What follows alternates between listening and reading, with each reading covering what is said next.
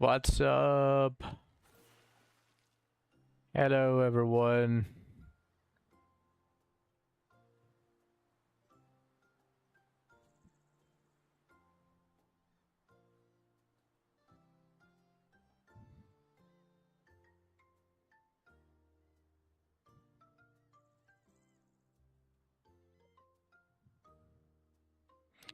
I'm going to end up needing a Nile to help me.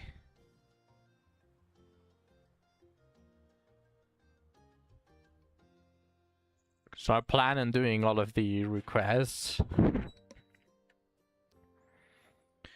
Just 1 second, though.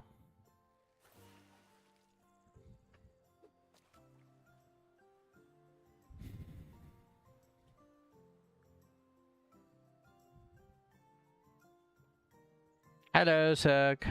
Hello, Nilens. Welcome to the stream.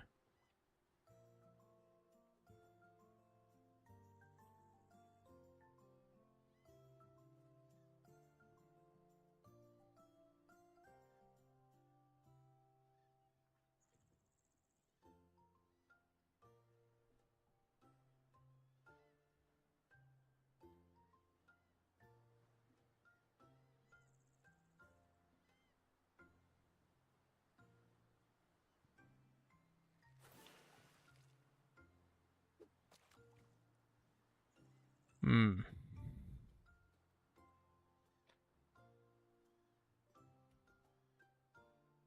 1 second.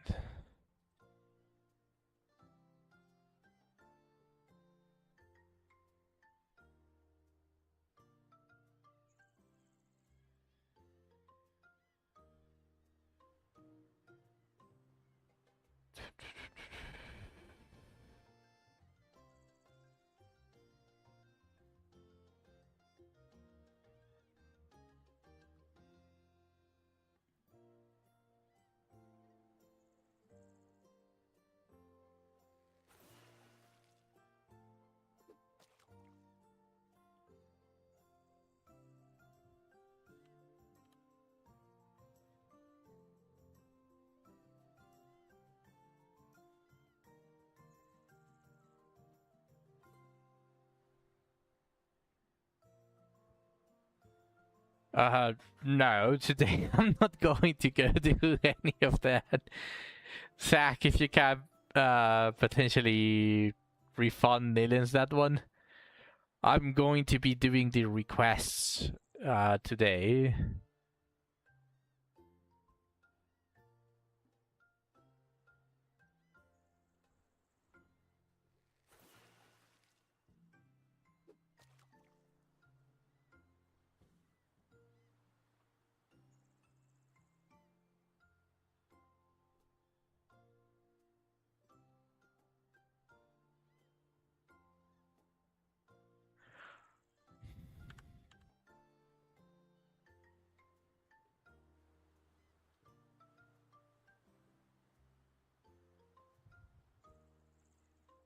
Yep.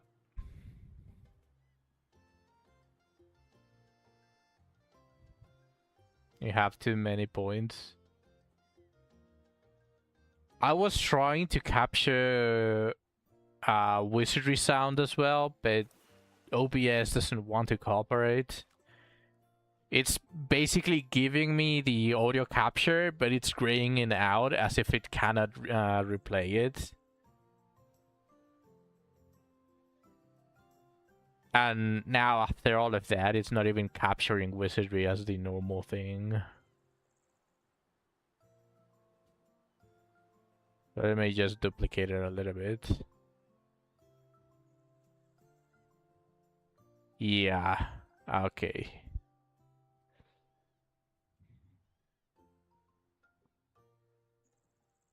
There we go.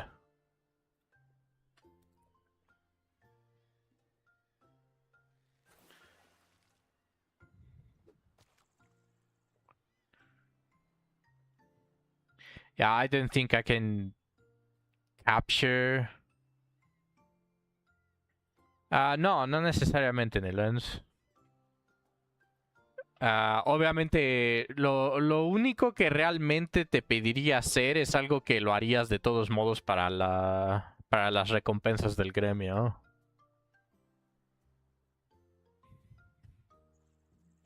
Que es cuando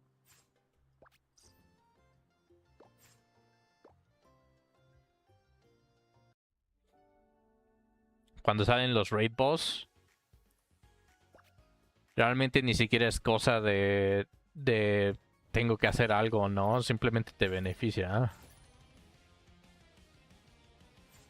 If we go to the guild, whenever there is, let me hide real quick, wizardry. Whenever there is a raid boss for the guild, this will have a constant red dot. And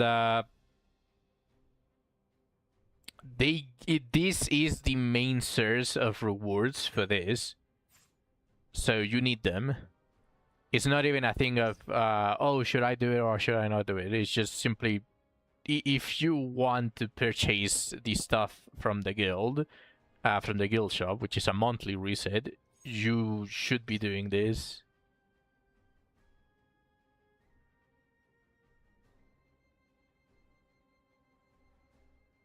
The good thing for you, Nilens, is that Shu and I are enough to push us to the global double reward. Obviously, we had a full guild. It would mean 6, potentially 6,000 more of the guild points for everyone after the season is calculated. But this is the rewards that Shu and I were able to push.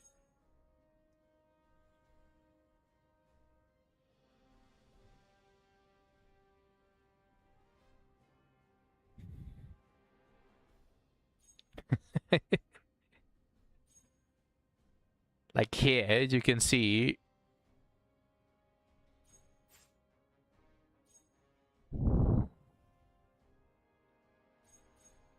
I don't even know if we can see. Oh yeah, we can see the participation here. So I got 5,030 points. She got 500 less, and then someone random that joined also contributed a little bit. But the main bulk is obviously me and Shu. You don't need to feel pressured about it. Just contribute as much as you can and buy yourself the stuff from the guild shop. Like below that.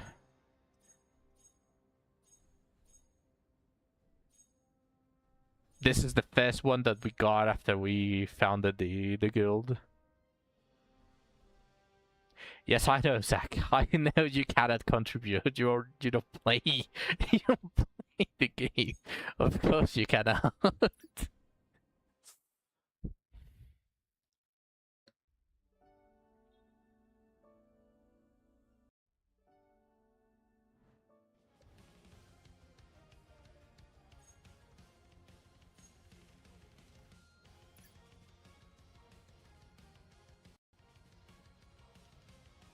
So pretty much that is it. I'd say the guild shop probably has the least amount of quantity, but the best amount of quality. So if we go to the guild shop, you can see that obviously it has 10 draw tickets, which it's probably the most important, especially for a newer player. But it also has Tear of the Goddess, which you do need a lot of them. Like, I still don't have half of my characters maxed, and each of the costumes needs 3 of them. You do need a lot of them. Even if you have like 20 on your inventory, or even if you reach like 50 or something, you do need every single Tear of the Goddess that you can find. And of course, the Awakening Elixir is just a little bit too rare to not buy from this shop.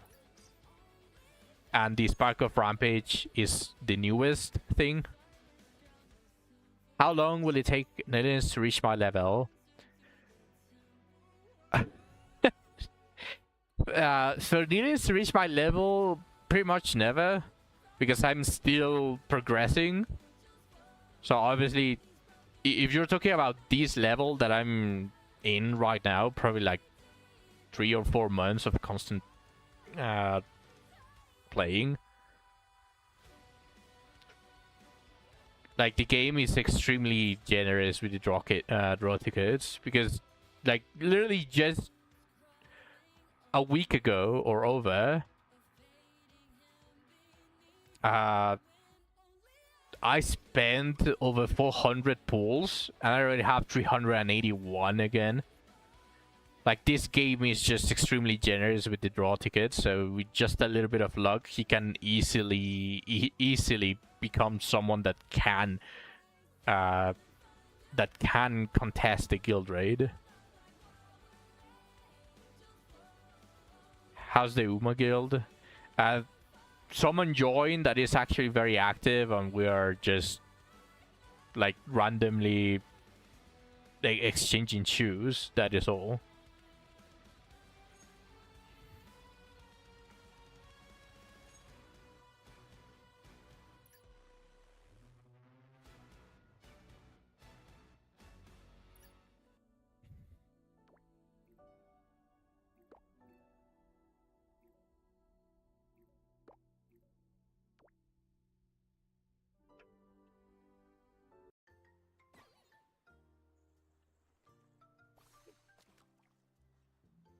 All right.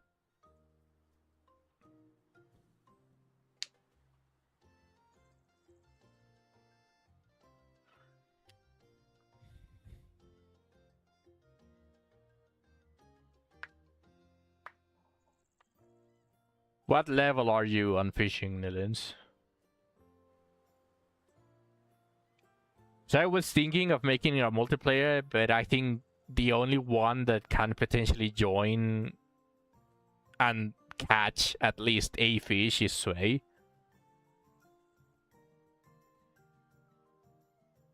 I think he's the only one. Because even now, I had a little bit of trouble with the best rod, which is just a fuck ton of stats.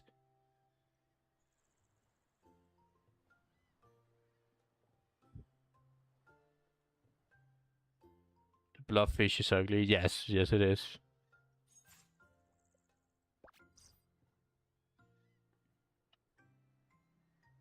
I've also been playing for quite a while. I haven't counted if it's 2 years or not, but I started playing literally after the first Mushoku Tensei collab.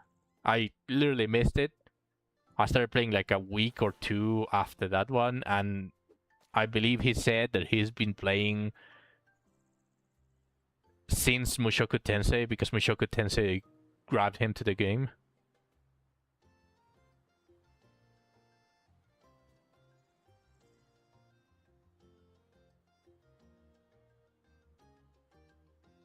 He said since the announcement, then he probably has months over me.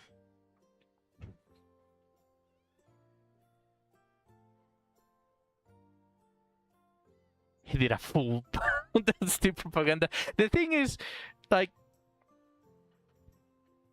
I said it during the first stream. I believe that I streamed this on Kick exclusively. No, definitely not an MMO.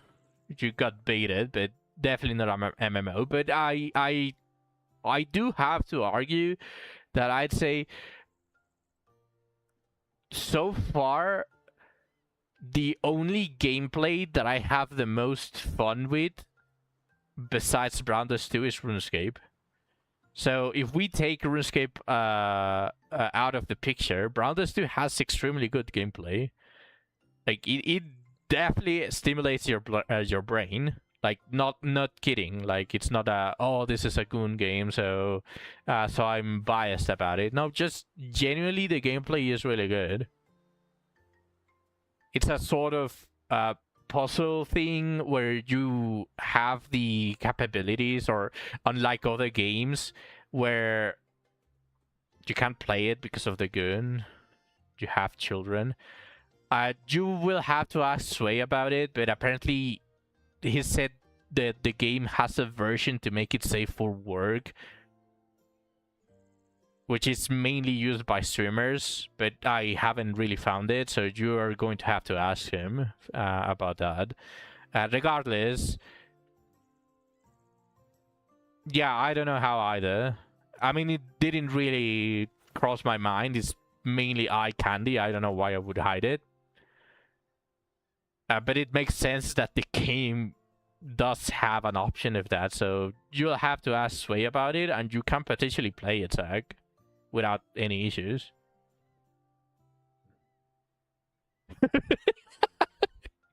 Yeah, I know, Zach. I know, Zach. You said it already like 7 times. So.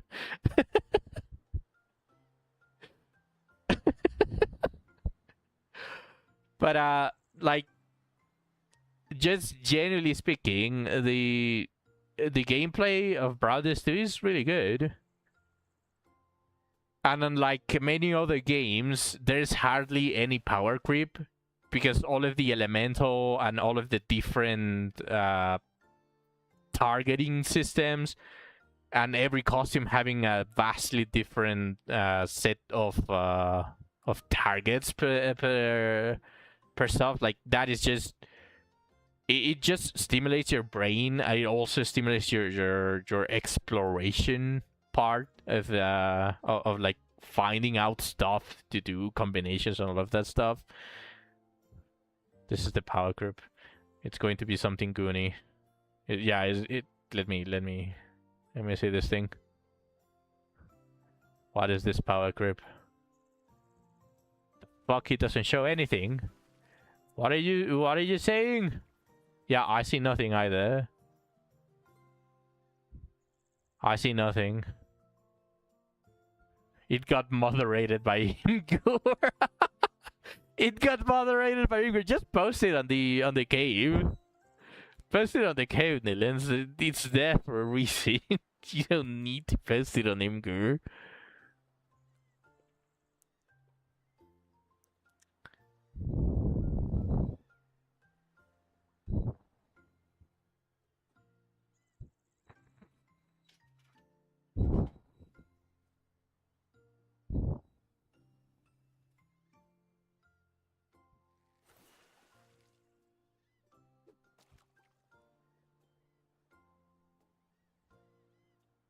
Alright, let's see.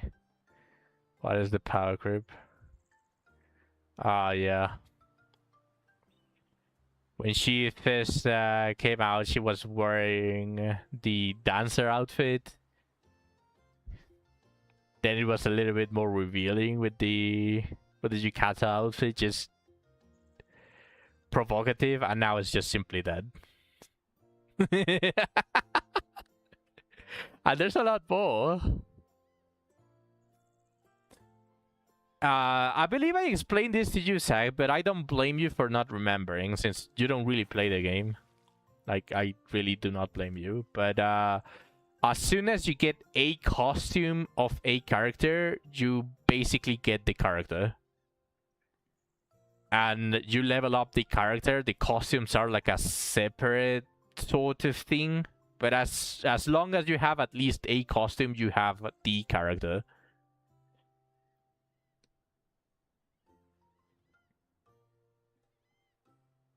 The only way to upgrade costumes is different from upgrading the character.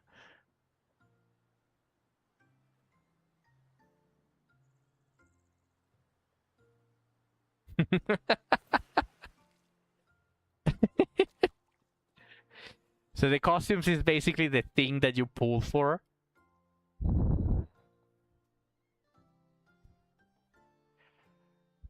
We really need to ask Sway.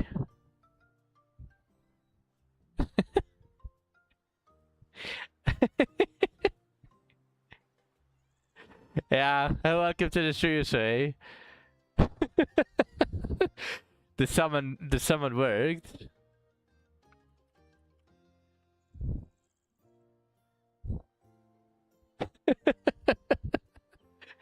We're basically asking because apparently Zach wants to play the game, but he cannot play it because of the Gunner stuff. So to ask you, how do you turn the Goon off so that Zach can install the game?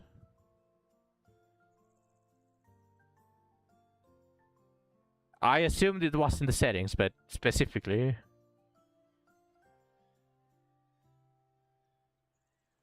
Okay.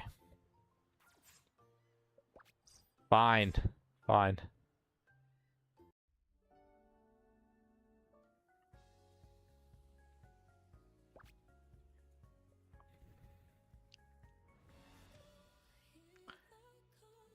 First show him how to change the wallpaper, because just his ass is too big.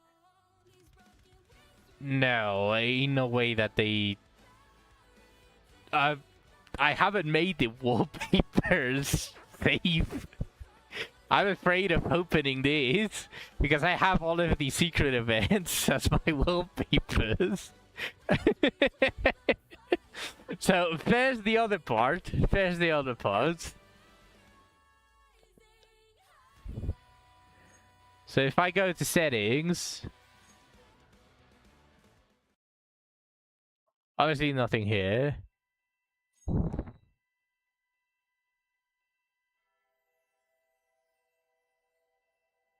Do you change something in graphics?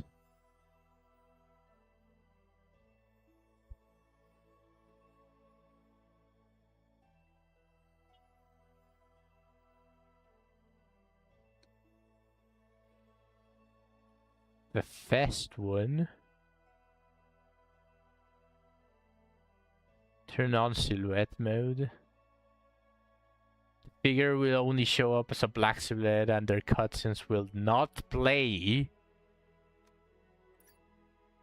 Oh, I see.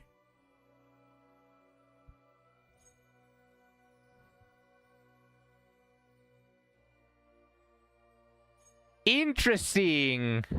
Okay, that changes a lot of stuff. Yeah, you definitely cannot see anything there.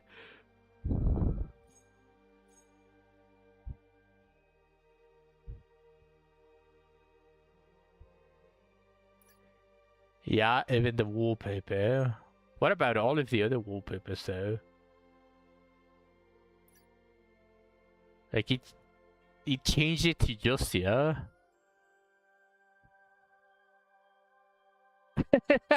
Se acabó el juego.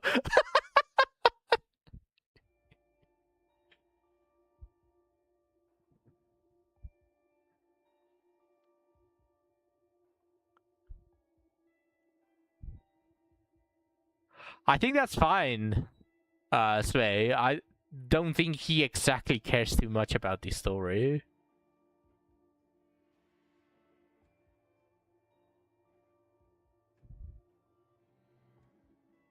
He probably just wants to join to contribute something to the guild. Or like, to be a little bit more social than anything. At least that's my guess. But wait, what about the draws? Oh, okay. Now I can do the draws on stream.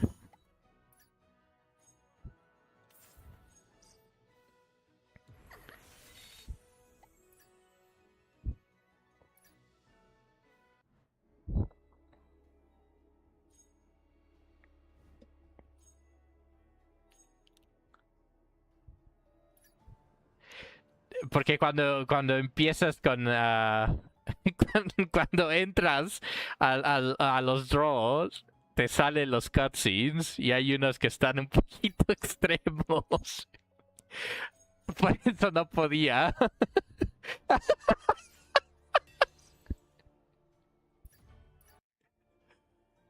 Okay, with this mode, I can definitely like do the game a little bit more casually.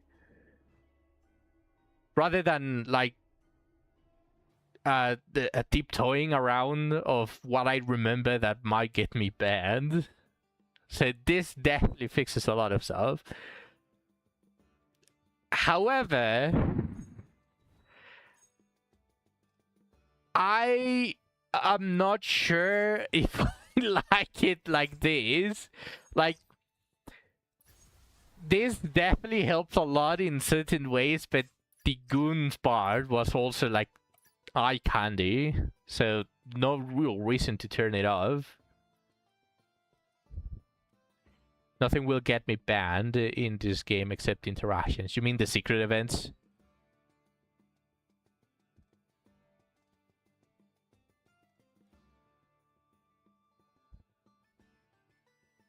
Yeah, I know for sure. Like there's a reason why this is still with the red dot. There is a reason. But yeah, I think I'm going to turn off the silhouette mode because I don't remember, Zach. I don't remember if they did it, but like I can just send you to the portal to download the normal version or their version rather than a third party stuff. I mean, personally speaking, I prefer the games if they are not through stream. Because if you go to Steam, obviously uninstalling is a pain in the ass. If you want to play, it forces Steam to open, which eats part of your resources on your PC. And it's also faster because it doesn't go through the verification on Steam and all of that shit. No, yeah, I get it, but like I'd say, or at least I'd argue that them having their own launcher is better.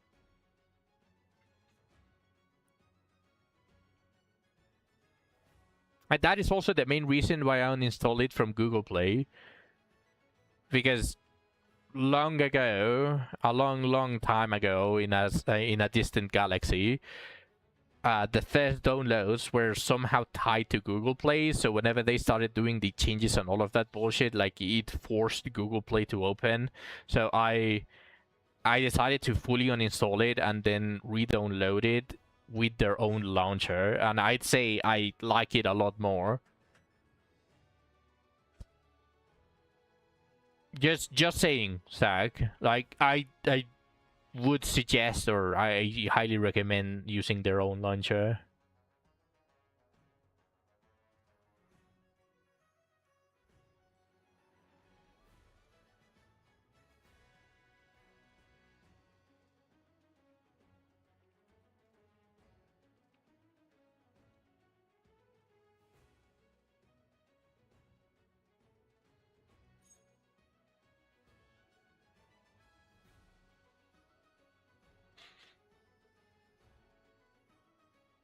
Do you want me to send you to their portal or their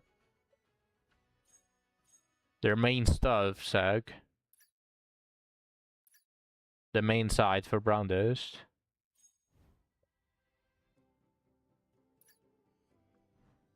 Okay, fair.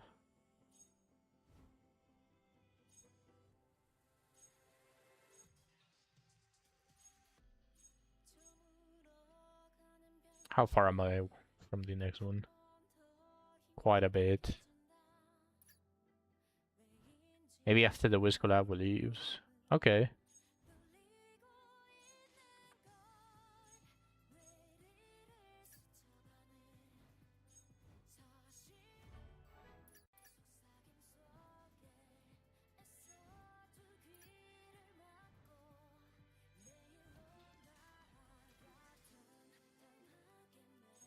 I agree. I've also stopped like farming the event.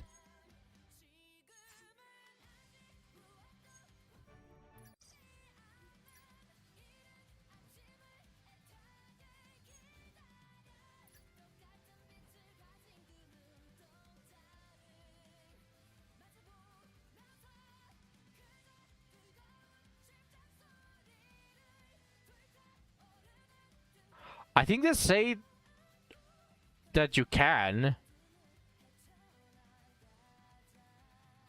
Because they did say on the notice that it was going to be permanent now. It was just going to be more difficult to upgrade the relics and stuff. Which kind of makes me believe that that they will keep them mining, because that is probably going to be the main source of Ouroboros ore, but probably not gold pickaxes. Probably just still the normal pickaxes. I don't think they're going to change that. I just think that they are going to prevent you from getting gold pickaxes. Which, technically speaking, does make it harder, because instead of having a chance at ×3 alphas, or full alteration stone for that matter, you are going to have to find that chance 3 times.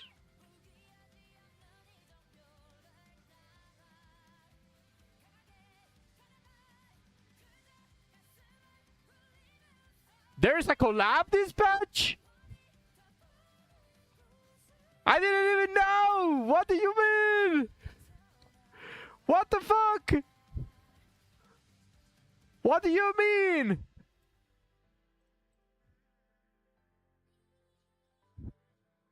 Ban Neelan's then, he knows. What the fuck? The only place that I assume that can be is on the Royal Capital Adventurer Guild. Where is it?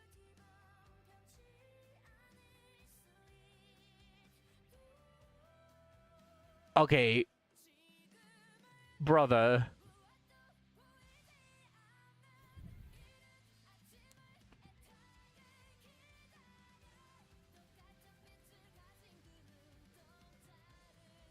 Which one do you send? I mean, which one would you send? Because yeah, I was going to say you probably have the extra dispatch. But no, I can only choose one. Which one would you send? Are they all the same? I'm assuming it's going to interact roughly the same. Like, if I send the 20, it doesn't matter as long as I give them pickaxes. Yes, it's just going to be... The difference is probably going to be just the quality of junk.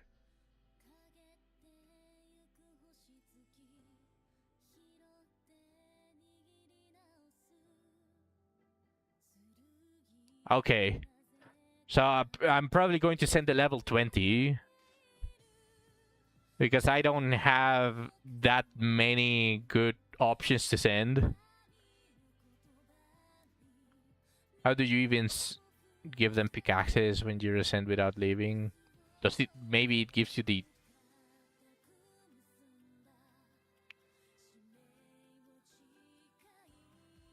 No, I don't see a way to...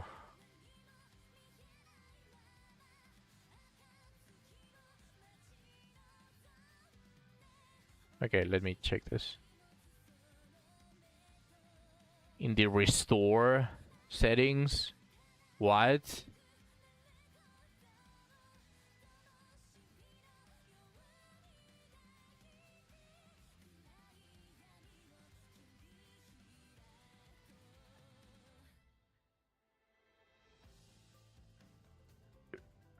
Okay, but that's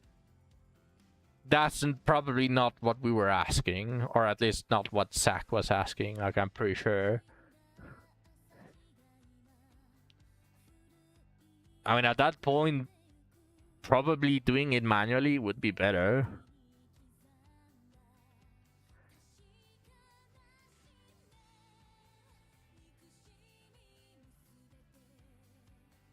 No, yeah, I get it, but probably doing it manually is better. Because you would want them with gold pickaxes, right? Or does it not change as long as you have a pickaxe?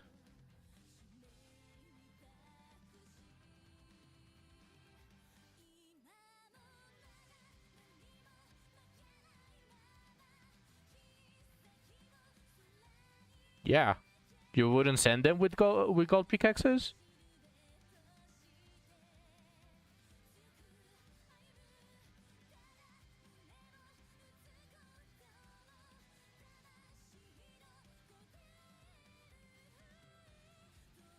Can you buy them on MC? You're not sure about dispatch?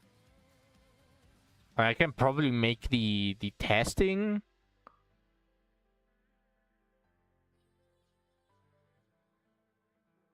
So if I send the dispatch, let's go with the level 20 because I don't want to gear them up. So they are just going to be like the extra stuff. Like a priest, mage, thief, fighter, and another fighter.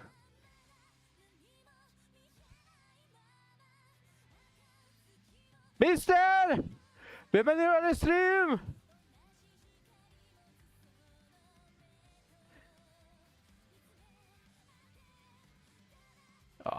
Something like this.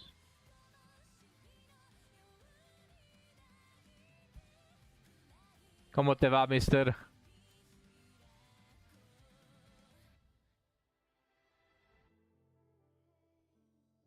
Sí, una G. Yeah, I'm probably going to send it like this. I don't really want to gear anyone. And what I'm going to do is I am going to give Livana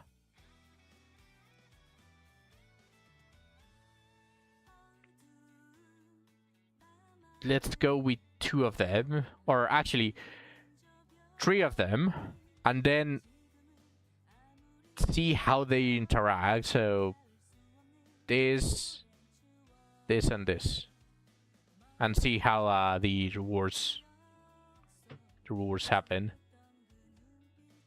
Pido un deseo ya que ha aparecido por acá. Que todos mis viewers tengan salud y prosperidad.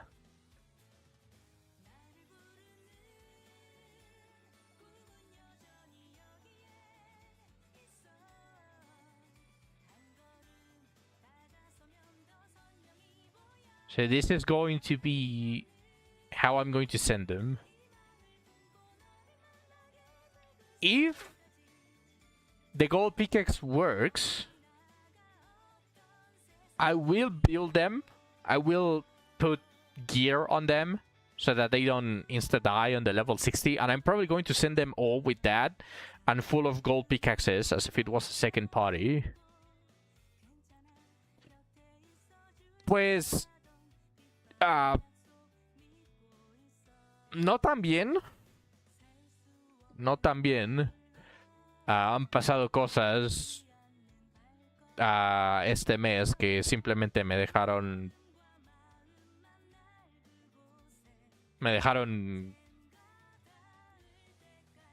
no sé cómo decirlo, no tengo muchas palabras, pero mucho tiempo para pensar, entre otras cosas.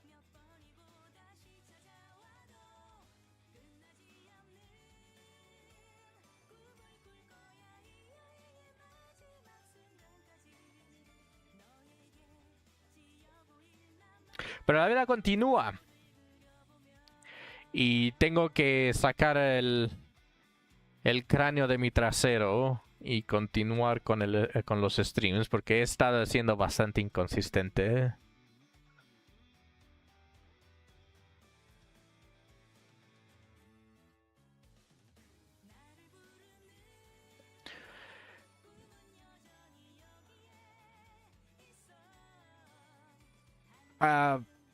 Fueron principalmente un anuncio que me mandaron. Uno de mis viewers básicamente falleció. Lo puse en el Discord como anuncio.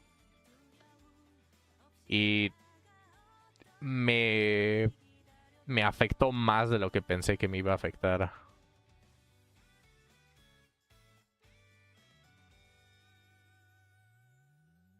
Y he estado pensando en muchas cosas y entre eso obviamente cosas de mi propia vida también se meten.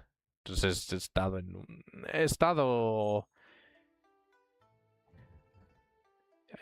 filosófico este mes.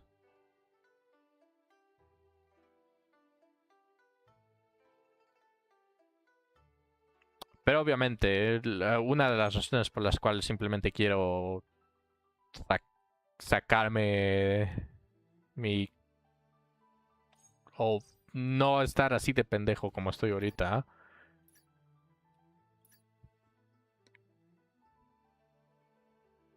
Ese viewer le gustaba qué tan consistente era en el stream, entonces siento como que ya empieza a ser un insulto si simplemente dejo de streamear por eso.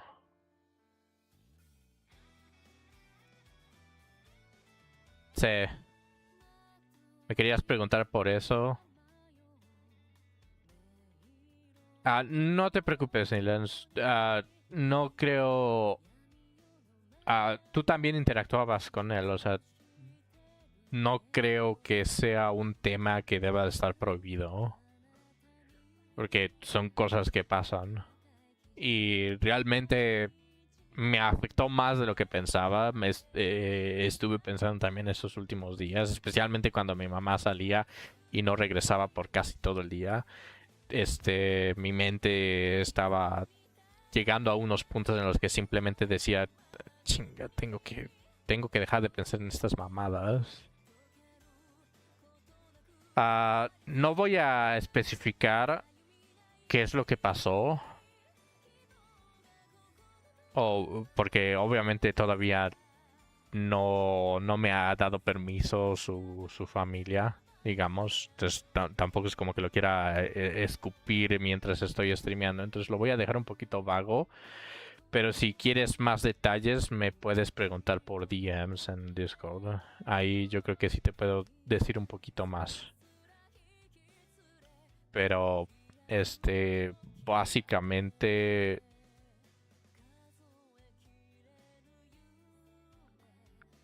así de la nada, su, la hermana de Burger simplemente nos contactó a mí y a Zack porque fuimos los que lo que le manda, porque le mandamos mensaje dentro de esos días al Discord y simplemente nos dejó saber que ya había pasado.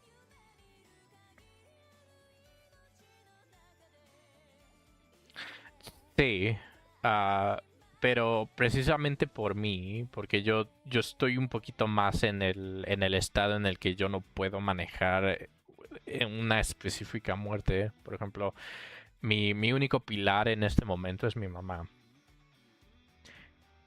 Y estos últimos días que esto pasó, simplemente he estado pensando y aparte de eso, ella ha estado saliendo bastante para arreglar ciertas cosas también.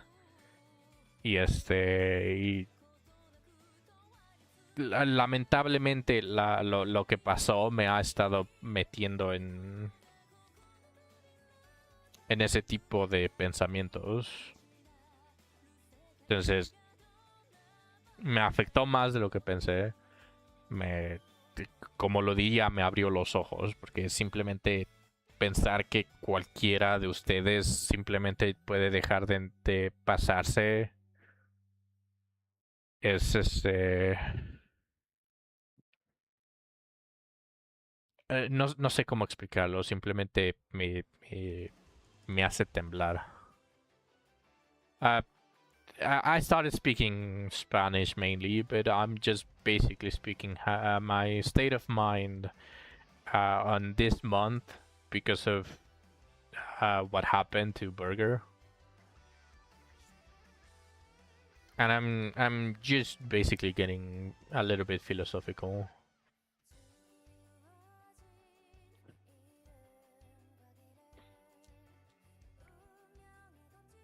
And well, to to just summarize it, I'm shaken. I'm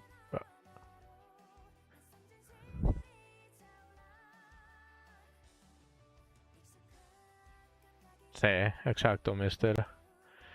Just simplemente les deseo a todos ustedes que tengan una larga vida y y llena de salud. I just wish for all of you to be healthy and have a long life, because regardless of how some streamers detach themselves from the community, like you guys, we are such a small community that it's basically impossible to do that.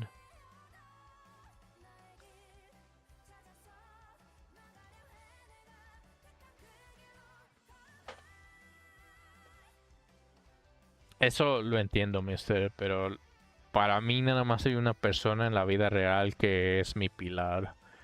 Y obviamente el pensamiento de que de la nada puede desaparecer me aterra. Me aterra mucho más. Y bueno, obviamente no quiero que a nadie le pase eso, especialmente a ustedes. Porque son mis viewers, interactúan conmigo. Pero si algo le pasa a mi mamá, yo simplemente me quiebro.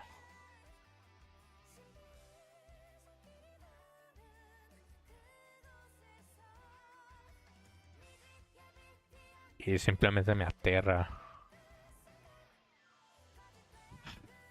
Es un poquito difícil ¿cómo se dice? Dejar de pensar en esto.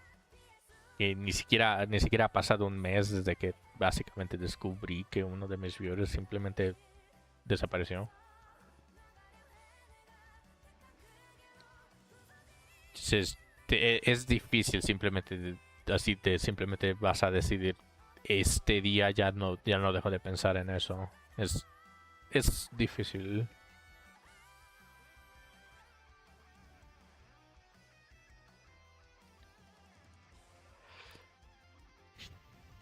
Pero obviamente también no es no quiero ¿cómo se dice? Inundar la comunidad con este tipo de, no diría pesimismo, pero es un ambiente un poquito fuerte. Entonces, obviamente esta no es la comunidad en la que Burger estaba feliz de ser.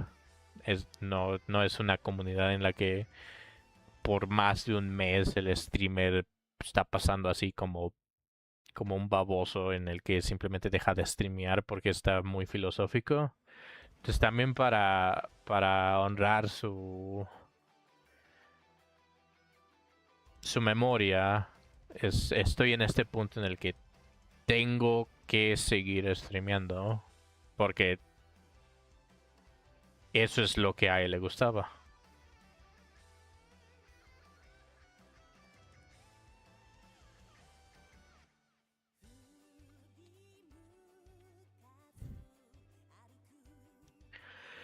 But yeah, okay.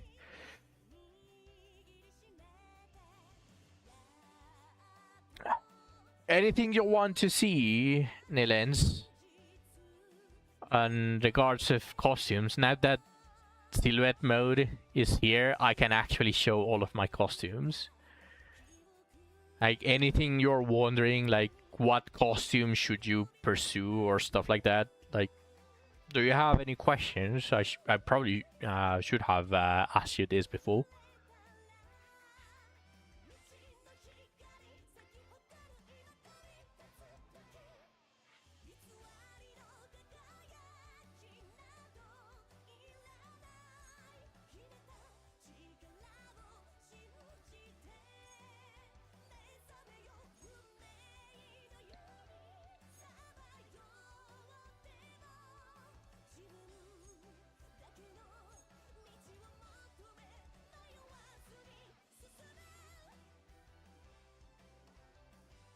From the banner that is the selector, But there are multiple that you would need to focus on.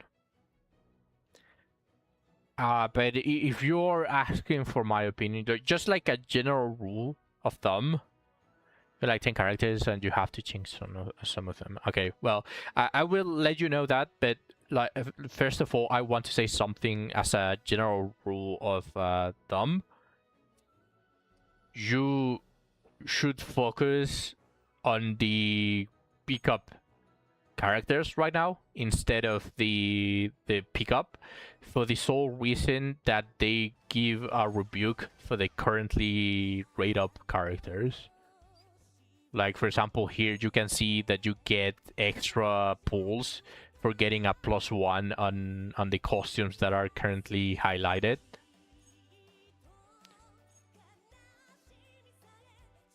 So what's the verdict on the pickaxes? You need to do it manually, Zach. There are quote-unquote ways to make it automatic, which is using the refill option that you normally use, but it's still manual. Like, even that is still manual. But yeah, el banner que está abajo de todo. Are you talking about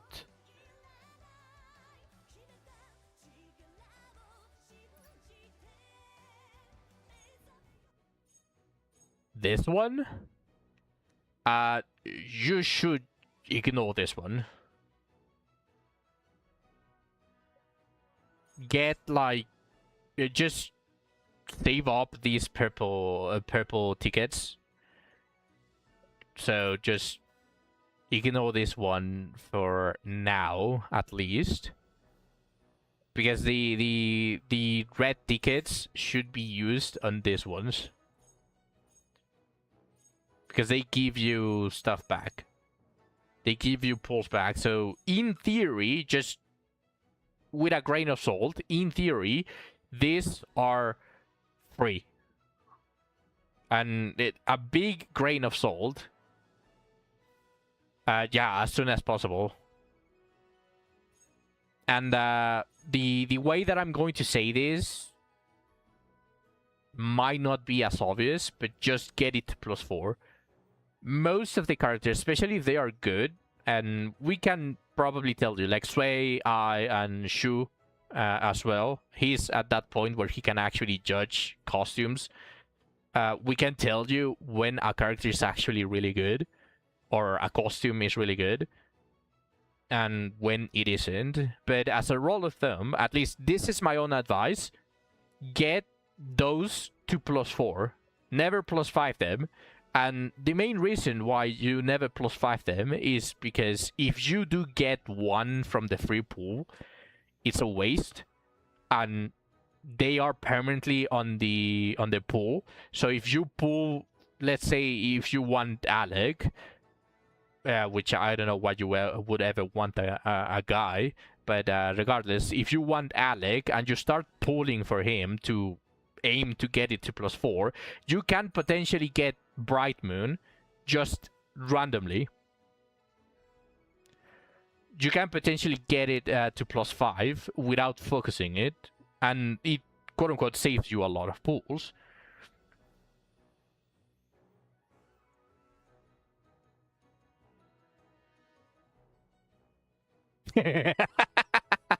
Exposed.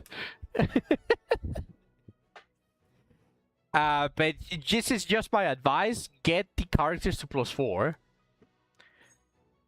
And also another good thing about getting them to +4 is when you get the costume to 4, it gives you the last draw tickets of it. Because the +5 is Ancient Crystals, which is really good, don't get me wrong. But I don't think for a new player, this is the priority.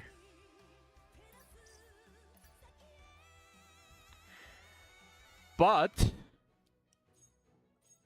even with that advice, I can tell you which costumes you should be aiming for on the selector. So wait, hold on. Let me see what costumes you have.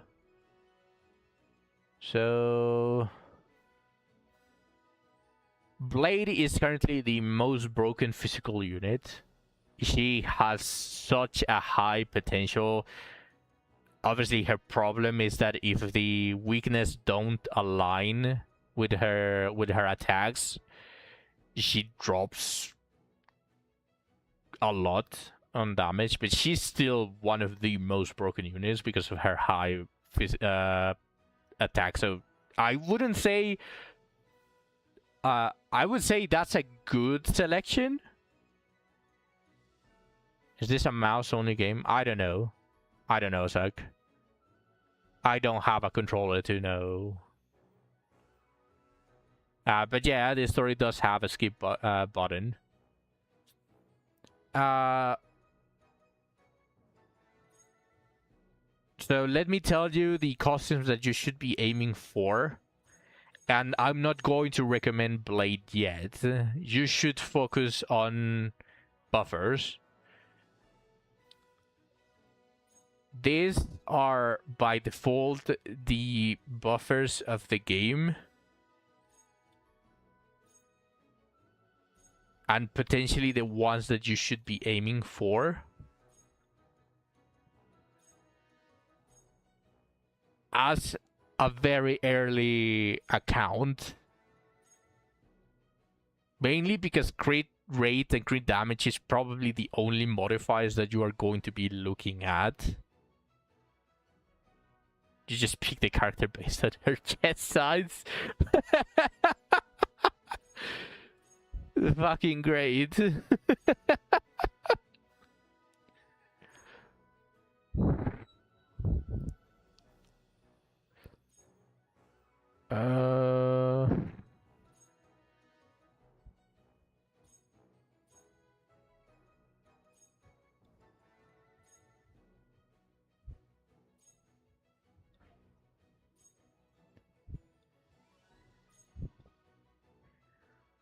These are probably characters that you want.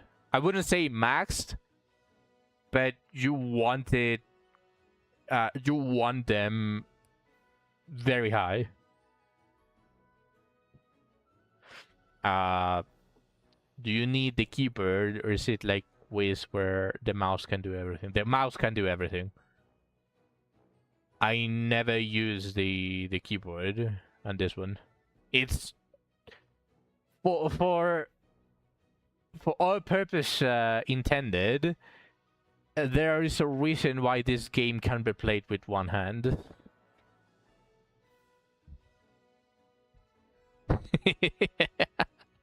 There's a reason why you can play this game with one hand.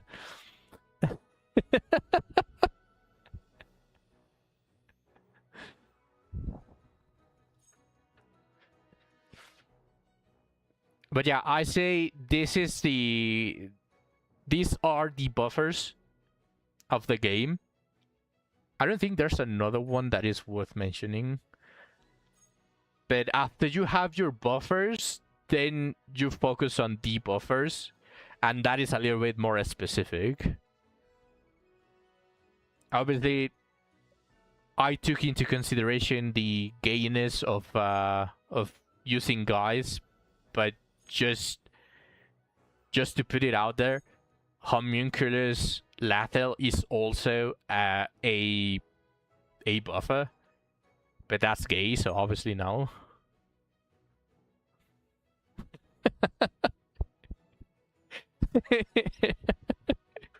Yeah, he is a buffer. Just to put it out there. Do it in my Gooner game.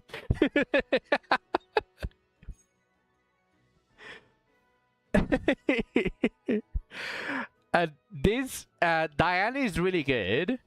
Like, obviously, all of her costumes are a very decent option to do, but if I had to say, even this costume is a little bit too specific because she is very focused, or at least Diana on all of her costumes are very focused to property damage, and what property damage is just basically elemental advantage. If you don't have elemental advantage, even if you hack the game and you get 5 million property damage, you are not going to deal anything more. It's literally, if you have an elemental advantage, property damage just increases that damage. So even Magical Innovator, I would say it's not a priority, but this probably, just to fill out all of these slots, this is what you want. But yeah, Zach, I haven't spent a single thing here in Brothers 2, and I'm very far ahead. I'm very far ahead. Yeah, you probably should. They're going to shower you with so many tickets.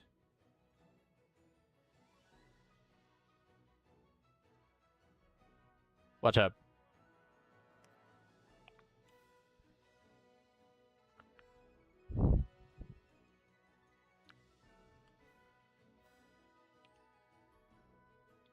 You're going on vacation in a few weeks. Honestly, it doesn't matter too much either. No, you don't need to log in every day. Obviously, logging in every day does give you a very decent chunk of pulls by itself. Like, you will end up wanting to log in every day because they give you so much shit. But no, absolutely not. You don't need to. You can log in, and with just the rewards that you get from the event or the collab, is probably enough to get the character that you want. Or multiple characters. The percentage is also very high.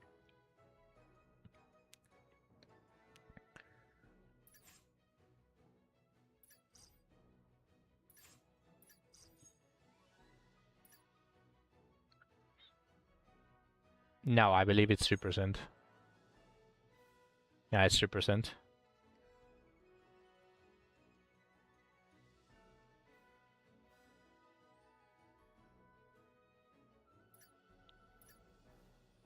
Yeah, it's the same rates that as Wiz, but they give you 2k gems back every time that you pull a +1 of the costume, and they give you for free like 2,000 gems every day, give or take. Where is the daily login?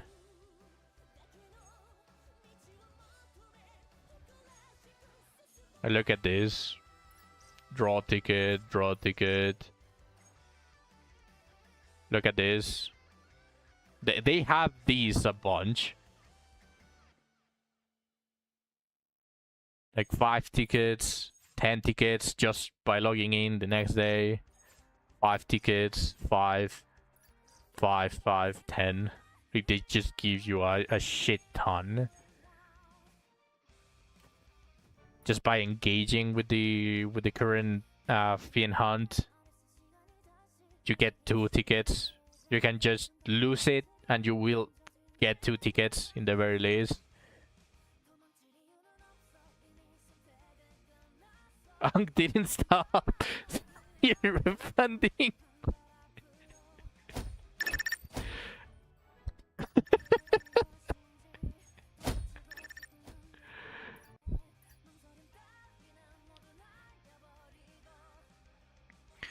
The daily as well.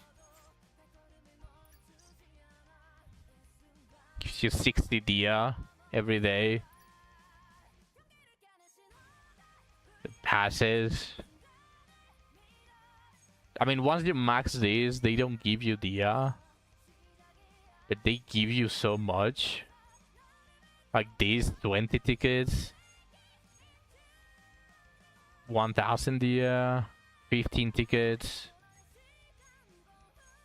15 tickets. So with these is 50 tickets just by maxing this thing, which takes like less than a month. I don't know if it's going to be a rerun or a new one. I didn't exactly pay attention to that. Probably here.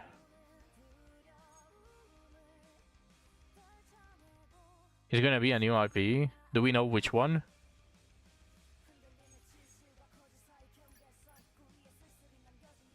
They didn't announce it yet.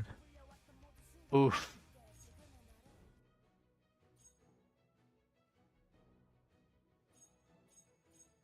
That's gonna be rough. That's going to take all of my tickets because I always try to. I want to max every single costume. That's my current goal.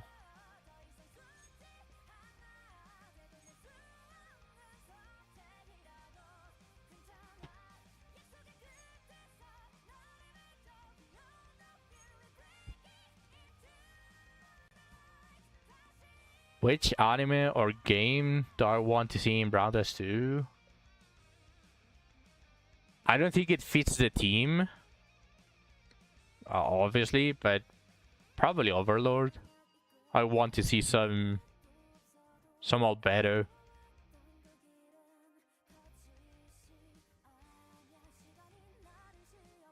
Yep. Albedo in this game would go really hard. You wanna see Frieren or Mao Mao? Who else would you put from Mao Mao besides Mao Mao?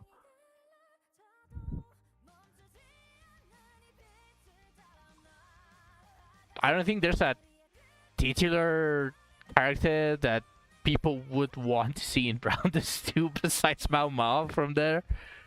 What, the three sisters? The courtesan sisters?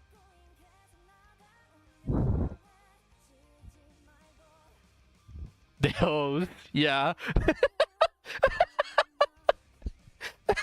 I mean, it would fit, but what would you make them do? Be buffers? I mean, probably that seems like the only thing that will fit them, but I don't think that they would fit on a combat game. Like, I see where you're coming from on the visual aspect, but not on the combat. As for Overlord, it's the combat fits, but the aesthetic doesn't.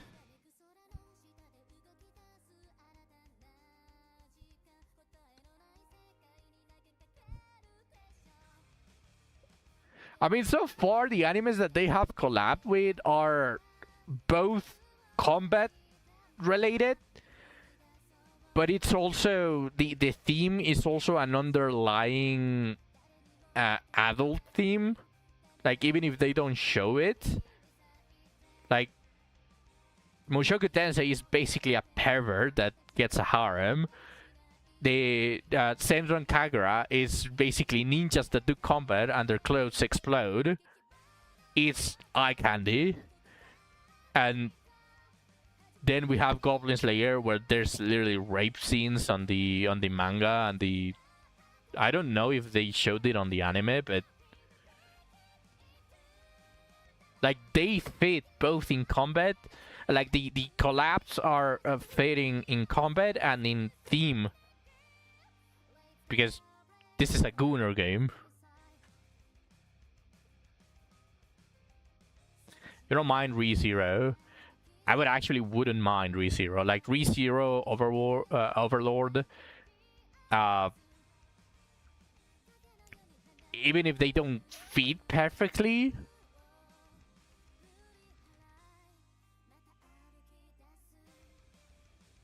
You need to get caught up in ReZero. I haven't seen ReZero past the first season. It feels like like an anime that I don't want to watch a cliffhanger. So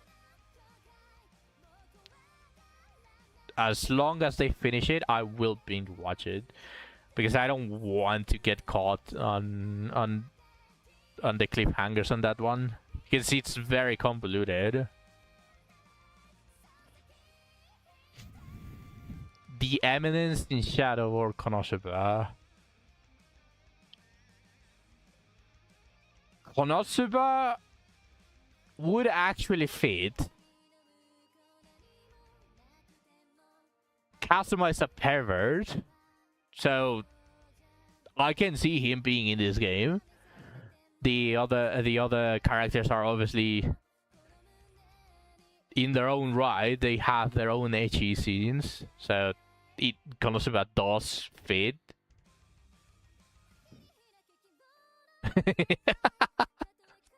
An Eminence in Shadow, I'm not sure. I get the same feeling as Overlord, as Eminence in Shadow. So I don't know if it would fit, but obviously the characters there would be eye candy here in Brown Dust 2.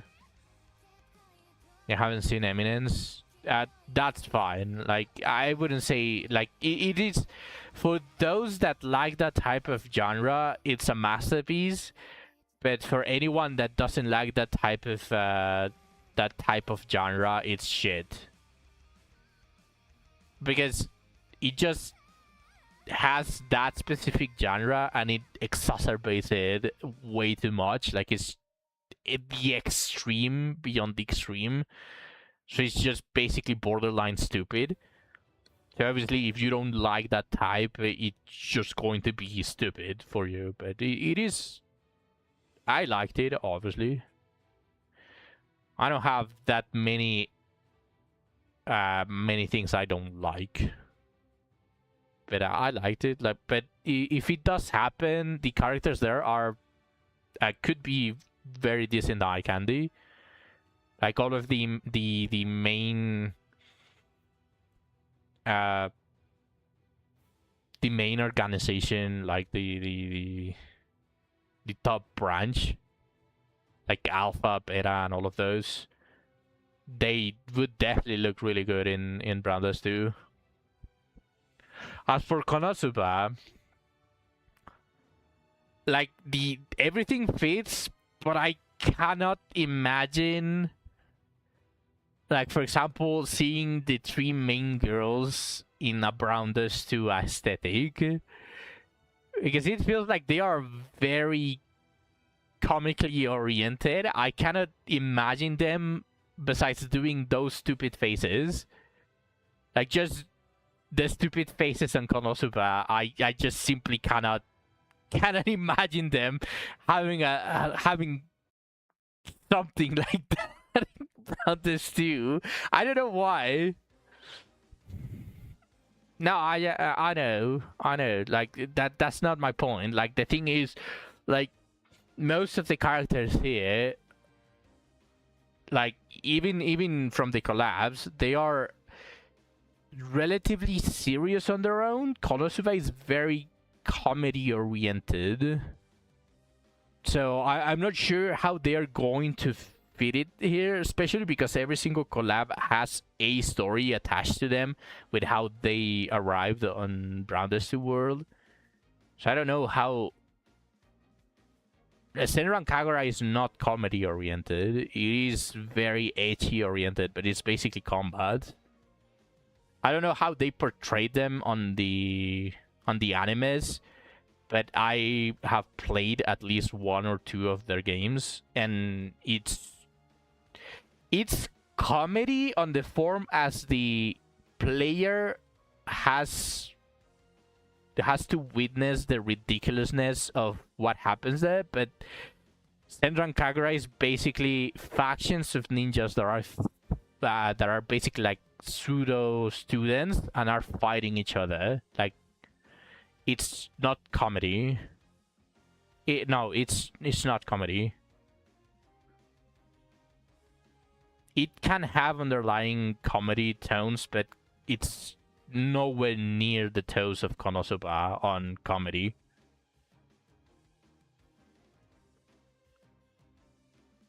Like, if you watch both, I can assure you that Konosuba is going to be to make you happy, because it's going to have all of those ridiculous scenarios and all of the intended comedy, and you're going to laugh. In Senran Kagura, it's I can't even tell you if they even have comedy.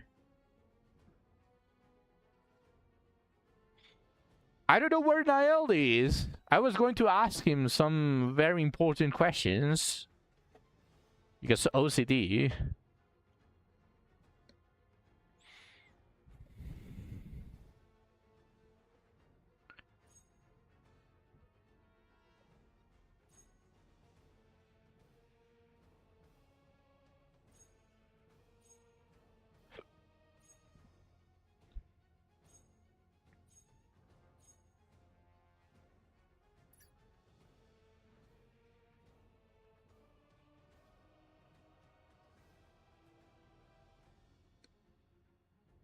Oh, you know what?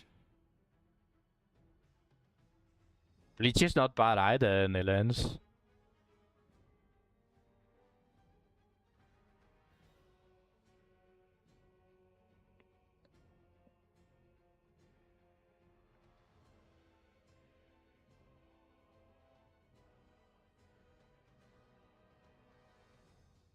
Let me continue fishing.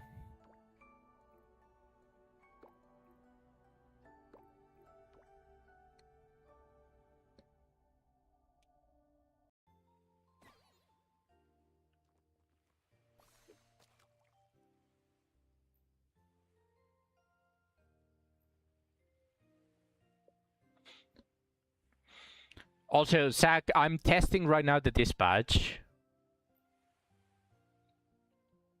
I sent them. They don't have any gear, by the way.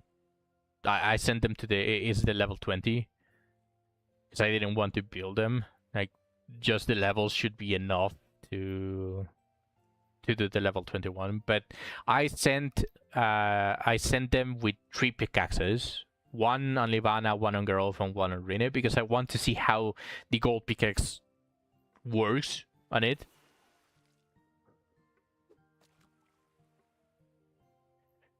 If the gold pickaxe brings back ×3 rewards, as I'm expecting it to do, then I will build them and I will send them to the last dispatch, because I do want to take advantage of it as much as I can. And fill them with gold pickaxes, because screw the ×1 reward. So that is what I'm going to do if they return with the ×3. If the gold pickaxes are wasted on the dispatch and they just interact as if it was a normal pickaxe, do you feel like it's not as worth, though? It's not as worth what? Sending them with gold pickaxes?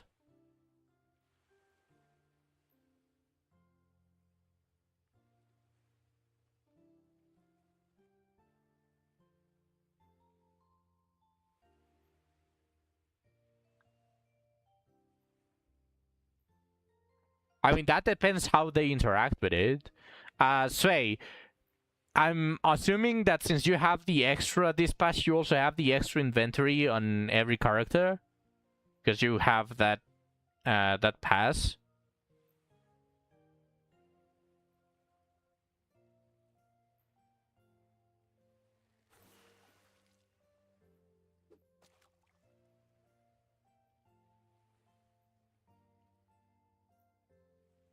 Oh no, Sway went AFK. Sway is not here. That is what I was going to ask. Because we don't know, Zach. Considering that the pickaxes break and the dispatch might function as a normal full run, I was going to ask if all of the... But it's Rekim. That is what I was going to ask to begin with. Sway, are you there? I summon you again. Fairy Tail can be good. I haven't seen Fairy Tail, so I cannot tell you if it's going to be good or not. But I have seen some of the characters, and if we're going by just looks, One Piece can also work, but I don't think it fits. Sway, okay. I wanted to ask something. I'm assuming that since you have the extra dispatches, you have the extra inventory. So, do you fill your dispatch for the event dispatches? Do you fill them to the brim with pickaxes? And do they use them all?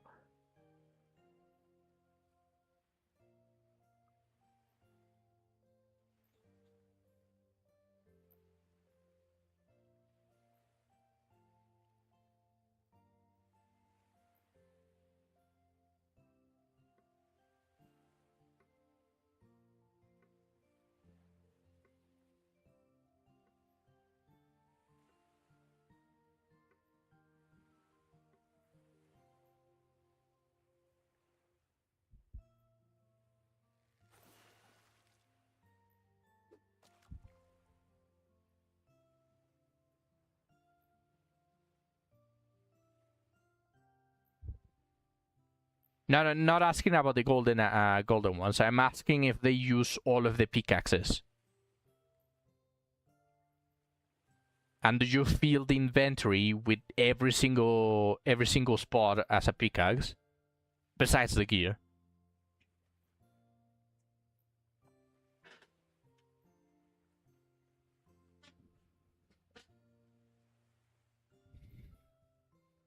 Yeah, that is as much of a summary as it can be done. So they just use a few. So technically speaking, the most AFK that you can do is send naked characters to the level 20 dispatch.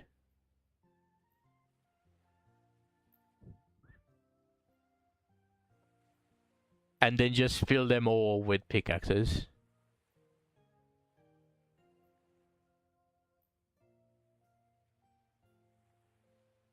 Even the level 60? It says level 60 recommended, but it's hard to take this as a given. All right, Nilens. It's hard to take this as a given, considering that there are some level 40 dispatches that even level 60s cannot clear. But there are also some very easy level 50s, so it's not really a state line that...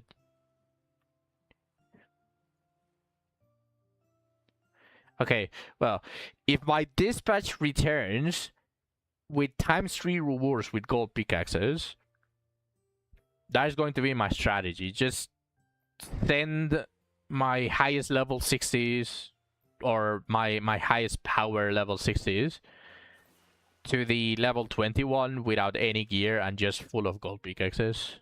And then I'm just going to resend them and just check their inventory after a week passes.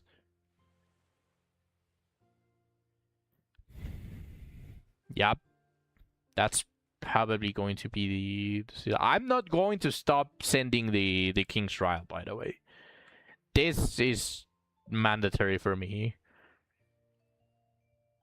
Not only would I want a better croissant, but it's also just for the pure fact that my current croissant can be even better at plus 20. You got robbed? Yes, you did. Alright, Tech. Did I ever get a single one from the dispatch? No. No, I have not. No, he's going to put his daughter to sleep. Not himself yet. That's why he said BRB. You gave up after 1 month. I'm not really going to give up because there's also something else that I want from this, because I am not returning to ship 1, ship 2. But I have an aquatic ring, and that's the only junk that drops aquatic.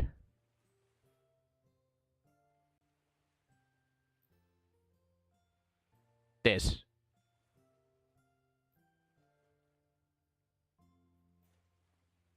just getting the unified materials is good enough for me. That's the only junk that can drop it, because I'm never farming ship 1, ship 2 again.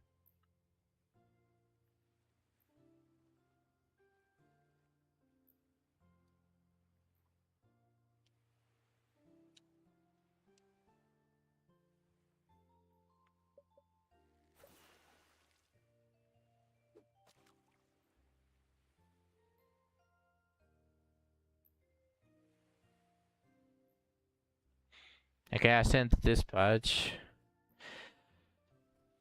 I wanted to ask Niall, since he's the one that probably has done all of them. They really need to put old gear in the shop. Now, don't even suggest it, because they're going to put it for gems instead of gold. That's how bad they treat us. And I'm not buying old gear with gems.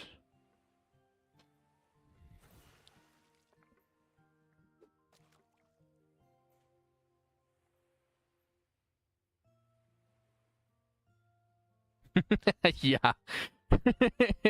And it's only going to have a chance of coming with a high rarity. It's mostly going to be mostly going to be 1 star and white.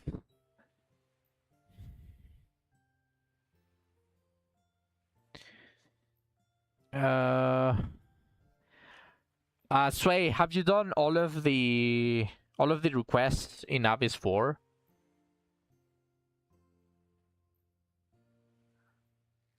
Because there's something that I wanted to ask now, but you might know the answer that I'm seeking. You did every content, okay.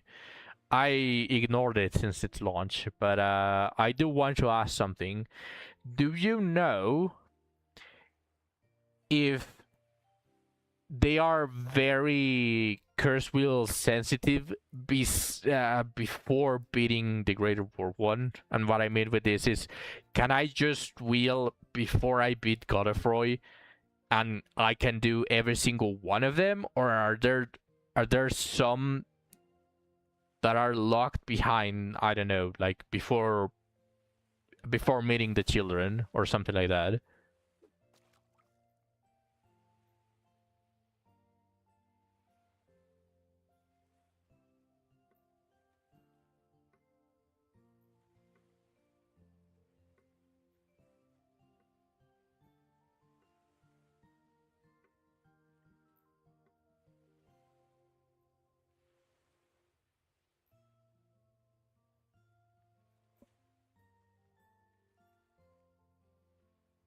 I'm perfect ending.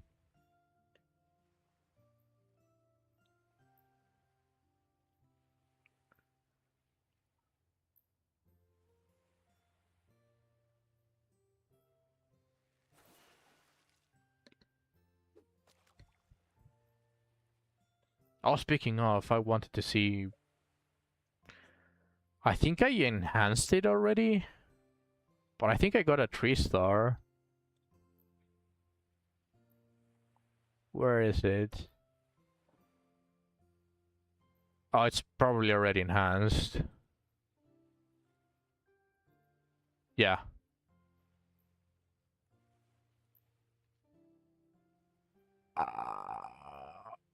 Probably not that great with the magic. No, that's not what I'm asking. I'm asking if I can do every single request if I just wheel before killing Godefroy. Like building Rockhome, all of the, like, rescuing the cat and all of that. Because Niall has been pestering me since the beginning of this month to do all of the requests. So there's none that is very time sensitive. It's just before or after the Greater War 1. Okay, that's actually good to know. Because I wanted to just have them all unlocked after wheeling once. I didn't want to use the curse wheel more than once. So I want to leave it as perfect ending, right? And go back to being the dwells in the house of God? Or do I need to wheel before?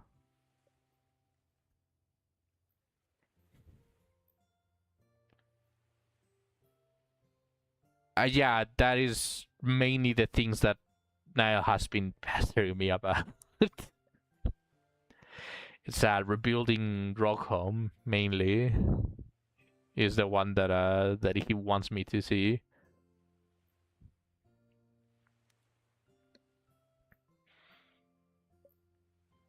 Okay, so I'm going to go to before beating Godefroy with the perfect ending unlocked.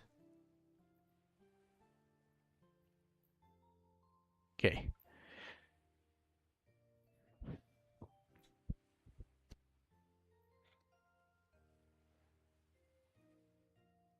I should also start doing the perfect ending for all of the different routes.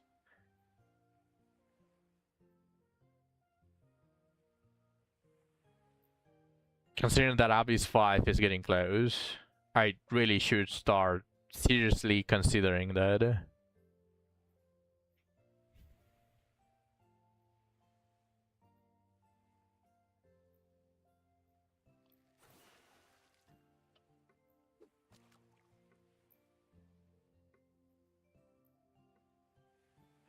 It's already been a year, though. I would be more hard-pressed to think that it should be coming this year. If they don't, like, just as I said, I'm pretty much just going to quit. They were probably busy with the collab. I'm sorry, but the collab can't make it so that we have a year and a half of time between abysses. And the main reason why I don't give them that much of a benefit is because after they released Abyss 4, they had I believe an interview, and the lead developer just basically said we have been on the depths of the abyss, like saying, oh no, it's being so difficult, and like, brother, like, you can't try to gather sympathy when you treat players this way. I don't know if you are on which side of the spectrum you are regarding wizardry, Sway, but I shit on wizardry a lot. I want the game to be so good, but that's also one of the reasons why I criticize it a lot more than I probably should. They do so many things wrong. So many things wrong. It's a love-hate, yeah, it's a love-hate relationship, because I do want the game to be good. It's not a game you see very often, or a type of game that you see very often. It does scratch that itch. Like, I don't hide it either, but I have played Sakura Dungeon, and from time to time I do want to reinstall it and just play it all over again. Like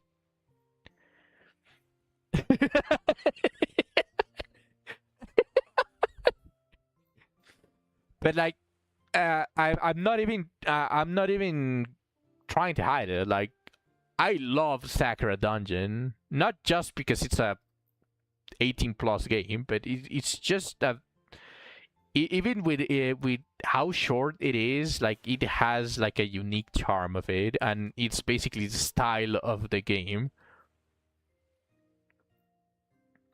And Wizardry is that style of game. It's basically a dungeon crawler. Sadly, not procedurally generated, which I don't know why they didn't do that since the beginning, but find that's just an extra. So there is um there is stuff that I want this game to do for it to be good, quote unquote good, because I don't recommend this game unless you're already playing it. I highly recommend not to play it. They are scummy as fuck. Like, not only with the packs, how they trickle the resources, how they force feed certain mechanics for it to just hyper benefit people that open their wallets. And that's fine in a certain perspective of yeah, they need to make money for the game to do something, but at the end of the day, like, everything they do, like, there's not a single thing that you can see Wizardry and say, oh yeah, this is free to play. Or not, sorry, it is free to play. A lot of units are very capable of doing their stuff without obviously having everything, but like everything else that makes these types of game fun, you cannot do. As a free to play, it's impossible to do. I don't know, like my type of playstyle specifically with Wizardry is I like to test stuff. I want to find combinations of gear that make a character feel like they are the main protagonist of a story. I want to find combinations that allow shitty characters to shine over others because they had the perfect combination and all of that stuff. I like to test. I would be the type to test everything and make a spreadsheet for every single person to see and find it as a guide. I would be the type of person to make faster thoughts. The problem is you cannot get shit unless you pay. All of the gacha gear, which is the fun stuff on this style of games, are locked behind literally just get lucky or open your wallet. In fact, you cannot get any of that gacha gear if you don't pay. If you're fully free to play, you just cannot get it. You just simply cannot. You either have to sacrifice 4 or 5 other characters that you would still want to test just to try to get one gacha piece of a character after those after several months of saving that you skipped, just to test something that feels incomplete because you don't have everything else. So you cannot find anything. You cannot test. You cannot farm for you to actually show progress just by farming, because right now the only farming is +1 action speed on your gear. And that is if you get lucky, because enhancement can also fuck a very perfect piece of upgrade. Like, for example, what happened with I was enhancing something that potentially could have replaced APs with a Benius, and it just gave me a +3 on a 4-star silver. A +3 on a 4-star silver. So every single update, since I've been streaming this for a while, every single update of this game just feels like 1 step forward and 50 steps back.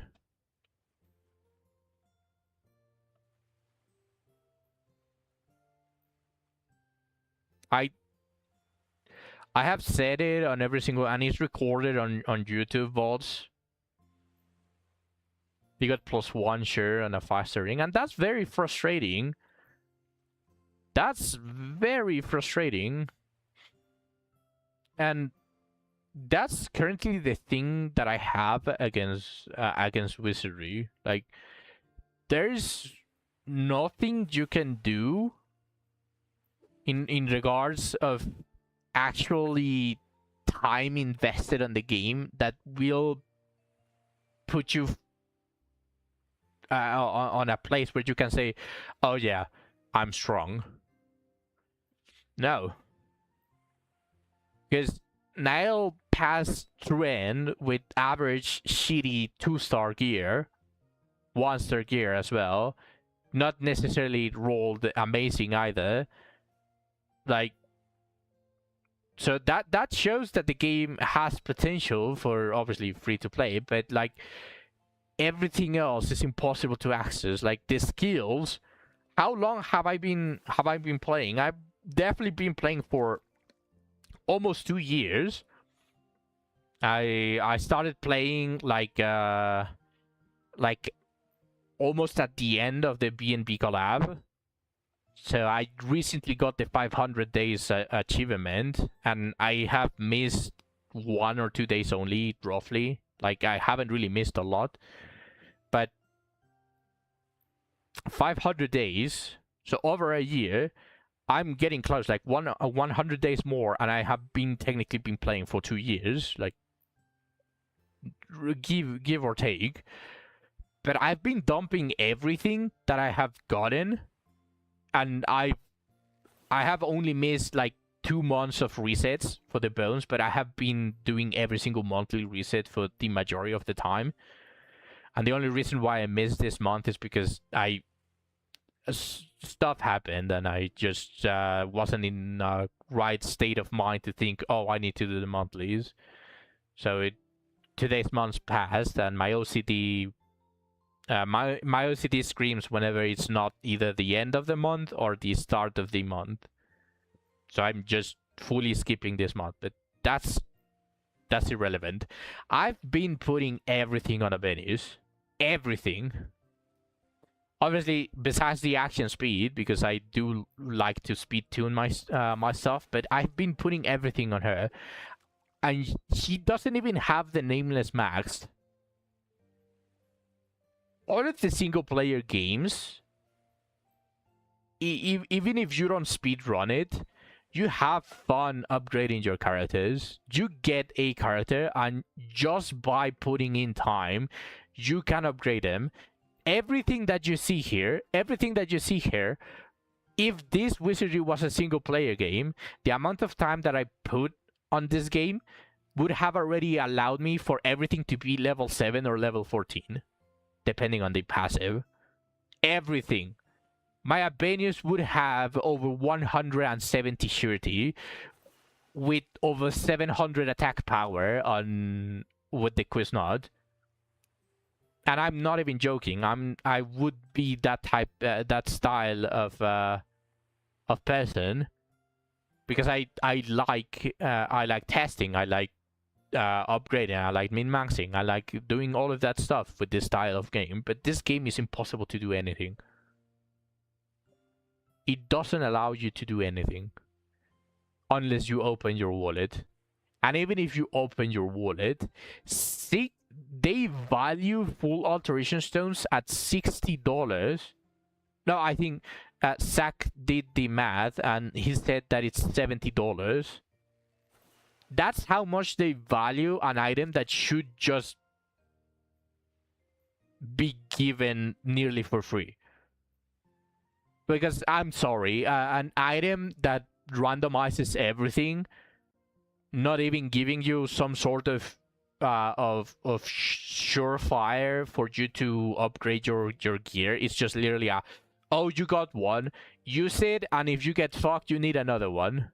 And good luck getting it if you don't open your wallet. Like that style of item, that shit should be on the bounty shop at least once a month. One on the bounty shop. Like that's how you should be expecting this style of game to be. Like, give you everything that you can get, that you can farm with a little bit more effort. But again, I'm repeating myself, this game doesn't give you anything. This game doesn't want you to have anything. And that's my issue. They treat you like shit. This game treats you like shit. they don't have any quality of life. Everything that they mask as quality of life are things that even a toddler making a game would think of at the beginning. They don't play the games, but they know what players would want in the game. But they are so out of touch that they don't see the main issue of starving literally every single one of their players unless they open their wallet. And that's my issue with it. That's my issue with Wizardry. I have pointed every single quote unquote big update. I have always pointed what's wrong with it. And obviously I'm not going to be hung on those comments either. Like, I'm not going to hold it for everything. So I don't remember most of the things that I have said. But just as an example from one of the things that they have done that I really disliked is the merge system, which they made it seem as if it was a quality of life, but in reality it was just that now you need, if you want to use a character to its to a very decent potential, or to use this method, you need to have 2 copies of every single character that you plan to use.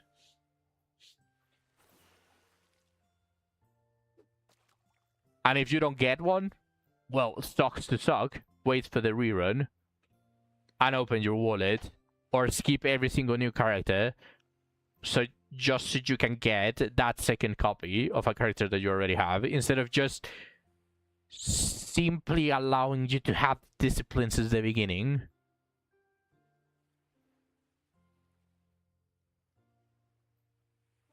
The time, just as an example of this being an issue, I had a Lanaville with discipline 5, normal Lanaville, and I didn't have a Wana for the longest time.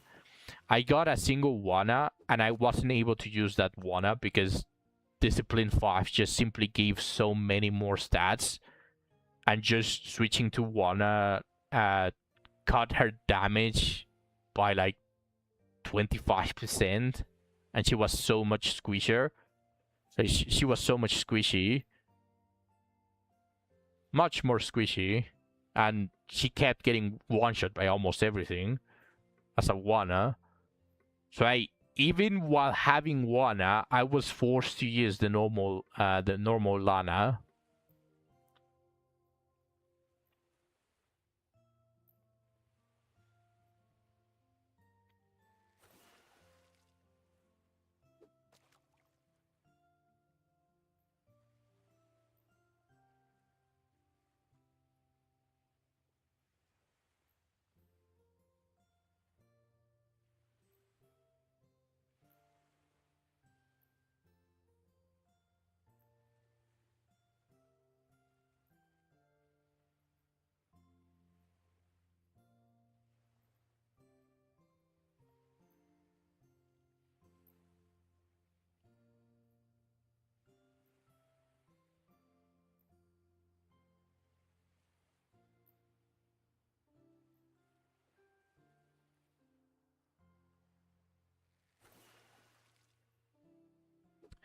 Brother, I didn't read shit.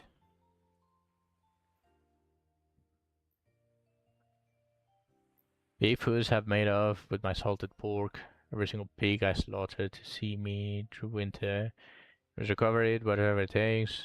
Their lair must be somewhere near the path of Phantom Shadow.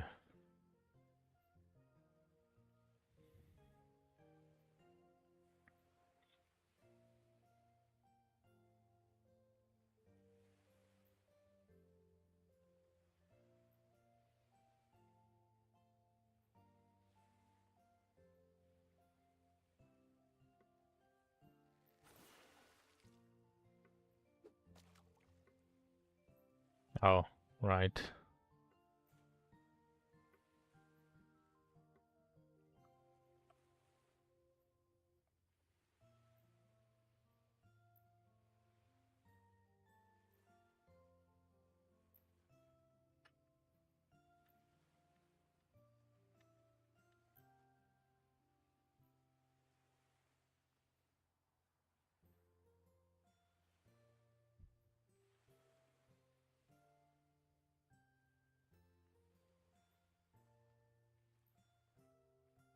Hmm.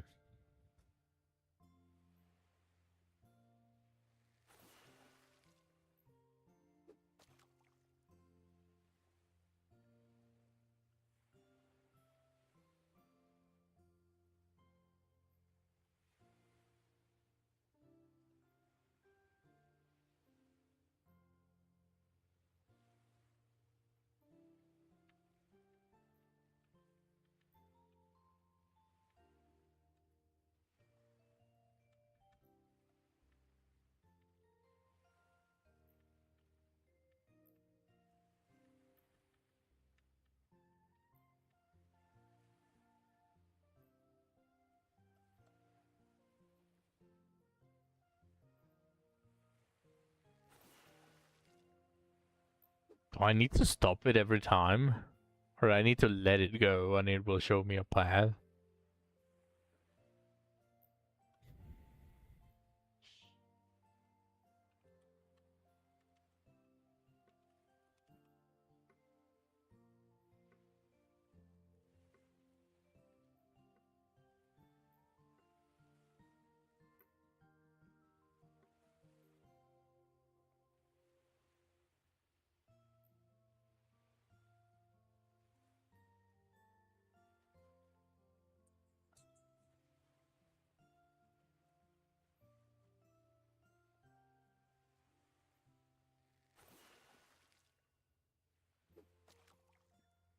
Let it go every time. Okay.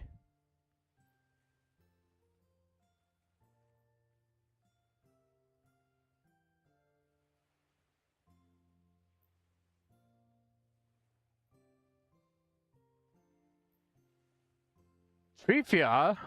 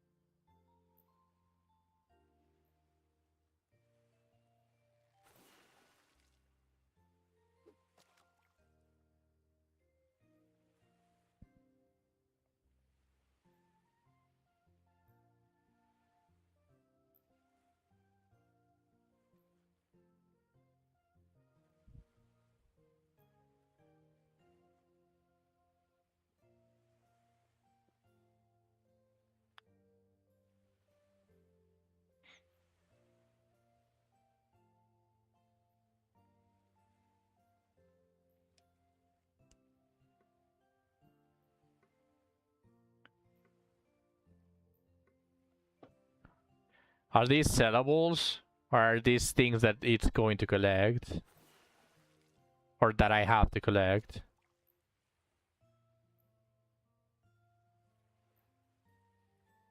Truffles.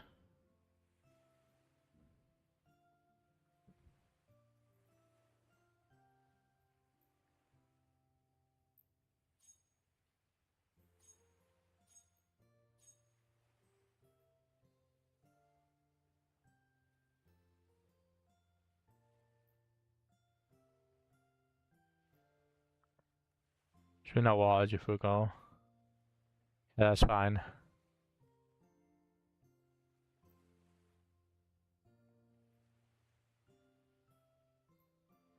I mean, now it's not here, so I'm purposely not rebuilding Rockhome Village.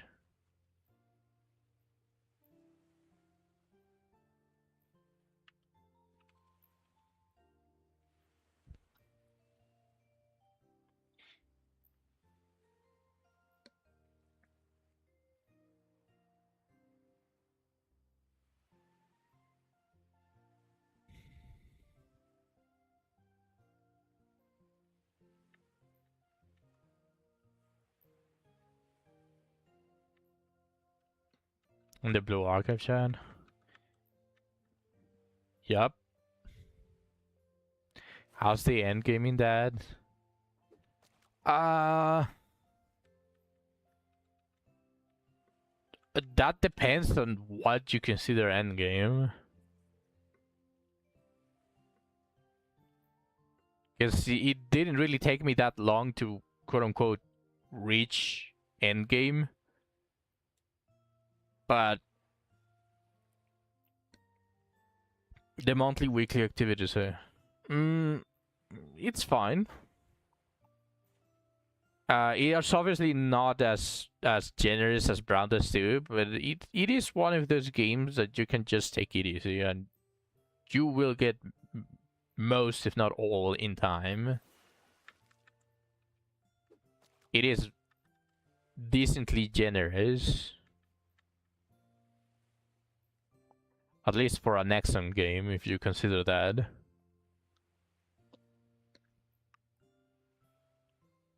Honestly, as Wizardry players, everything is generous compared to this shit.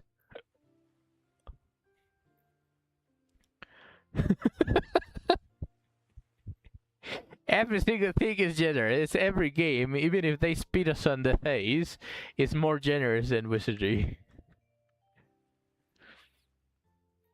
Yes, but it's a little bit more specific than. Oh well, it's not specific. It's you need to know a little bit more of what is truly happening on that to really to really try about it, because the new system, or well, the I think I need to explain first the old system. The old system was called Spark system, which is every single pull that you did, it gave you. You remember the old one? Yeah. So you know, even if you get the character, you keep the pull amount. So if you reach 200 and you got the character, one of the two characters on rate up, you can just exchange for the other one. The new one changed it for it to be similar to Genshin Impact, in which if you are at 190 pulls and you or not, sorry, not 190. If you are at 180 pulls and on your 190th pull, you get the character that you were aiming for, you lose all of the pity and you start at 0 again. So there is no exchange for it type of deal. So now it's very Genshin Impact like, in which as soon as you get the rate up character, everything resets. However, for the just to not leave you just with that sour taste of the changes, they did improve a lot of on certain stuff, and the theoretical is still roughly the same. The theoretical amount of pulls that you need to get 2 or more of the characters is still theoretically the same. But there is an extra that they did, which they announced after the whole drama, which, in my opinion, it was probably damage control. But they decided to add some milestones on every single pull. On every single 10th pull, you get something. And there is like 70 pulls roughly like embed in those pulls. Like on the 30th pull, you get 10 summon ticket. On the 40th, on the 70th, on the 80th, there's stuff like that. So now after they announced that, now for sure it's better than the older system.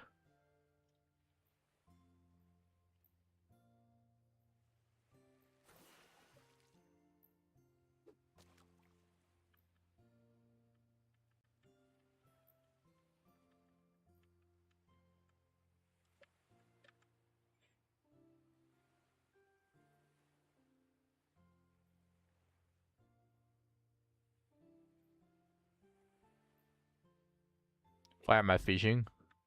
Is this mandatory? No, I'm just fishing because I'm focusing a little bit more on wizardry.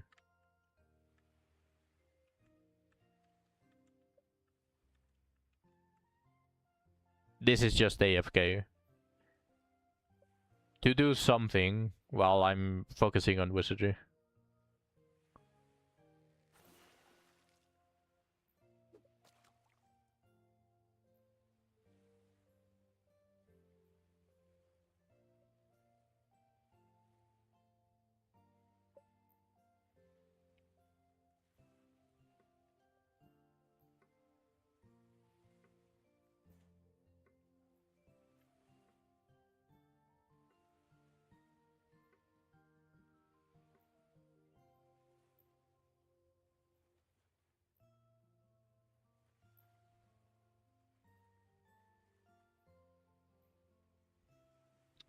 Oh no, I'm fully frozen. I can't believe this.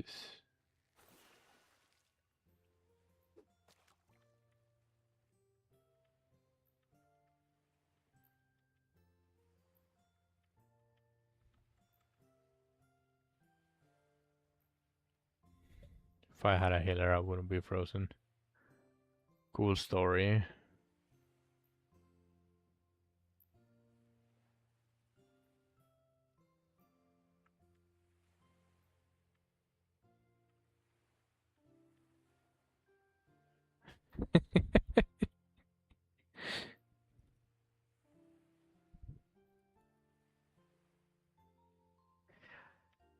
Why, after I already got all of the weekly purchases, he appears everywhere? Why is it always like that?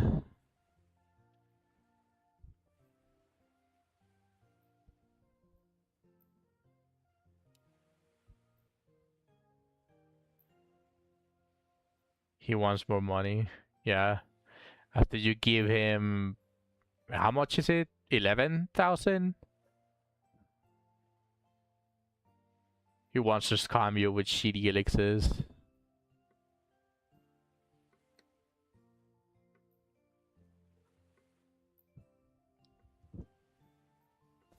That's enough to put this happening. For us, it isn't because the blacksmiths are fucking scammers. But there's a reason why the royal suite, which is literally something that only royalty would be able to afford, only costs 5k. Says the blacksmith. I have retired already because apparently my touch gives me a +3 on a 4-star silver. So I'm no longer a blacksmith. I left it to scam RS.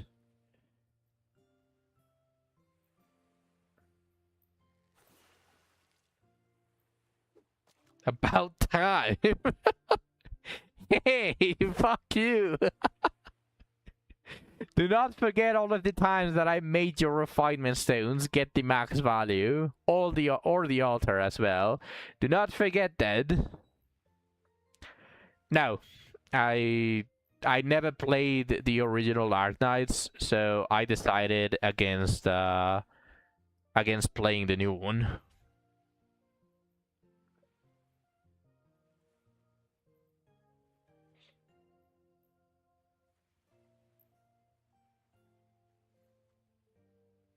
If I played the old Arknights, I probably would have entered the Enfield hype, but no, as much as I wanted to add another game to my schedule, like not only do I not have a lot of time now, but it's also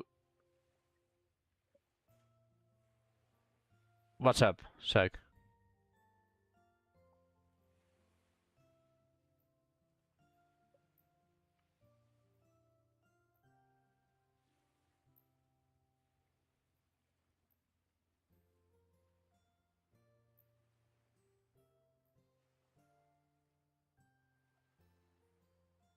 You had the opposite approach because you never played the OG Arena, so you get excited to play this one. It's mostly for the stories type of stuff. Like, obviously, the old Arknight players or the OG Arknight players were probably very excited about it.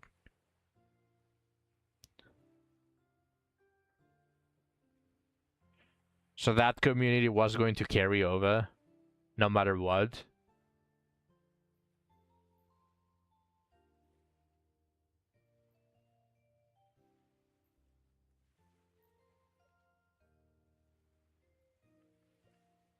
But it was a foxhole. Besides, the main reason was I didn't have the time.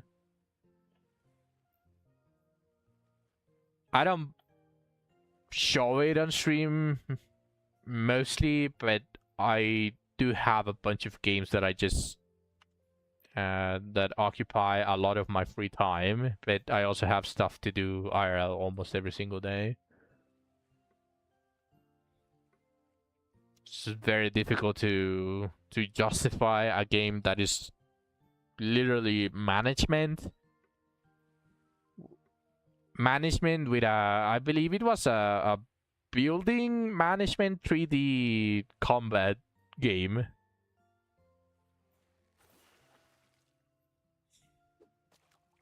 You always wanted to try Factorio. I also wanted to try Factorio, but I didn't want Enfield to be my introduction to that. Because at the end of the game, it is a gacha. And if I'm going to start a genre of that style, I would rather it not have microtransactions. Because as I said before, I am the type of person that would make their wiki, would make Excel spreadsheets, would make guides and all of that shit. So I am the type of person that wants everything max. And obviously a gacha is not a game that you should have this mentality with. I'm not going to try to gaslight anyone into thinking that that my mentality is the best and all of that shit. No, this mentality is shit to play gachas with. You should not enter a gacha game trying to have everything. That's the worst mentality to enter a gacha with. So there were a lot of factors, but trust me, I did want to play Enfield. I did want to play Enfield. Like, don't get me wrong, but there was a lot of factors that that allowed me to prevent myself from downloading it. And not the point.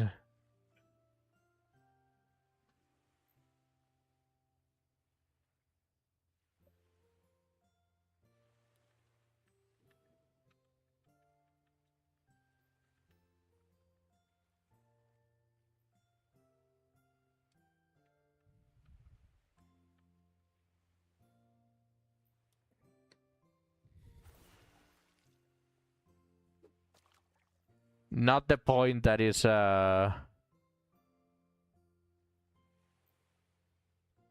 just characters. Like, don't worry, I get your point. Like, as I said, I did want to play it. You can just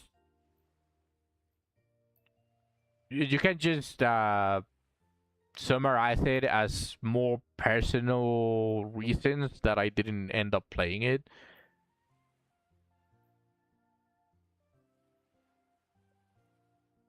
Than the game not being good. Like, I never said Enfield was shit.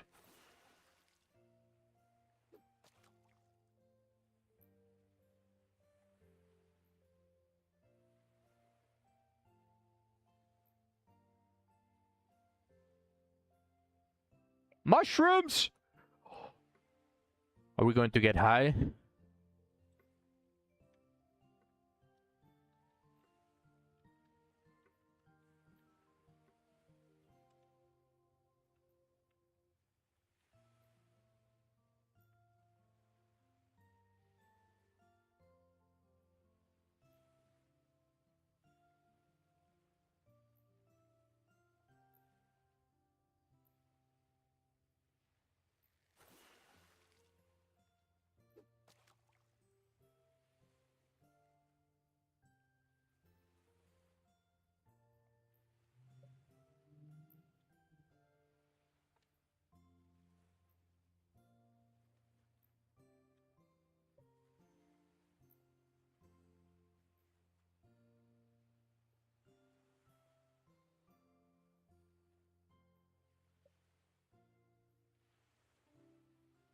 Also, one big thing that you probably don't know about Sway, but I've been waiting for Asher Promilia to come out. That is a game that I want to focus on a lot. And Enfield is one of those games that would just consume so much time that I wouldn't be able to make time for Asher Promilia when it came out.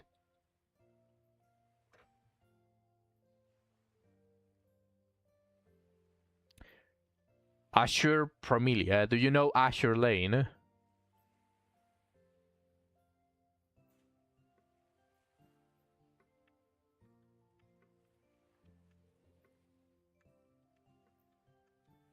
Yeah, it has been delayed a lot, which it's a little bit to my dismay, considering that it's one of those games that needs a little bit of hype behind it. Otherwise, it loses a lot of traction.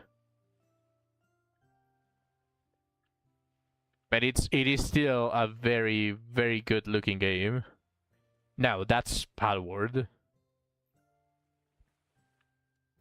Or, well, depending on how you see it, yes. Depending on how you see it.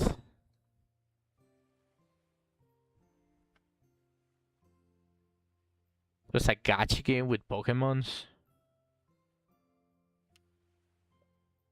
I mean, I haven't worked the specifics. It's Genshin with Pokemon. Yeah, I suppose. Hello, Somnia. Welcome to the stream.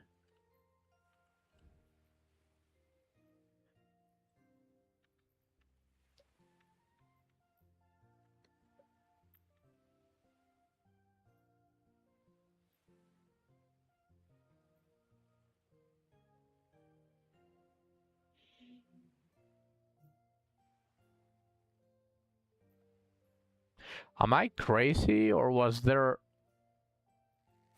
a tree here?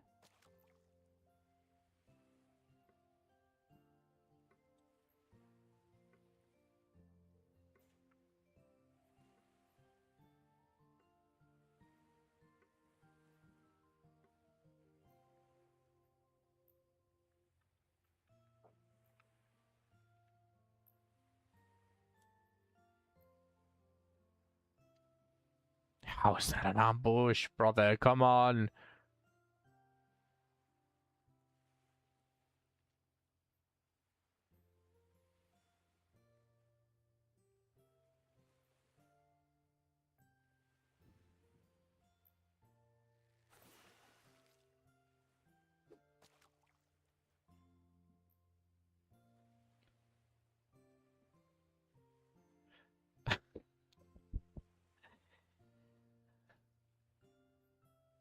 I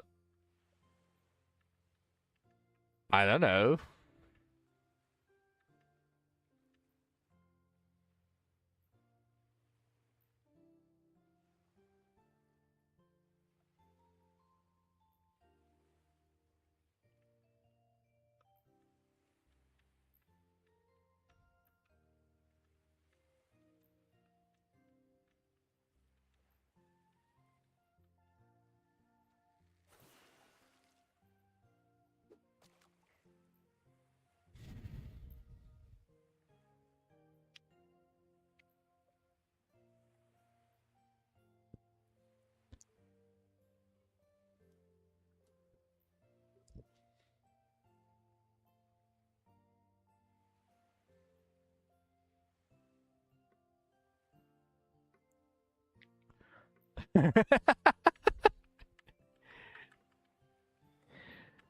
Honestly, what a good reason to support them.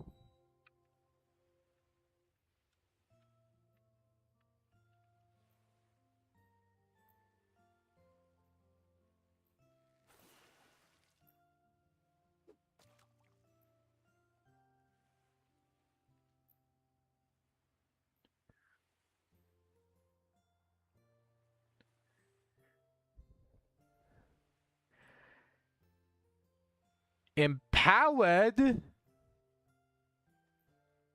Empowered, you say?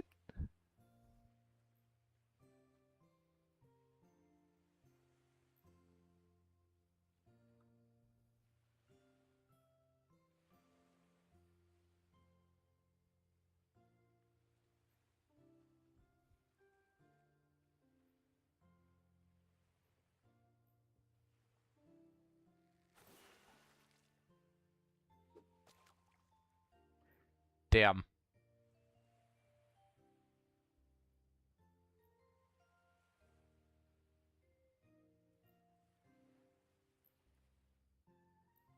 Healer would go crazy. Alright, Faye. Have fun.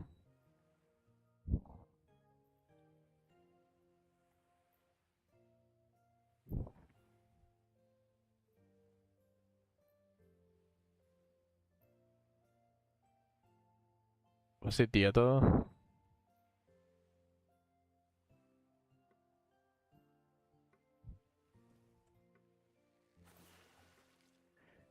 Oh, fuck. Wait, what?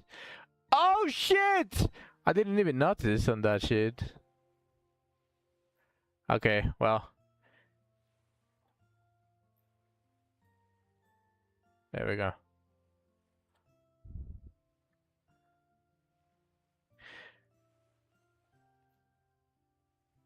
I read it, but I don't know how you want me to react to it. If you weren't satisfied with it.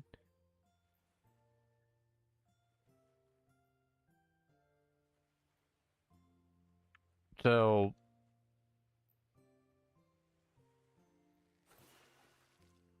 you were unsatisfied? Okay, fair. You need big reaction. Holy shit!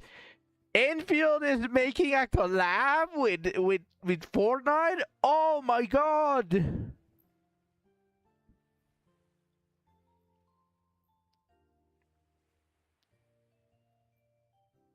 That was serious talk, like that game sucks sucks ass.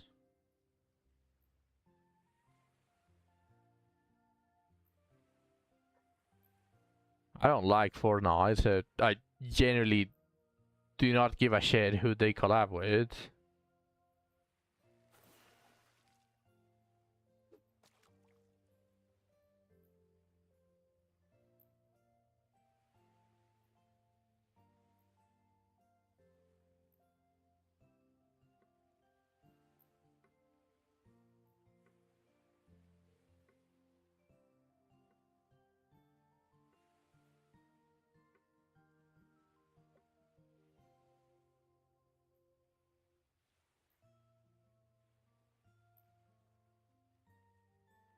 One of the is aimed at kids, where we're promoting gachas to kids.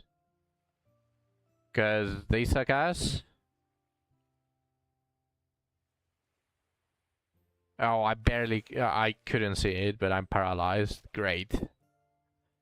Okay.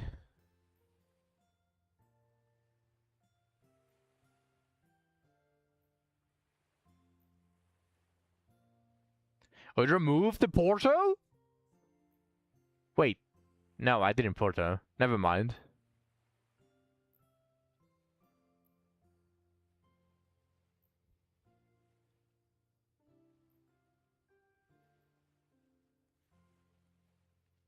Healer would go crazy here.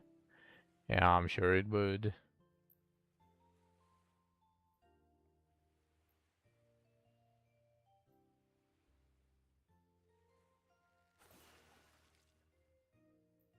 What do you mean? What am I doing?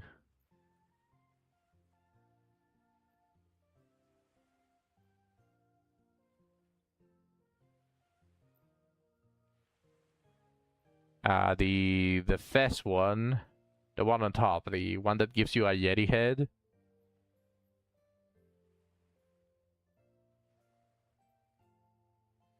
Brother. Okay, buddy.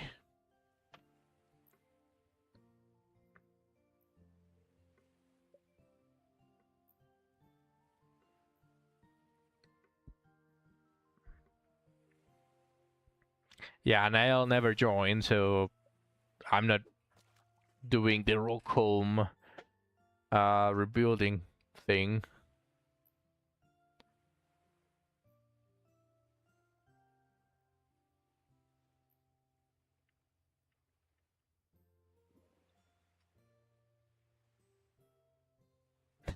It's just, that's why.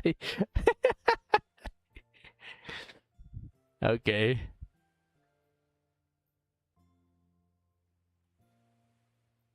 He didn't tell us about the collab dispatch.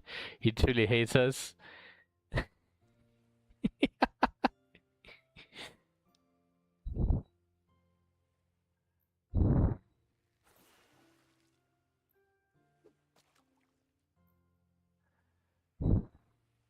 Might as well do this shit.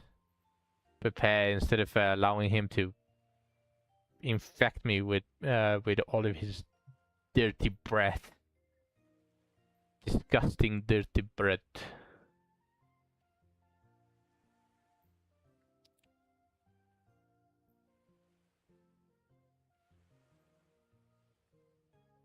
Holy shit, can you guys stop focusing her like that? Let's have some... Then Porto... Chronostasis...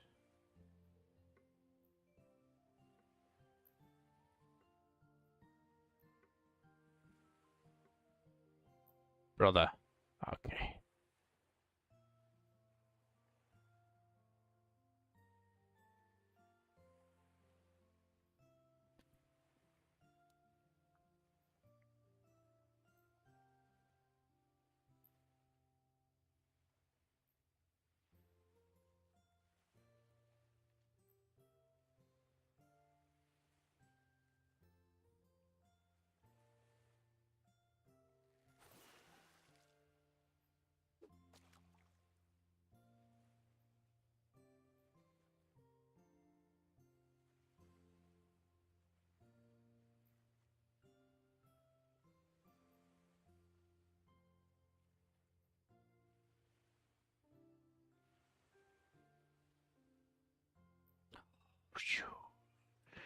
You're joking.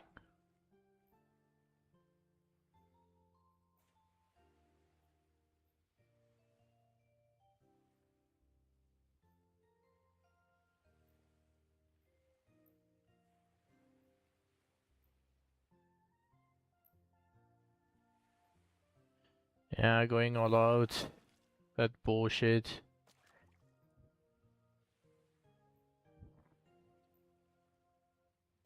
Honestly, that was stupid. Oh no, it infected us again. Guess... No, not the Alcodiado.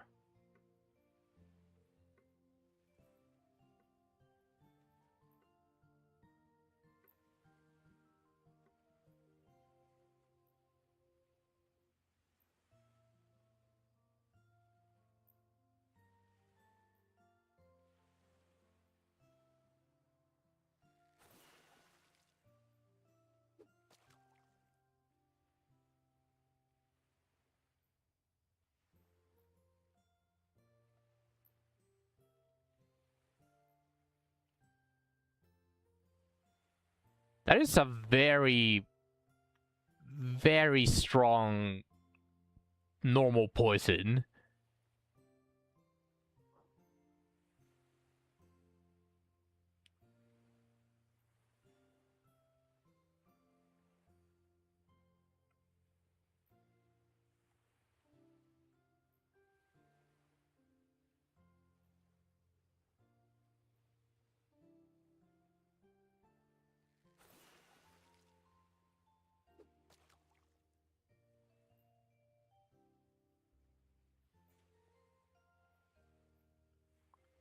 Disgusting breath.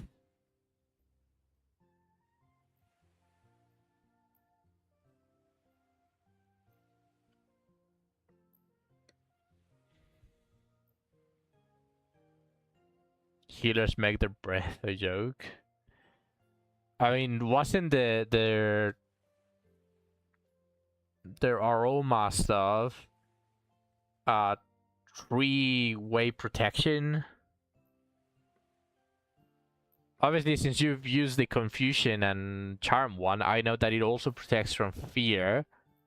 So I'm assuming the one that protects from paralysis also protects from stun and poison, which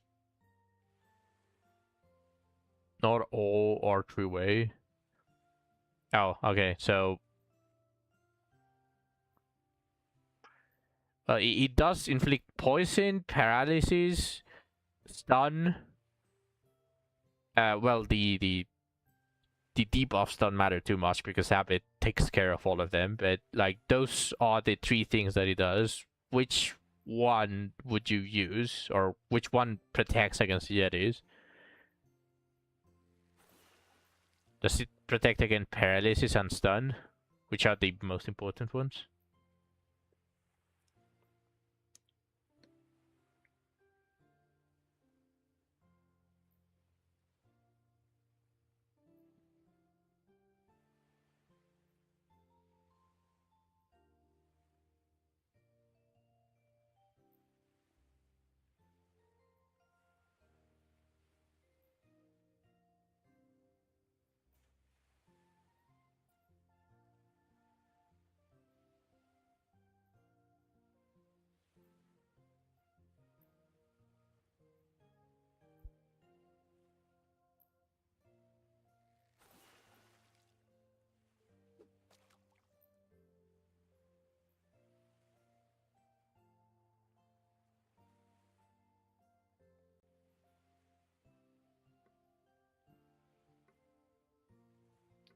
Slay them both?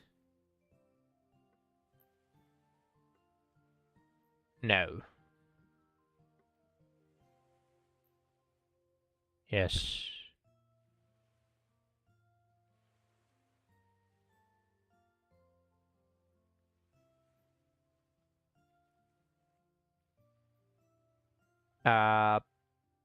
Poison, paralysis, and stun.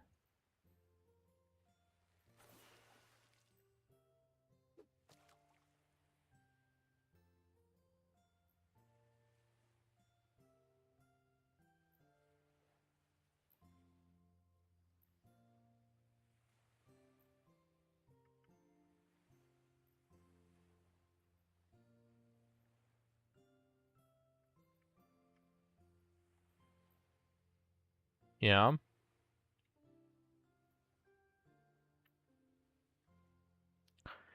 But I really hate, like, I get what Shu means with the he hates the navigation of this abyss. Like they really should have made it so at the end you could remove everything from it, every single freezing spot. You only need 2 actives so you can clear your full party with the prayer rain spells. At that point, which would you you probably want to cover stun the most, because paralysis you can still act.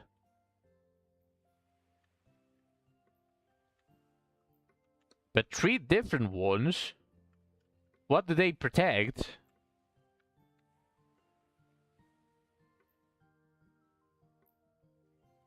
Oh, wait.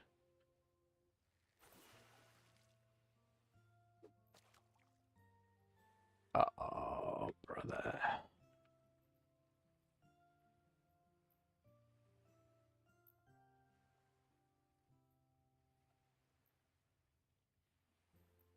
What does the paralysis one protect, besides paralysis? Poison incense is only poison. Oh, it probably covers critical poison as well.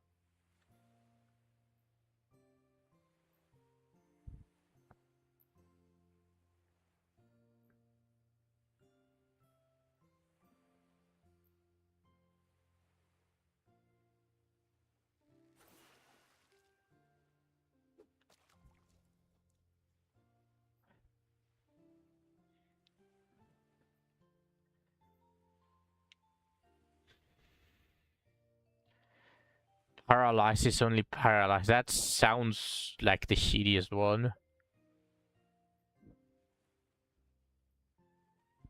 Okay, then you would probably deal with your priest with you would protect against the stun, you would tank the paralyze, and you would just deal with the poison with Latumofis.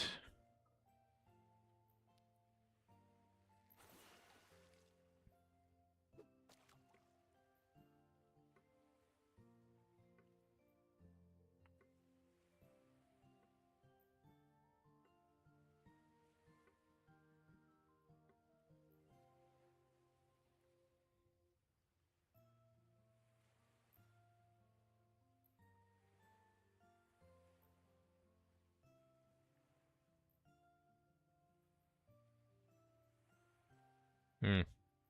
Okay, fair.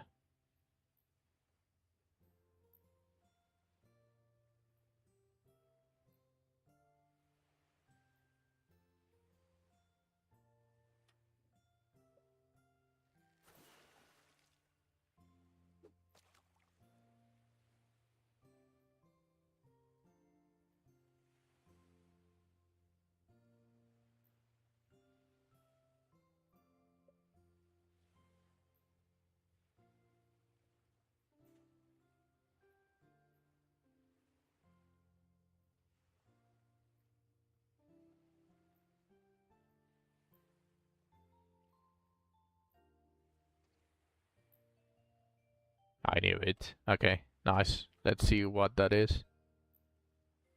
Full body Latu heals a bit as well.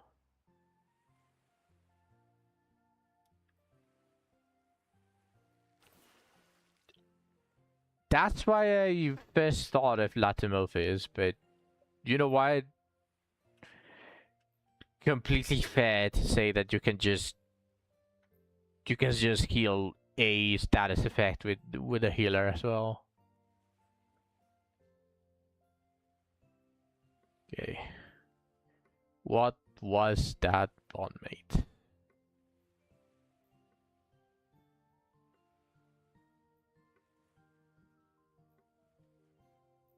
Accuracy.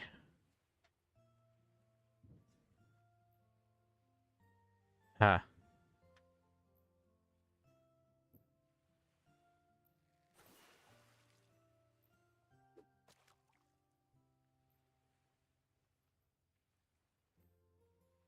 Probably.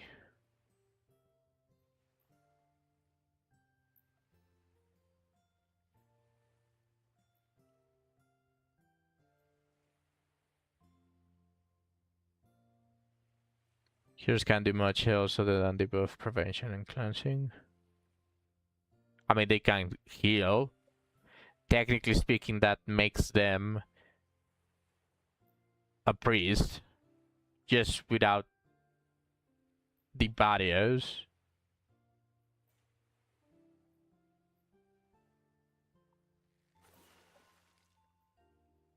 There are things that excite me. With a pastry or lobster or natter Jimmy Buffett. Welcome to the stream, Niall. Holy.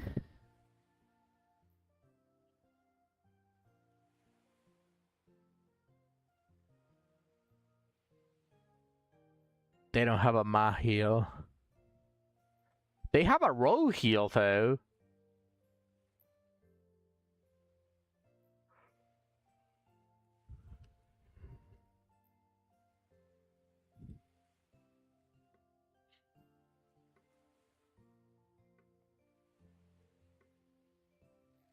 Technically, it's the same. Just technically speaking, both heal and both are active on a row.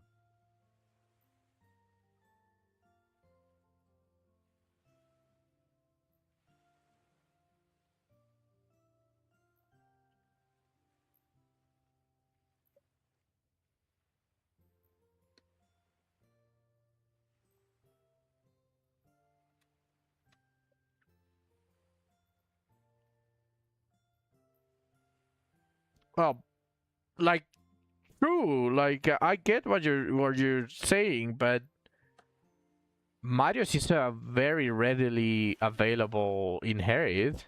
Just put it on your anemone and done.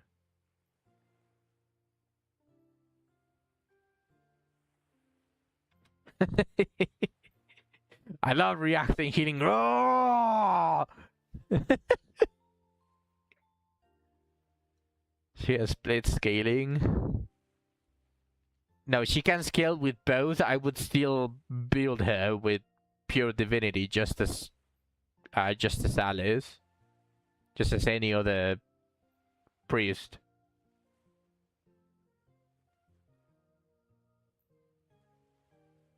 What do you mean for what? What do you want the magic for? It helps her, but both are the same for her. Just like Samurai doesn't care if you get either attack or magic. Because it's split scaling. Yeah. But just like Samurai doesn't give a fuck if it's you have full attack or full magic. Or if you have more magic than attack. You want both regardless. Just build her like a priest. And be happy if you have extra magic. Like that's how I want to build if I ever build a healer. Like why would I want to keep them even?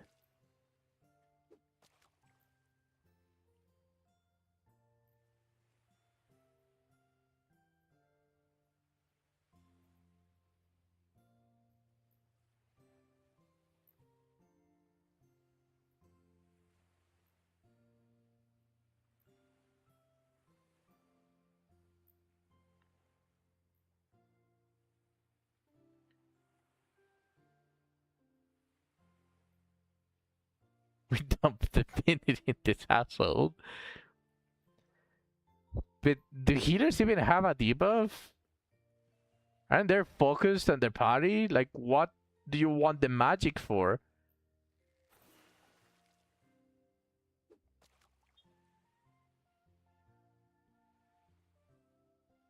You're gonna teach them debuffs? Guardians and everyone.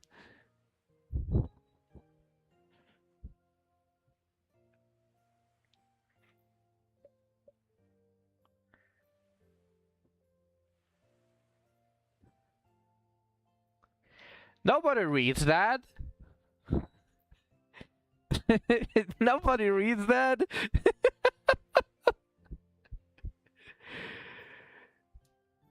99% of the content on every single announcement or on every single patch note is just, hey, there's a pack that you can buy. So who is going to read that?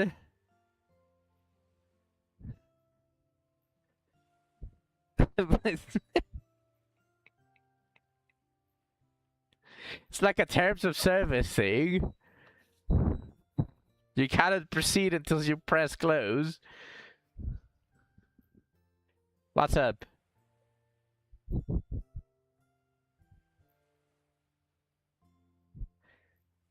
Gall's equipment mastery is goof for healers. Especially Anemone. Goof? Oh, okay. Gall's equipment mastery is good for healers. Because of the magic and the divinity increase, yes. That makes them stronger on the dual scaling, but still, you haven't answered why would you want to keep them even with magic and divinity rather than build them with as much divinity as possible and just have extra magic whenever you can, because you can't get for. What do you mean because split scaling? You still haven't answered. That doesn't explain anything. You having 500 500. Okay. Having 500 divine power and 300 magic power is the same as having 400 divine power and 400 magic power. So why do you not want to lean on the divine power? Like, what's making you want more magic power than usual when you can just keep it as the secondary one?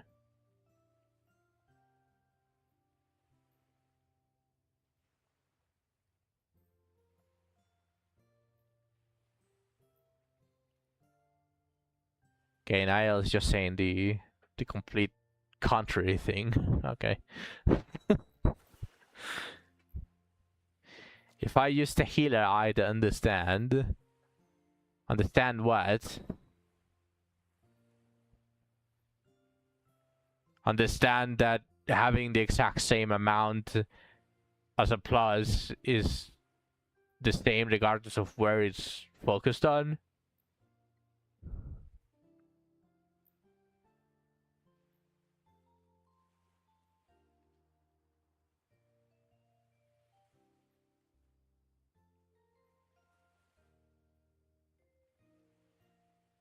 And you having more focus on divine power makes Marius just as strong as a priest.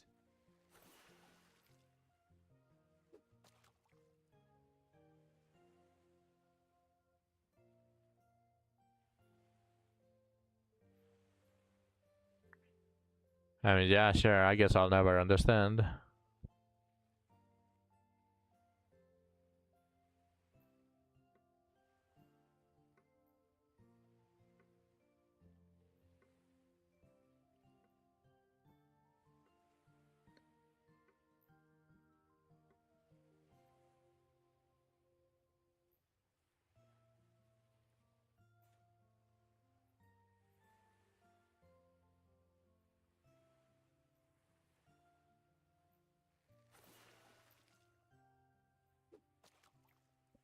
But why would you want debuffs on your... No, like, I'm actually going to be a little bit serious on this one now.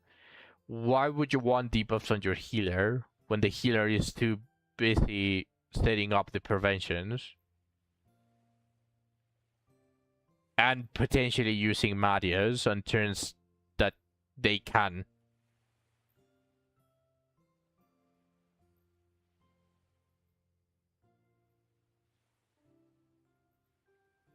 Theoretically speaking, if you need to set up the incense, the enemy does enough damage so that you need to heal. So in that quote-unquote dead turns, you can top off your unit so that they don't get killed the next turn.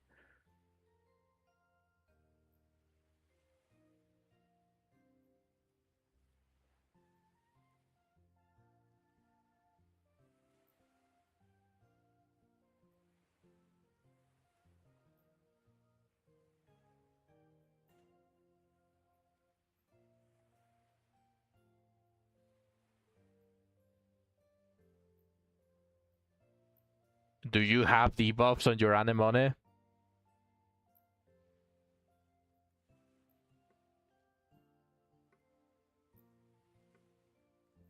Then you don't need magic power. Period. Like, Nael does use debuffs a lot. Brother, okay, no, yeah, you know what, whatever, yeah, you do. Yeah. Okay, Nael, what is the request that I need to do to unlock the two hidden ones, or not unlock, for the lines of the hidden ones? I think there was one that required a prerequisite.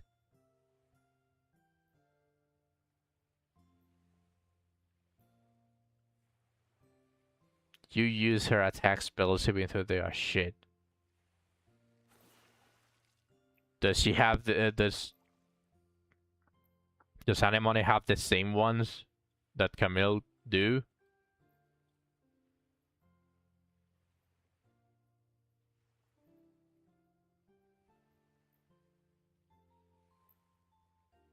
No, yeah, but I remember you told me there is another one.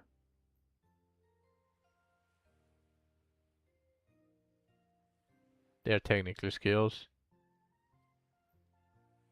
These are the instances. Life siphon. This one.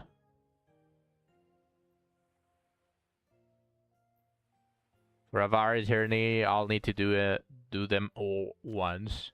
Okay. So this one, which increases with magic power and divine power.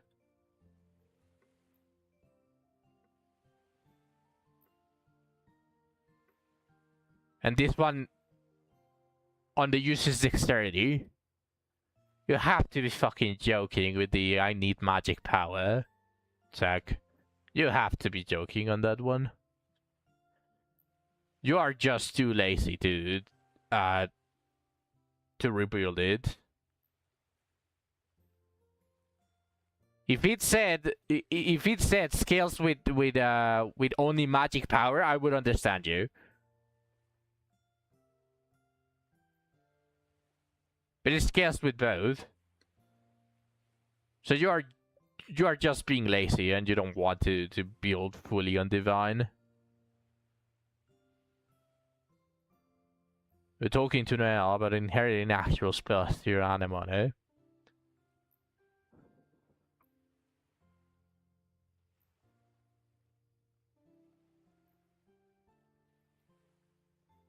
Even more reason, if you're not using debuffs, magic power is shittier than divine.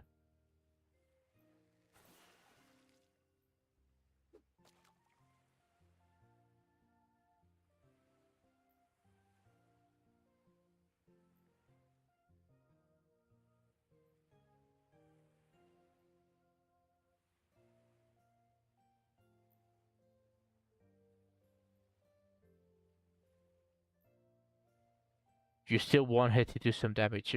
Brother, you are just losing like 10 damage or 20 damage in exchange of increasing your heals by like 100 and divine power. Because both scale with divine power and magic power. In fact, there's not even something telling you that if you focus on divine power, you're going to lose any any damage.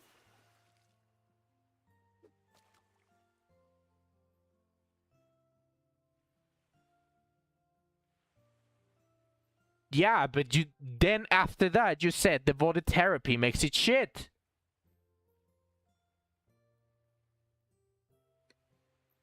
And yeah, this just makes it shit. Okay, you still want to do it. You forgot to say that after that. Because you made it the order that you mentioned those made it seem like you didn't want to anymore because he told you about devoted therapy. Which it's still going to be shit. It's probably only going to increase your damage by like 30.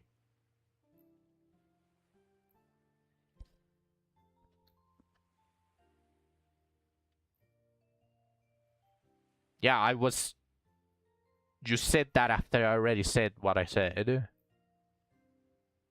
But still, this is going to make it garbage. Why do you want to do 50 damage? Okay, well, that's honestly just your playstyle. But considering that she's frontline,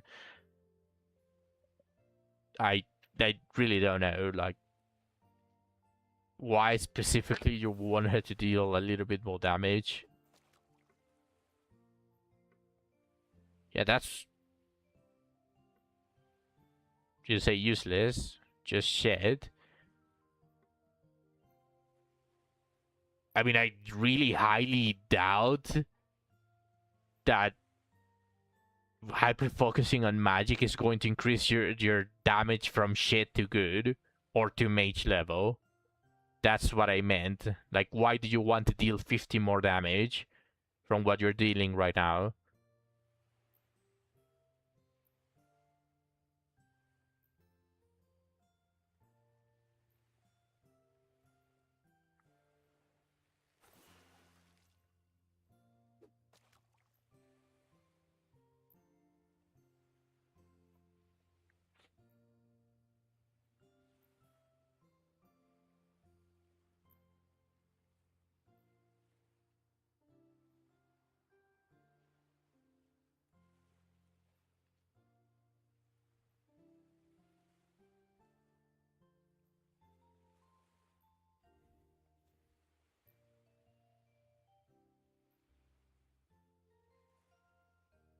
For all we know, yeah.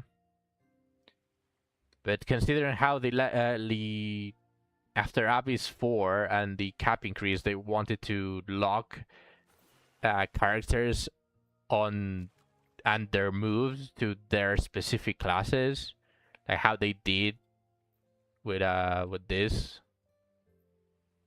Where is it? Like Makalki, the where I believe both Nael and Lena said that Makalki was normal, or not normal, like a general spell that everyone could use. But for some reason they wanted to lock it behind priest. So they basically want you to play a character a specific way. So I wouldn't be surprised. Oh, welcome to the stream, Radius. I wouldn't be surprised if they wanted to make healers absolute garbage for anything other than supporting. I wouldn't be surprised. Genuinely, I wouldn't be surprised if that passive reduces damage by 50%, which is a lot. Yeah. I mean, she's one of the newer characters. There is potential that they release the advanced class for healers. And that's her change. That's her class change. There is potential for that.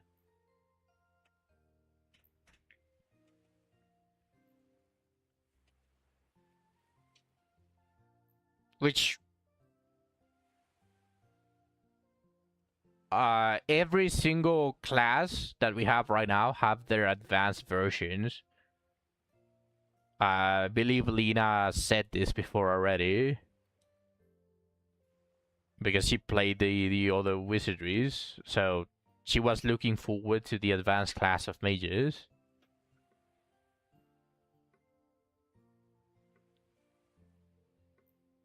The fuck is this? Overall discipline level 11. Okay, nice.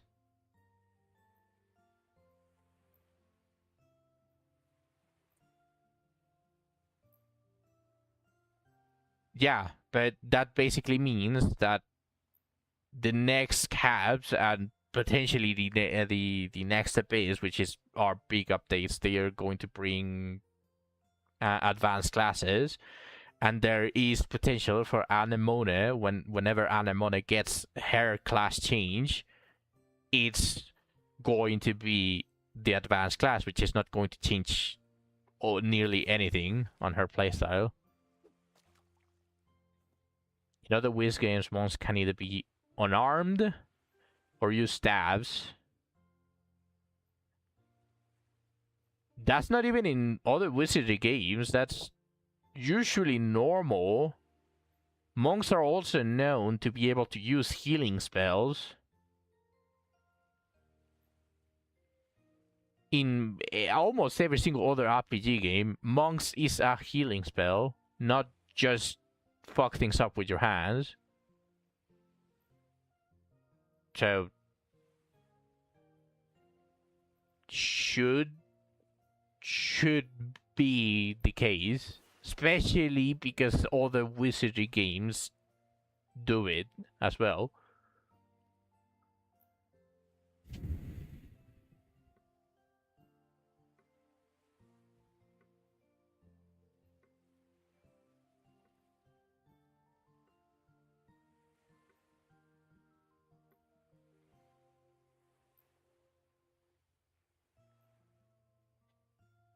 Also, is Monk an advanced class in the other wizardries?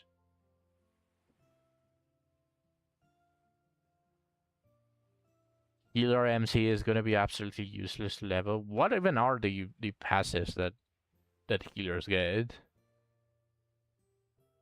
Because unless you're using him as a healer, then yeah, it feels like everything is locked behind healer.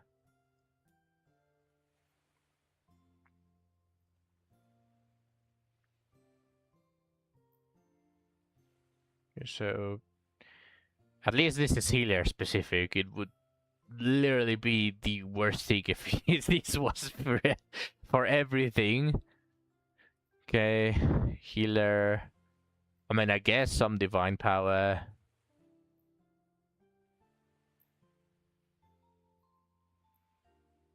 Divine and magic power are.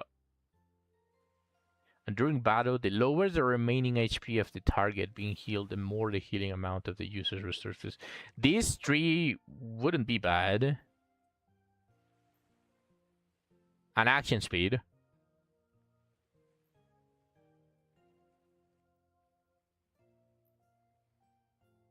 Oh, the latent power of benevolence. Oh, yeah. Never mind then. I don't know why I assumed that gentle health meant that was the only thing. Yeah, I forgot about their uniques. Okay, but a divine power up, a magic power up. Magic power up is good because MC is reduced to a pseudo buffer, debuffer, like a support, regardless of what he is. So this one is good. And action speed is also good. The divine is questionable, but just in the case that you run a swap or if you use Dios or something, I guess this helps somewhat.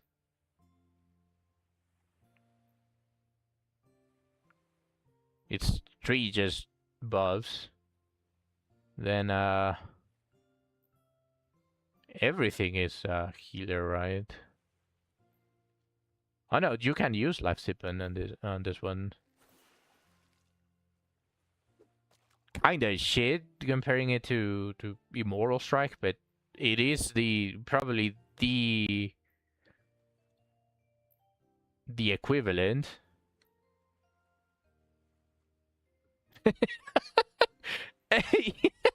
Anything is amazing. I love reactive healing. Raw.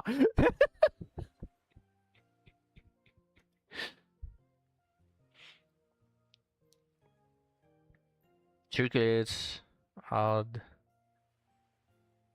I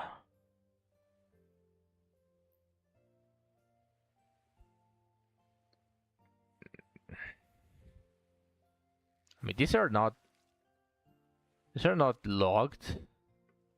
Oh wait, okay. This one is logged. Logged. Logged. Okay, the later ones are locked. Okay.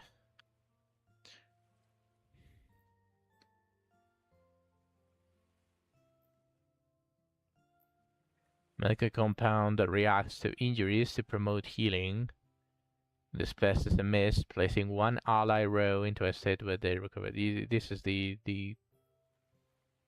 row thing, but it will still scale with magic power and divine power. So unless you are using either mage or priest, this would be shit.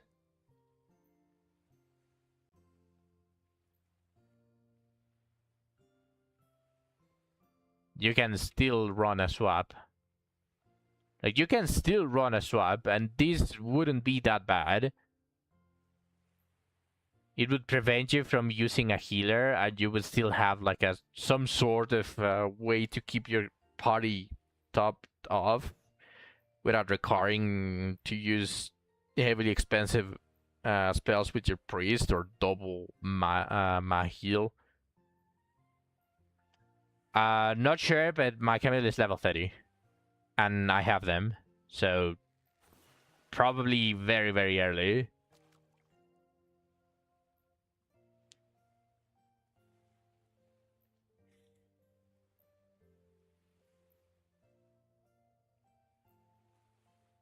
Like most of the stuff that is logged is healer specific.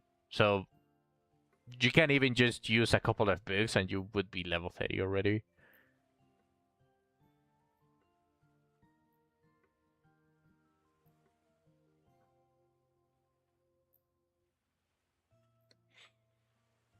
Holy.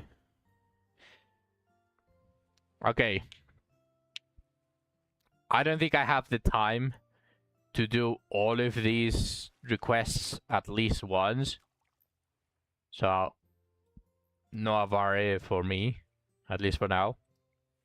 I'm just going to go see real quick what rebuilding rockhome is.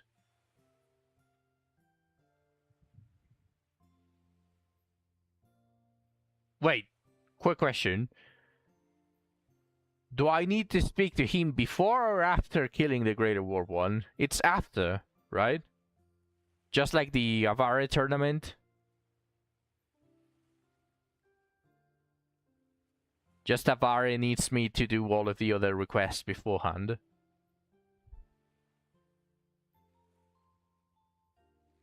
Okay. Then I'm just going to leap.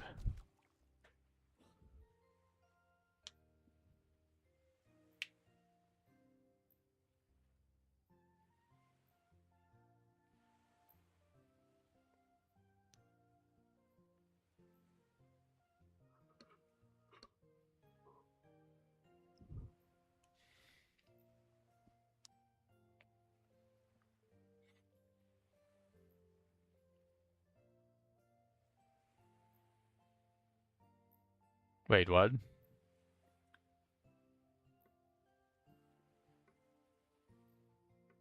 Oh, it's just the bounties, okay.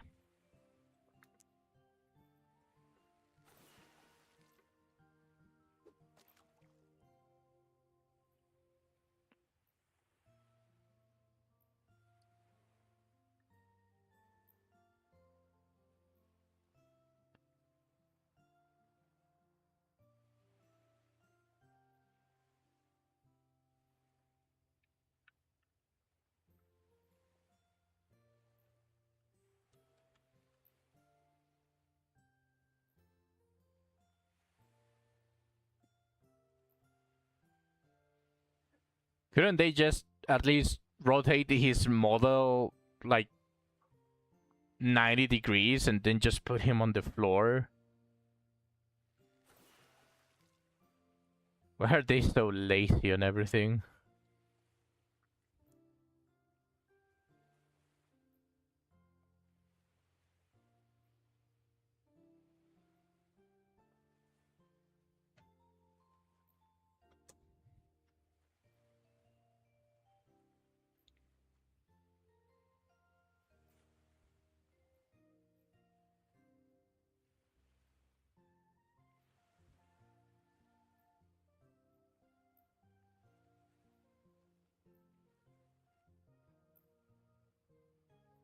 Sounds annoying.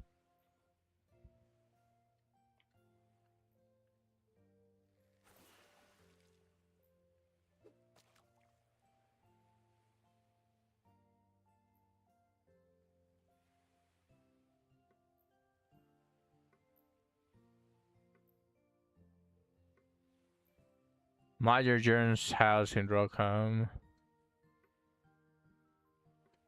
Rebuilding Rockhome Village. 20 gems of fog. Oh, I'm so excited.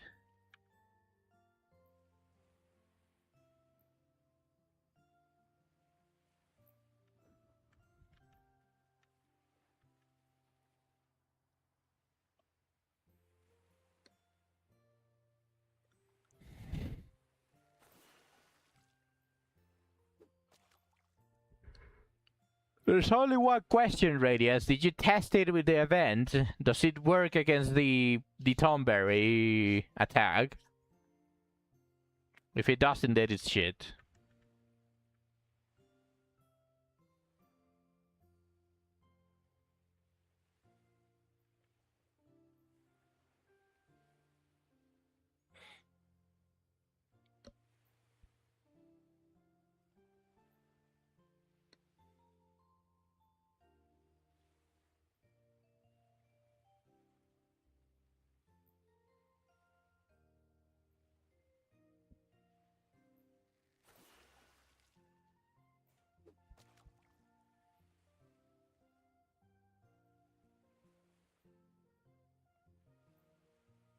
That actually matters, Radius.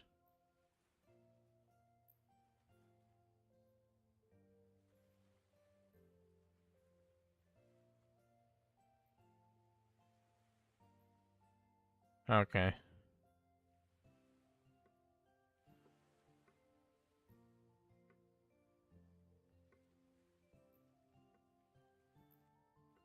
Mm-hmm.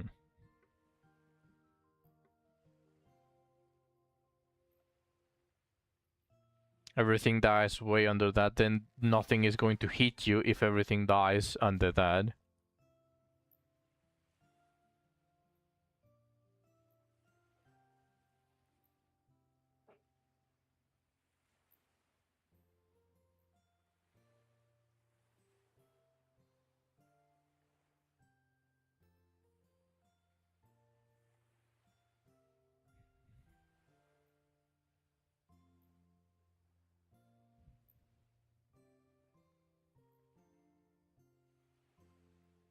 If you want, the thing is, like, if you value the damage reduction that much, then all more the reason to just run damage passives and at the end just run a knight. And then you have a better damage reduction for the full party on command. There's really nothing that justifies a passive damage reduction.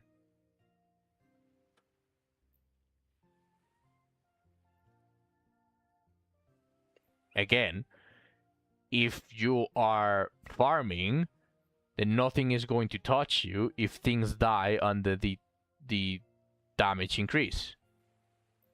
So if there's no point on running either because both are useless, then the damage increase wins over the damage reduction.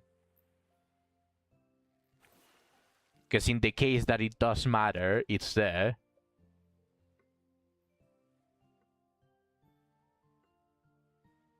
The moment you need a damage reduction, you run a knight. What if they ambush and focus MC? Then there's the flames for that.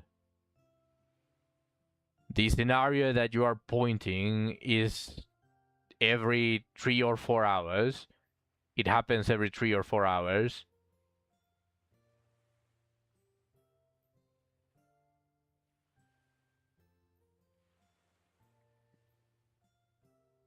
The scenario that you put occurs every 3 to 4 hours, which is enough for another flame to cover for that.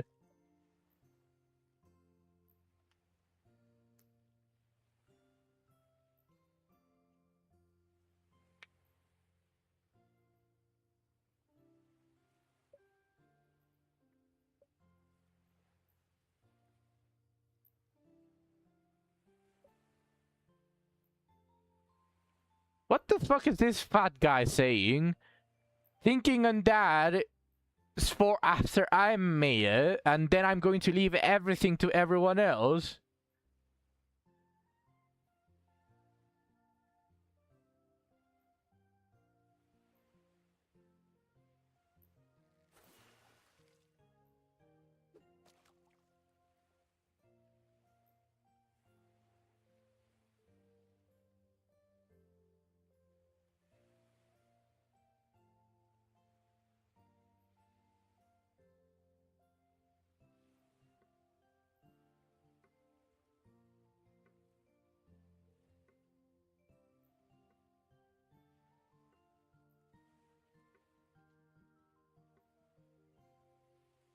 Figure it out yourselves.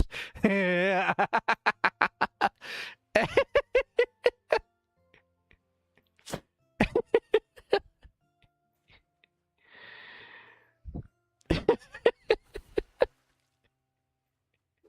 I'm an asshole. I mean, technically speaking, this would be the best case scenario. Because if they can figure it out themselves, what, are they going to rely on me every single time? But knowing the game, I probably need to be a soft-hearted bitch.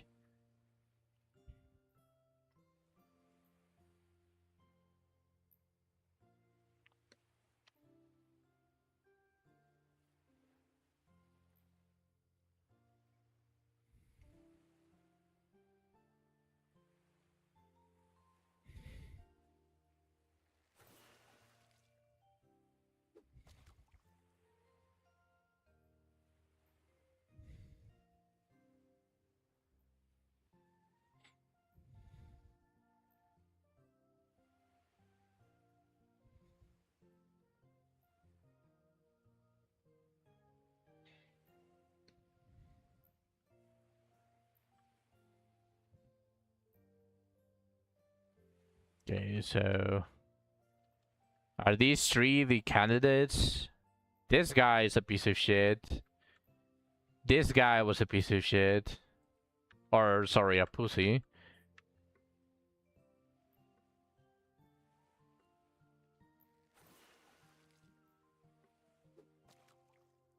Probably the only option. If they give me an option to decide, I'm going to decide on this guy. The other two are shit.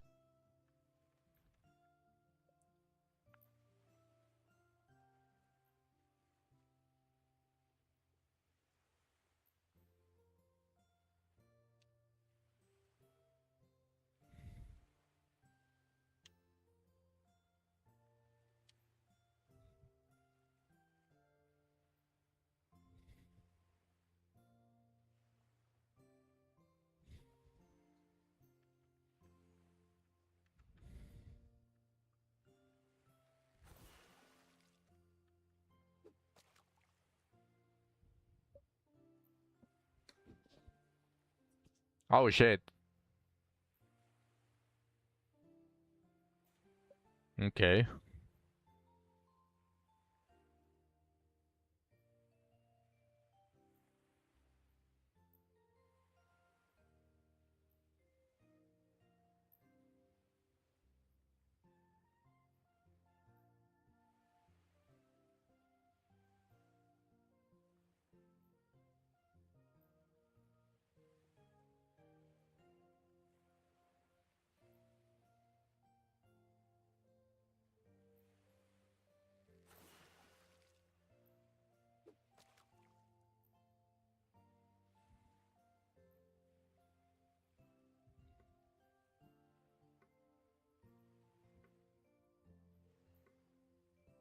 Uh,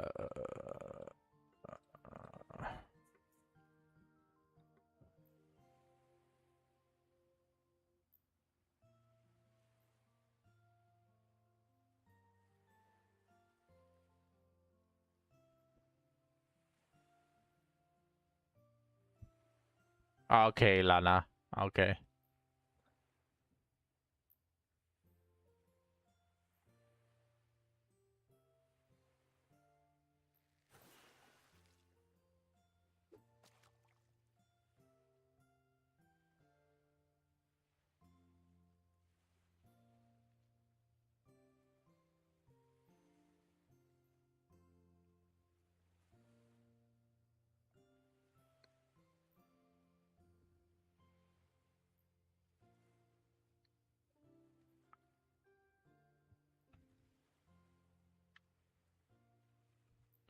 So where do I need to go?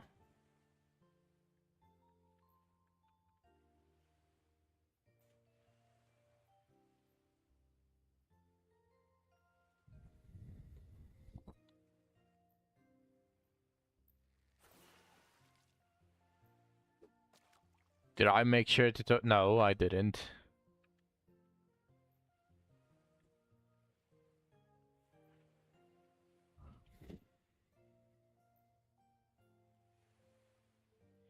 Good night, Sec. Rest well.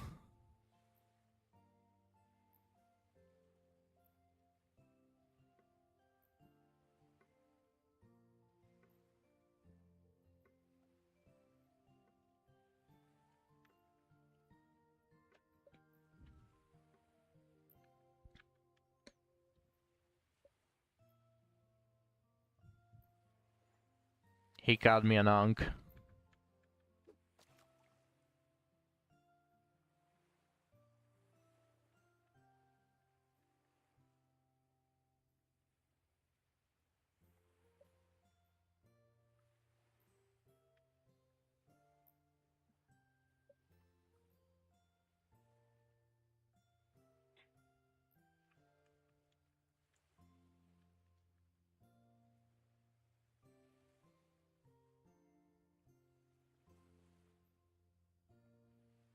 Fuck you.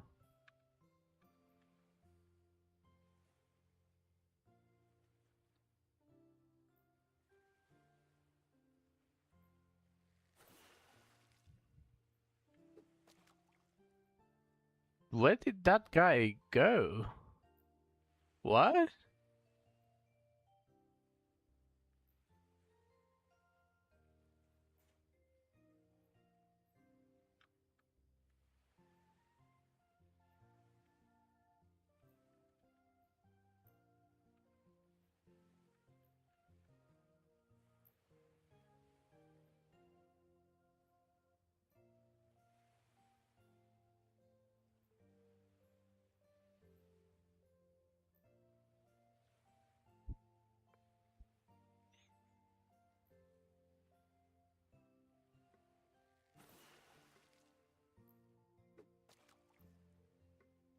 He went to floor 9.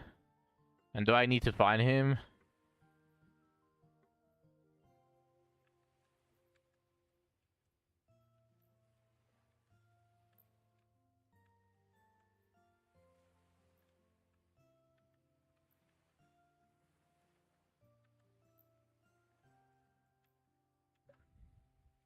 But what about the monster extermination first?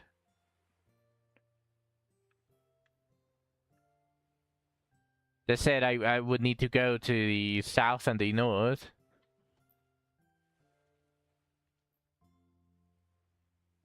Yeah, that is what I was going to do first.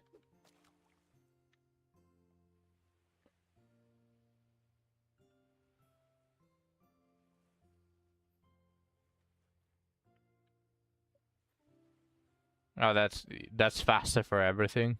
Okay.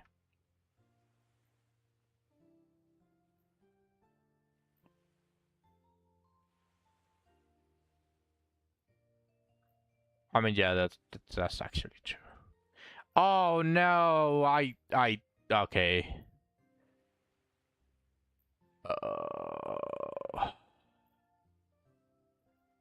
Oh brother, why can't they just restore the trees alongside your wheels? Like, why do they force you to have to manually do it every single time? Like, I understand if you wheel before you enter the floor, but if you wheel after that, can't they just simply give it to you? That's so annoying.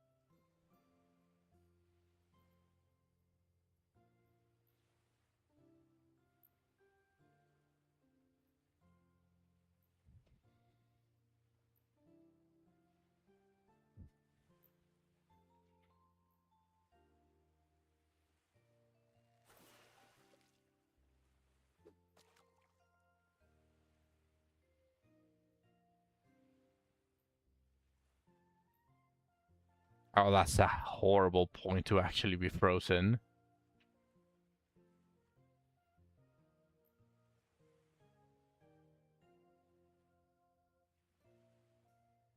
Oh, that's probably the worst point to actually be frozen on.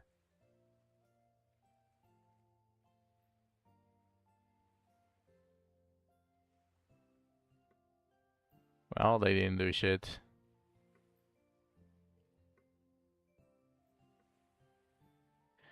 Okay.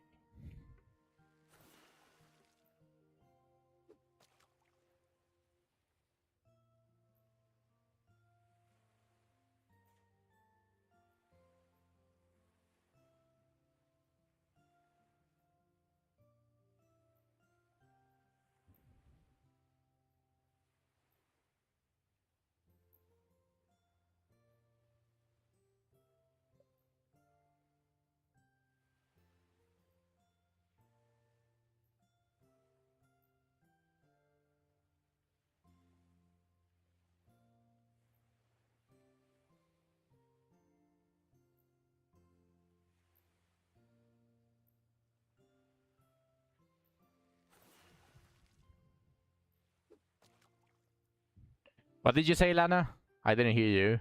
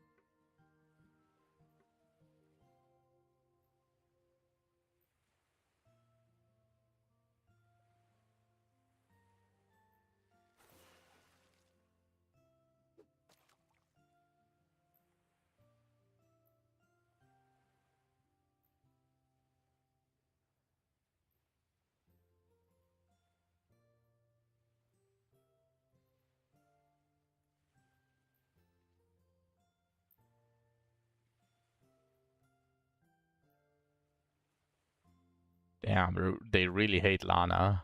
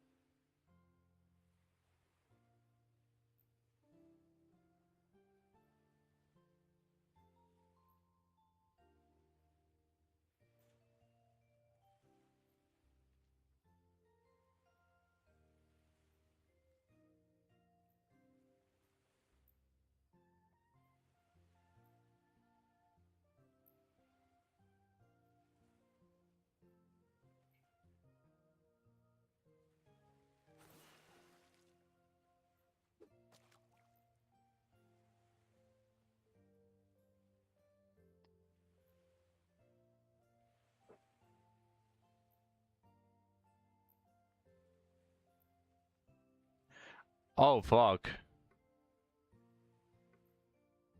Well,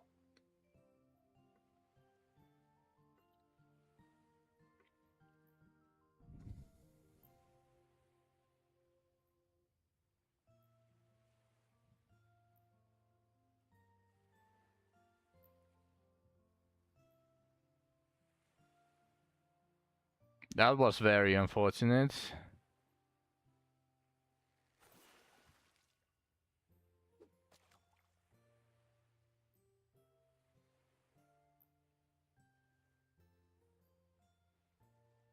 Alice would have cleared it. Yeah, I'm sure that 15% damage reduction was enough to reduce the damage by 1000. Damn. I should have known.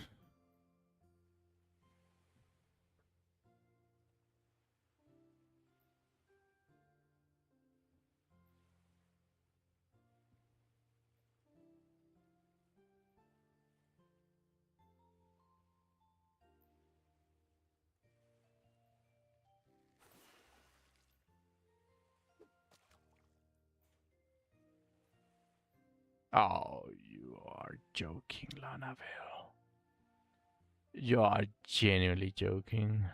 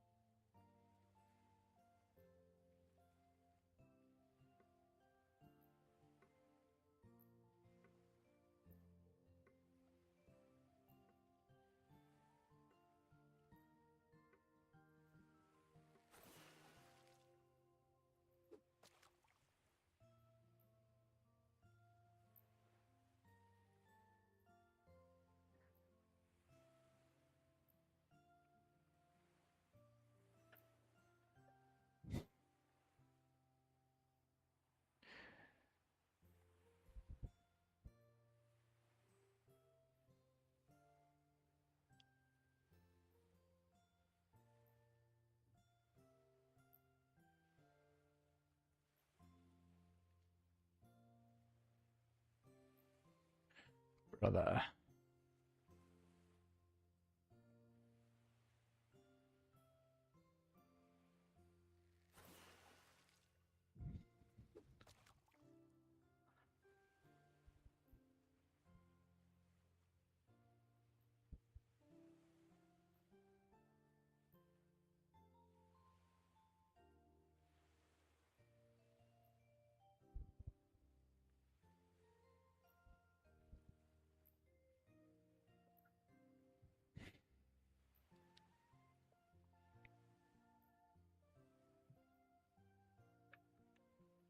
I should have done this.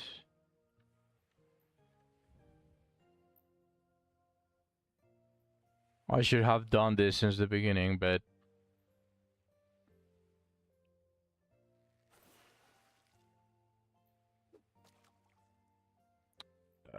no fucking clue.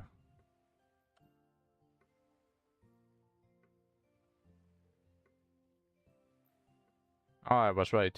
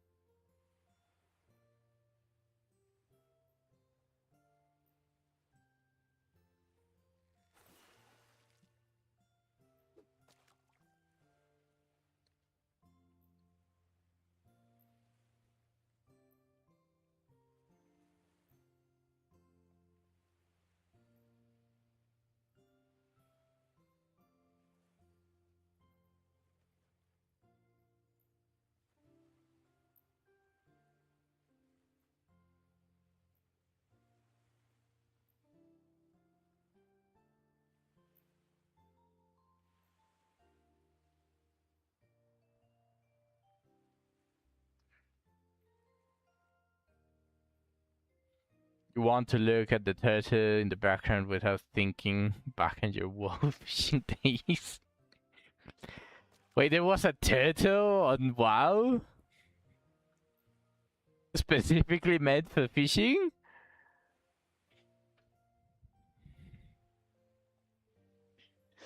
Or are you talking about just looking at the turtle without the fishing?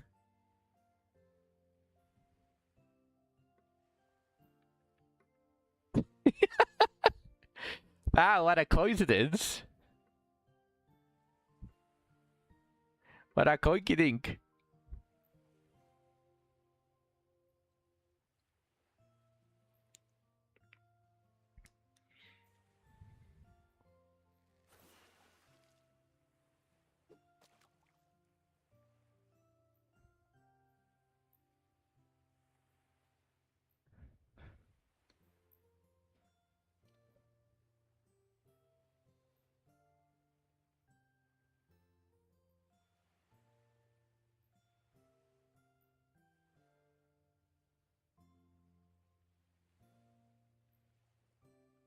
So where do I need to go now?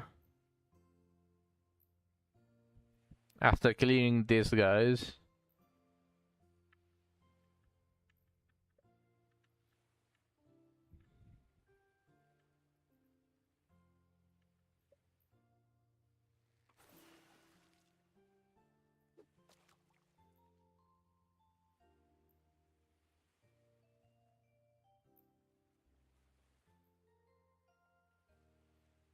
Here?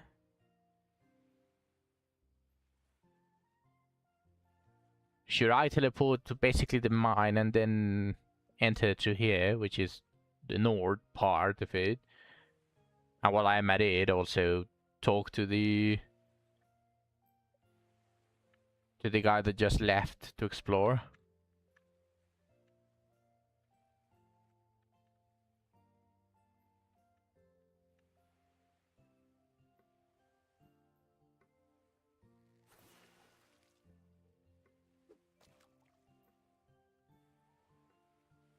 Wait, what?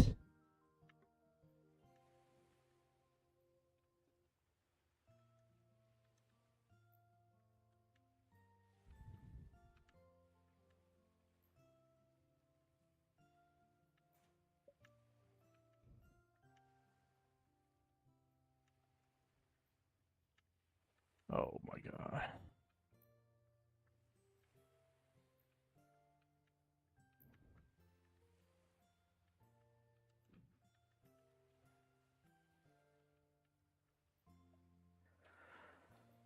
So what, I need to go all the way to the beginning and actually do the trees?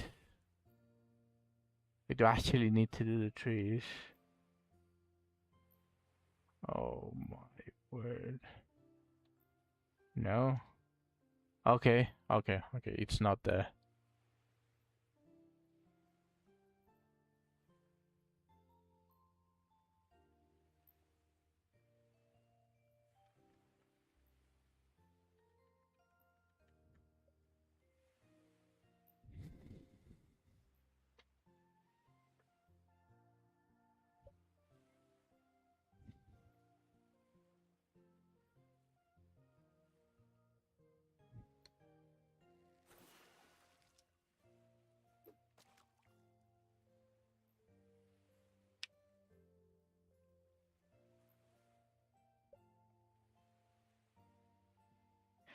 Well, I guess this gives me a chance at what's it called? At a chainmail. A very, very small chance.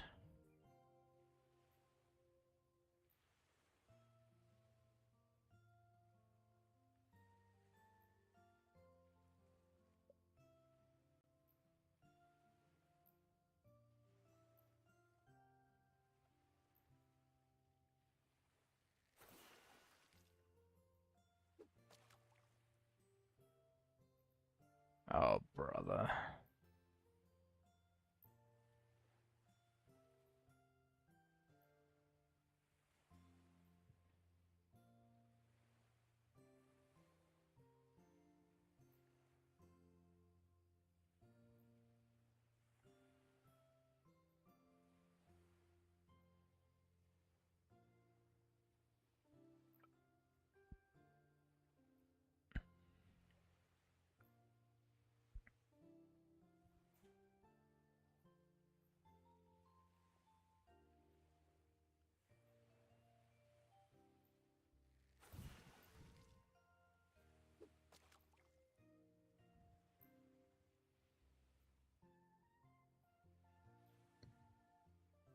Chainmails are unreal.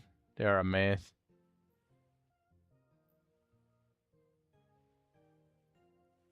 You know what? True.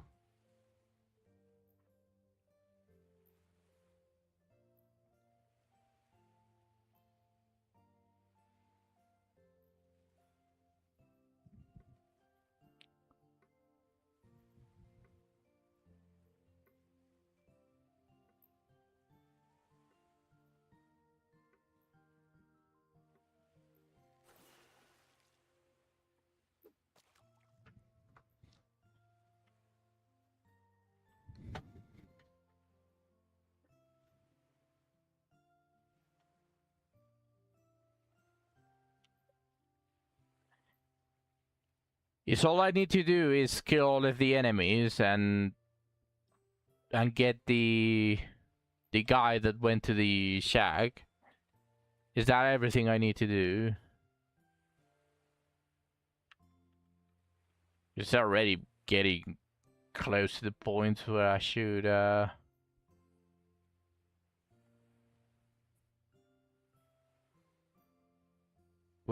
the stream.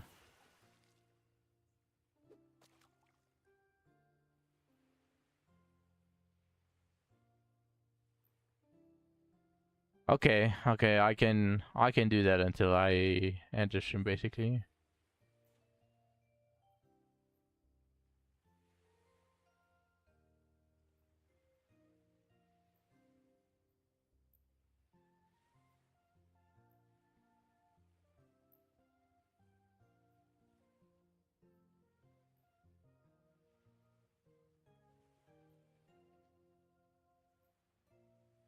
That's funny.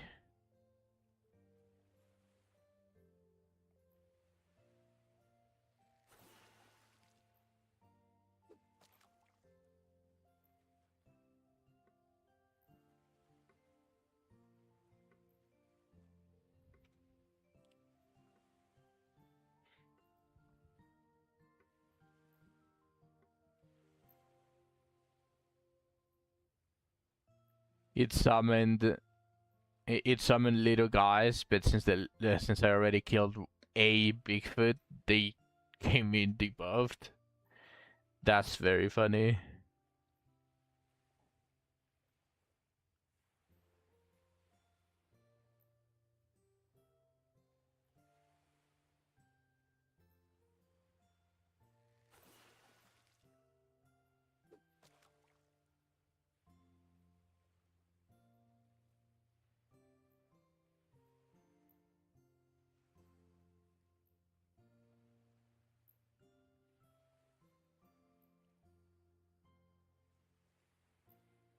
You don't like the back view of the Stonefolk attacking.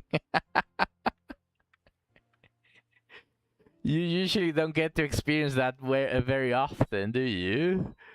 Considering about the whole thing that it only happens whenever they are charmed.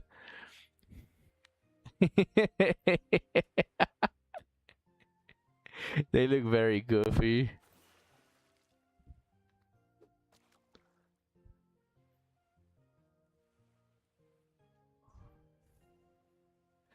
I think I'm just going to focus on the stone folk. They are the most annoying.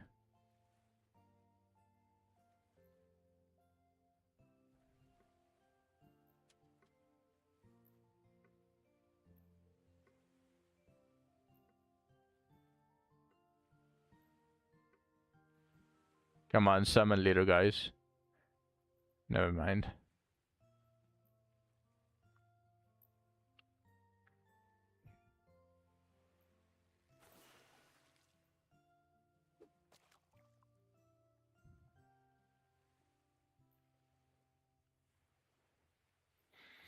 Damn, I deal 0 damage.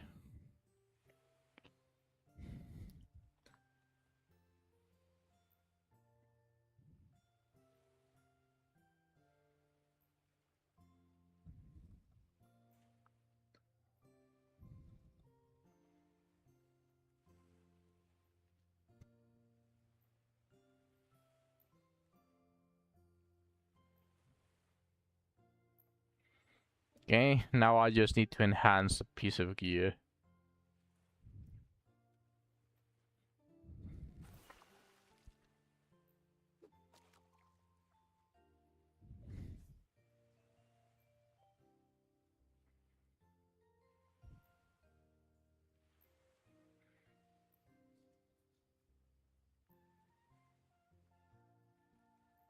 What?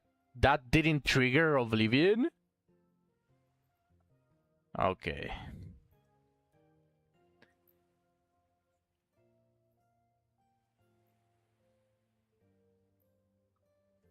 Apparently they have a lot of defense.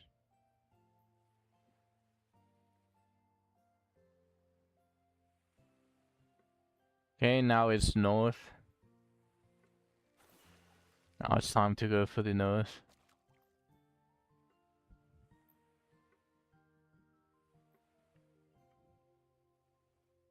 Where was the other fountain? I think it was at the end of the... I mean, I can check. There was none depleted on the mines. There is one in church. Yeah, path to the church. So... not here either. Okay. So I can go back to this Arcan. Floor 5.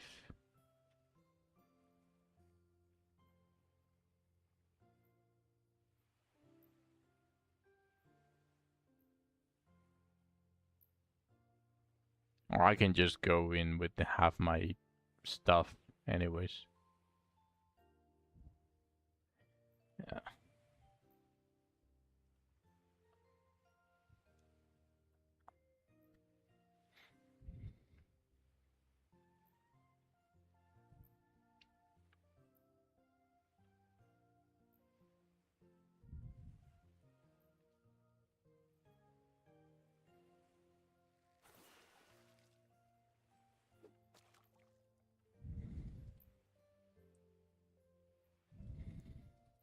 Do I need to kill these enemies before rescuing the guy?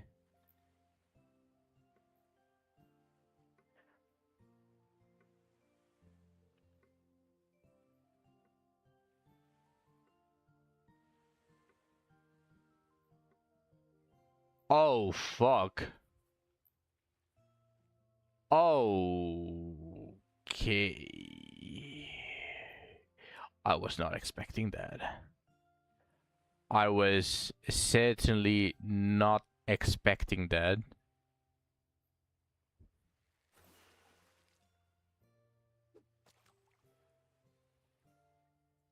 Holy shit. Oh, that's not good at all. Oh, that's not good at all. They have way too much HP.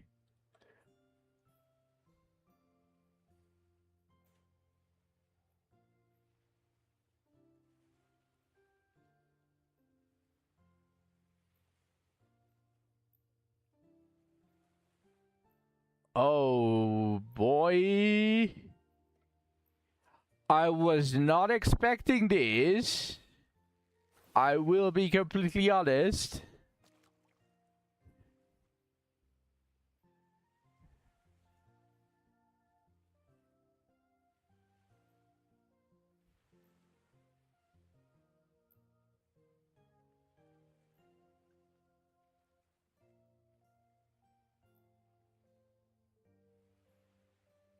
Okay. Okay. Okay.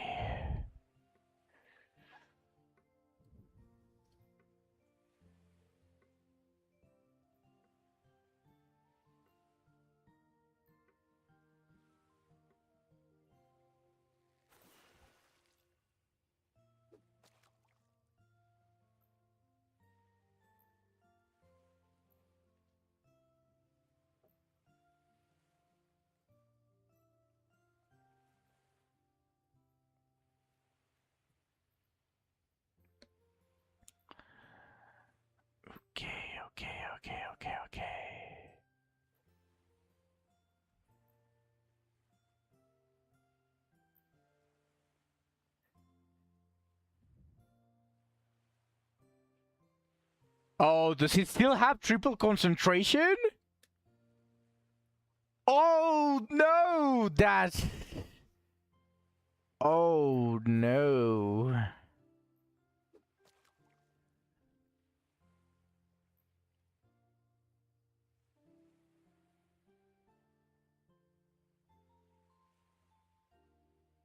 You do remember.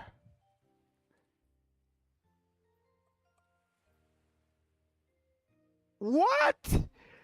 Lana, come on!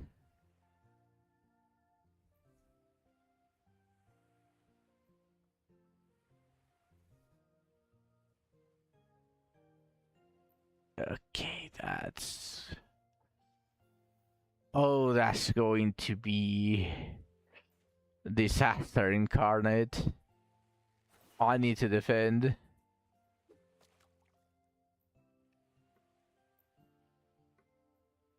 And it still was not enough. Defend my call to level 6. Not enough. Yeah, they still have triple concentration.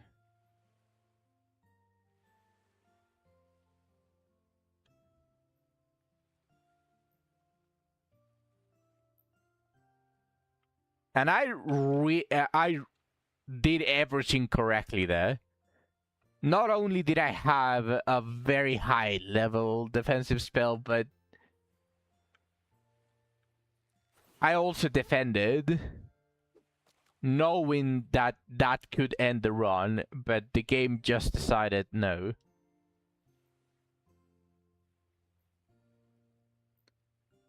The game just decided no. Oof.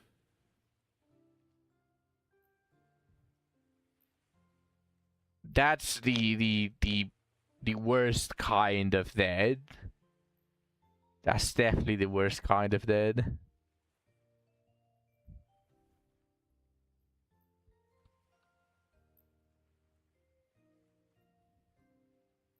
Where you do everything correctly, but it doesn't matter.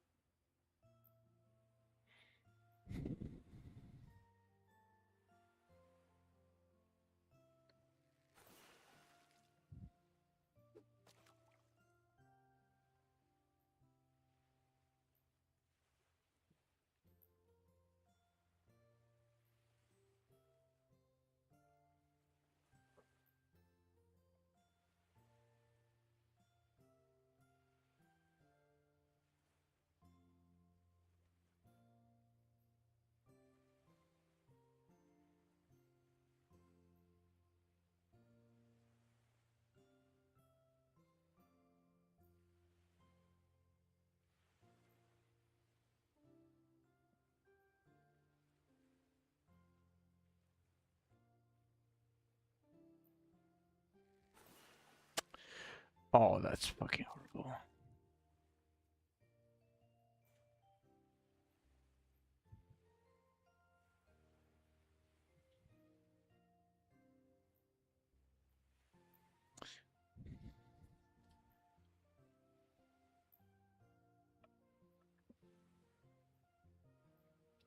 Oh, that Rob guy is annoying, just as I thought it was going to be, but... I need to kill it before anything else. Those debuffs are brutal.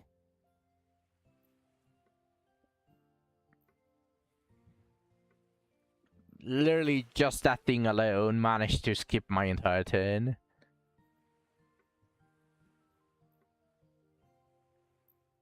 Like, an entire cycle of my characters just gone.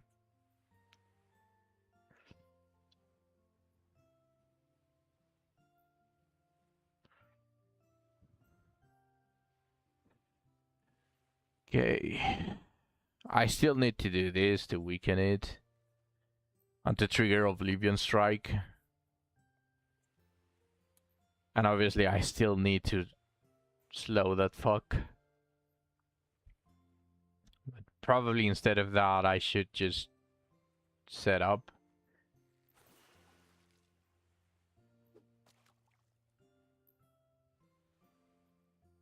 There we go.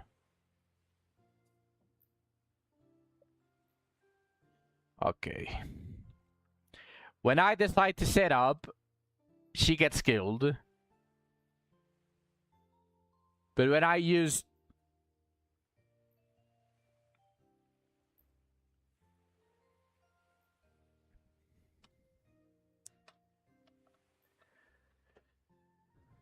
But when I... Yeah. Okay. It wasn't even the Cyclops. It wasn't even the Cyclops. The Cyclops didn't even move. It was... the Yetis.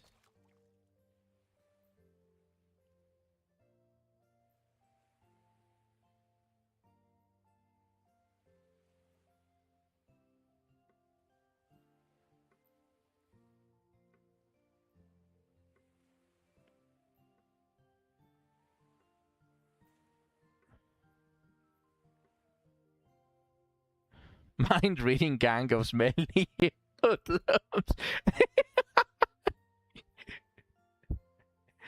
Yup, exactly. Like, I gotta change my strategy right now. Because I need to buff the front row, but the front row can't tack it, except for me.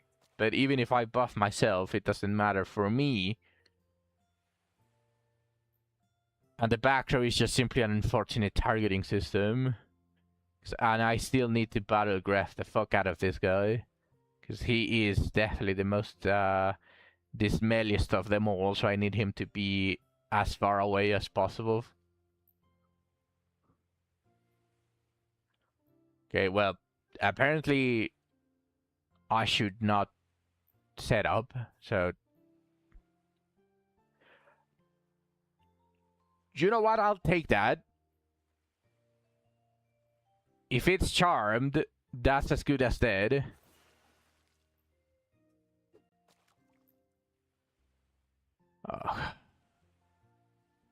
Did you notice how they did exactly the same amount of HP that she had left?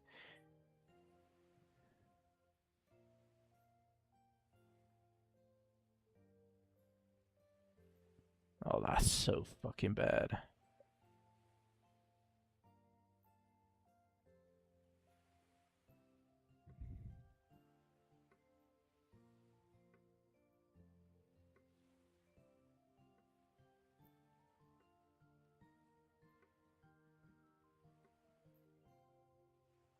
Okay, now those guys are debuffed. Like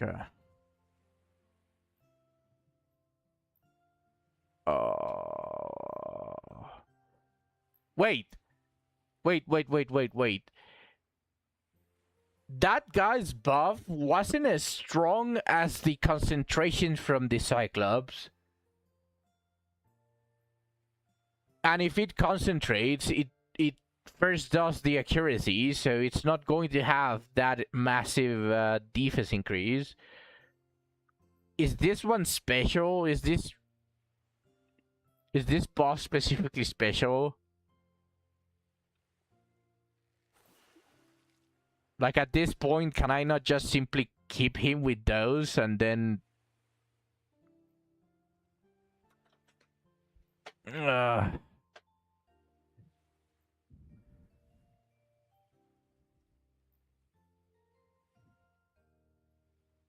Okay. I'm still going to defend.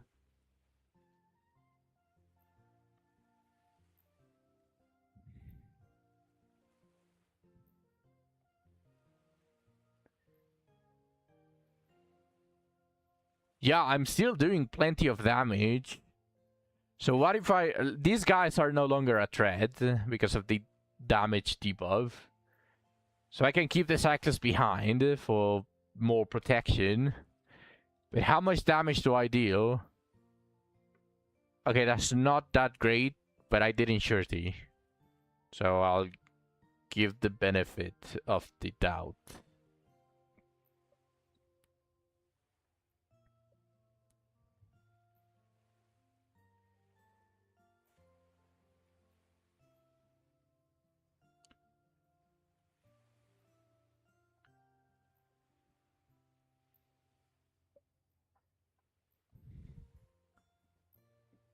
Okay.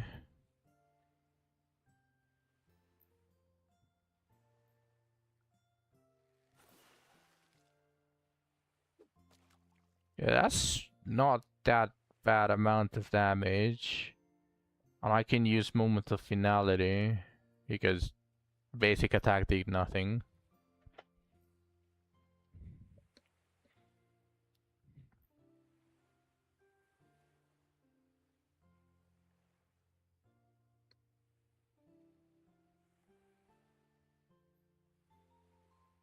No.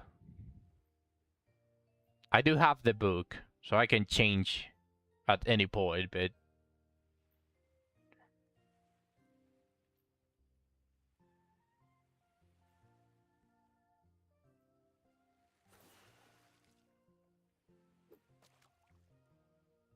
Oh, wait. Oh, it ate the other one!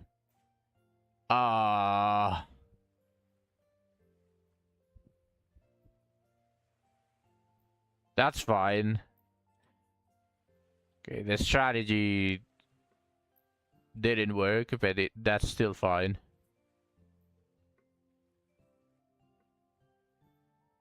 Bro, they are using the only attack that actually matters, which is the filtro, just reducing.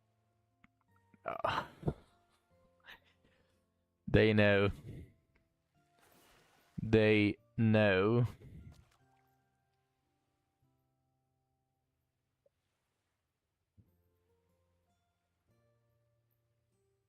Yeah, Dong thinking gang of many hoodlums. Indeed. Okay, I can set up a big challenger strike.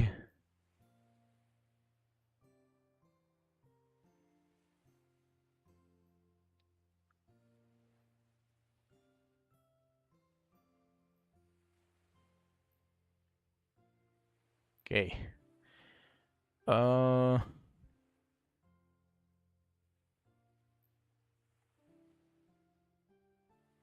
Then Prayer of Rebellion.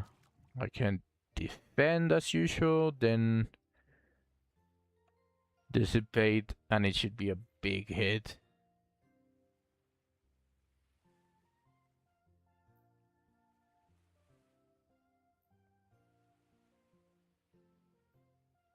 Come on, Lana.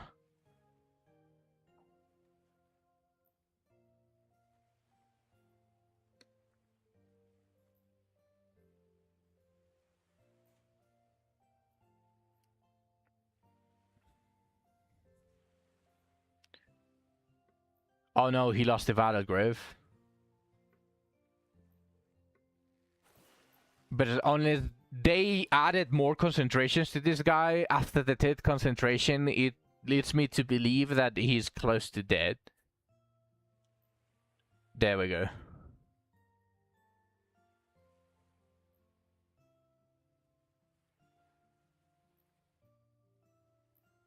That is...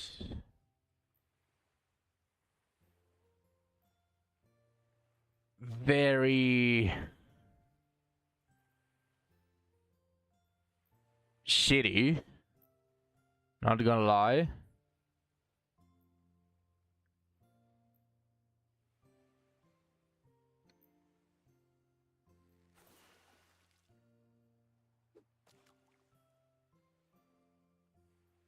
And I can see another pack already of those folks. Ooh.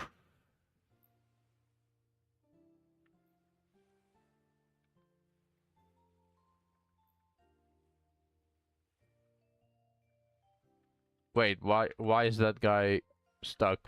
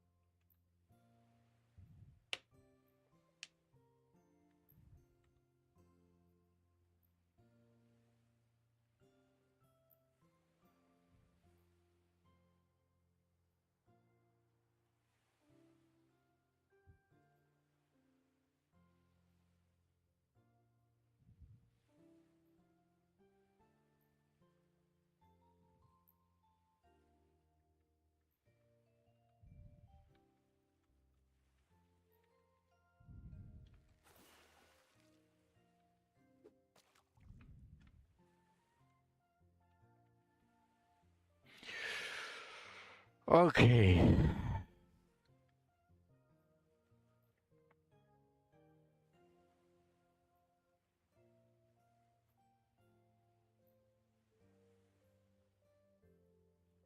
Okay, I can't tell if this is better or worse.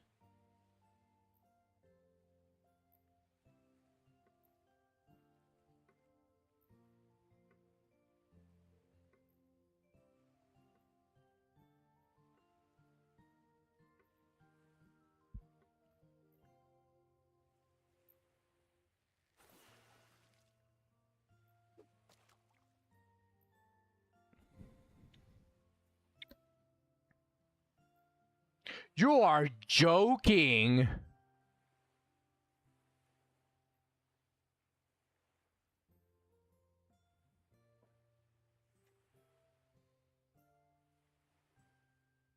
How much damage did they do? How much damage was that?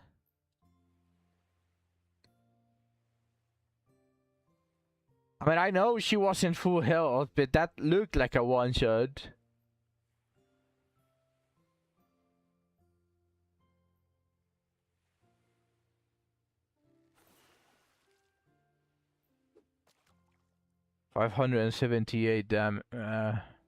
Over 578 damage.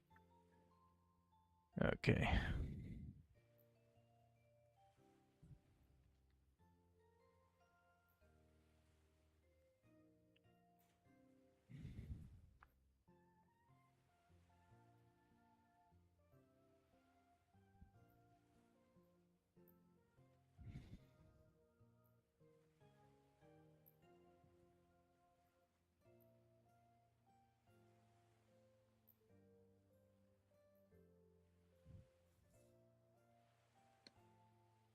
Was that a sure hit from the wolf, or is that how much damage they deal normally? It seemed to be normal damage.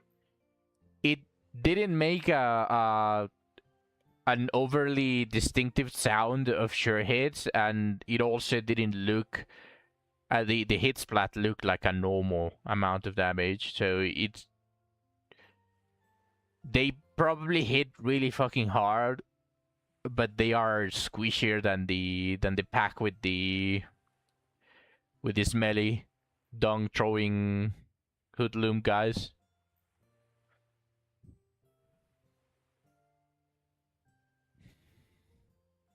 I need to kill this thing though. It moves twice.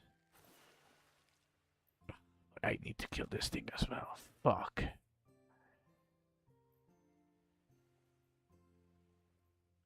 Okay. Okay.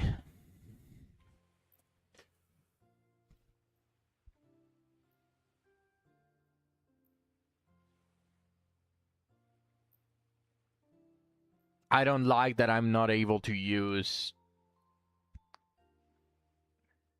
my Calty, but maybe after Chronostasis. Yeah, after Chronostasis, that's good. Okay. Okay. We're good. The problem, though, is once this thing dies, I'm on one-shot range.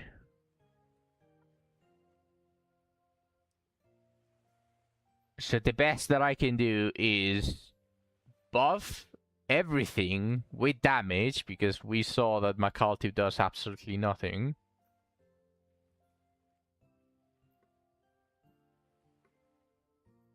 Kill or be killed. Yeah, exactly.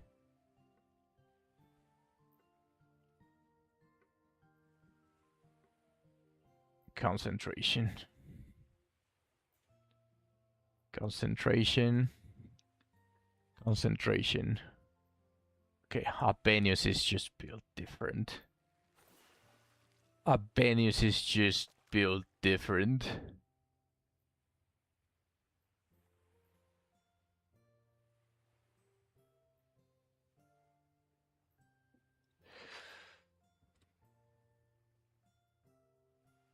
Okay.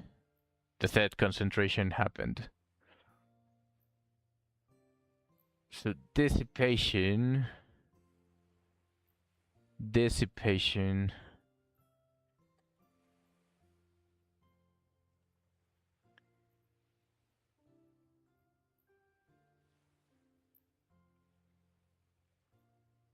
Ooh, paralysis! That's fantastic.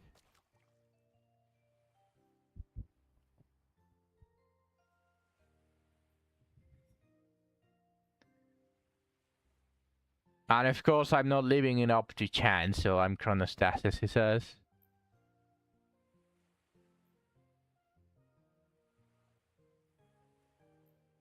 There we go. I think the other packs don't have Cyclops. So that they shouldn't be that bad. But I'm not going to sell it for life yet. I know that they have higher stats compared to the others, so I'm not going to save my resources against these guys. I am going to nuke them. I don't want the random bullshit.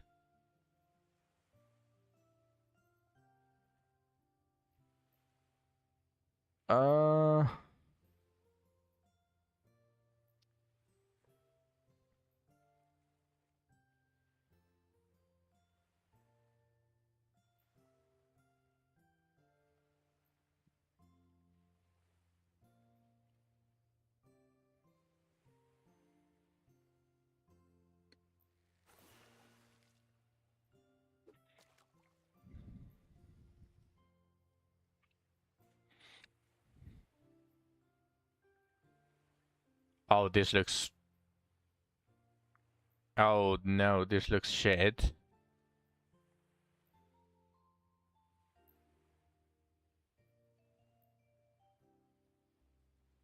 Oh no, this looks horrible.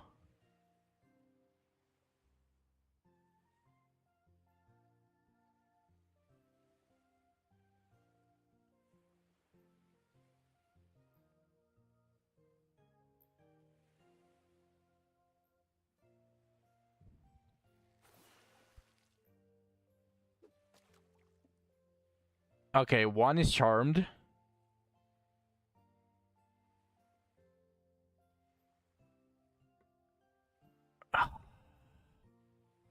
The Yetis are... Oh, come on, Lana! Yeah, that's the reason why the Yetis are the most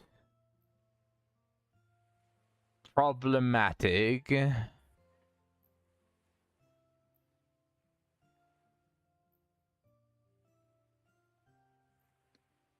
Even if she was at max health, she would have died by that one. Even at max health. Oh boy.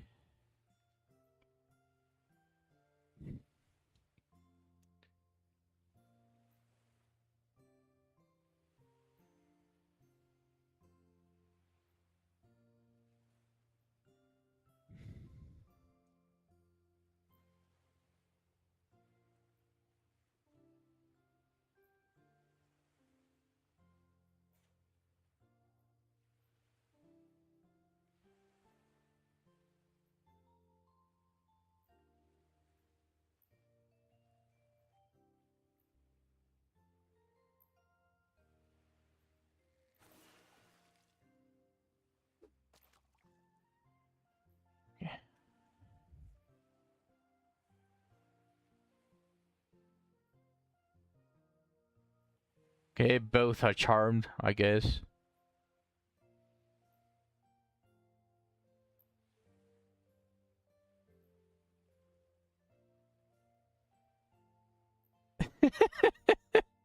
That looks hilarious for some reason.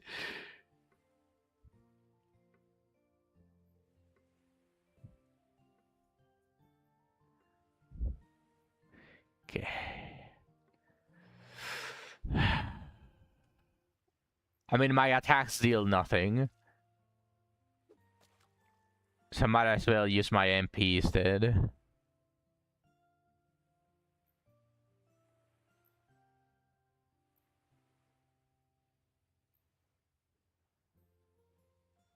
Oh boy.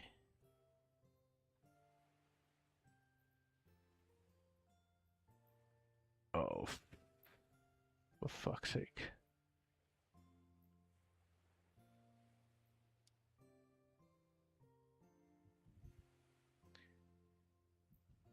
Keep these skills, right? Yeah.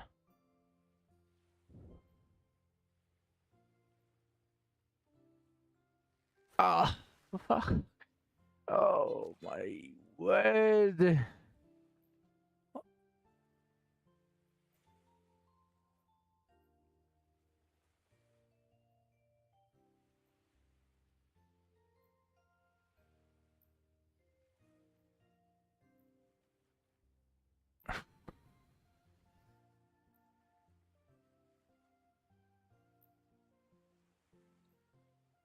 They have way too much HP.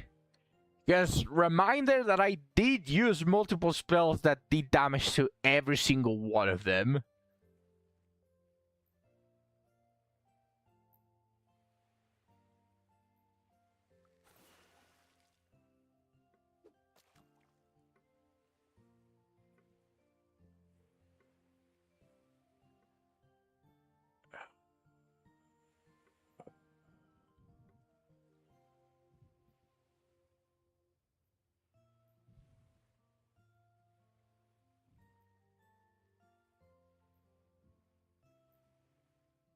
Okay.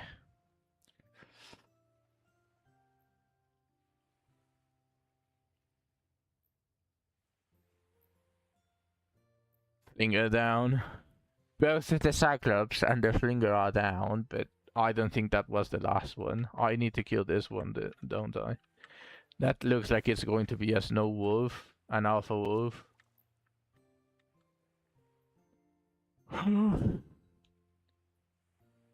Oh, no, never mind.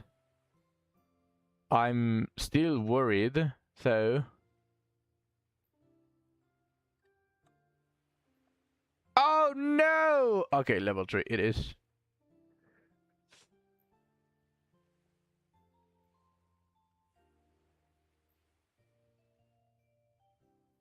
Yup. That's what I thought was going to happen. That's why I'm a call to.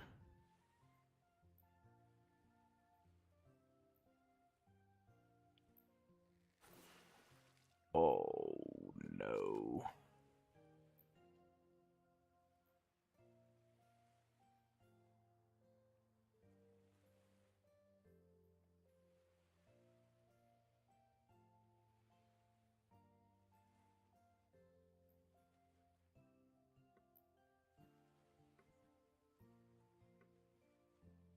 Oh, let's go. This is going to be really fucking bad. I mean, I think I can still whittle them down faster that they can spawn.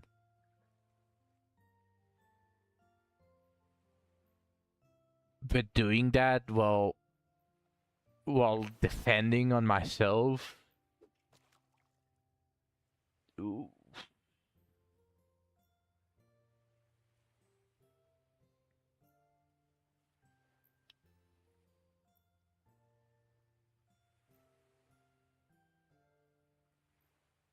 Okay.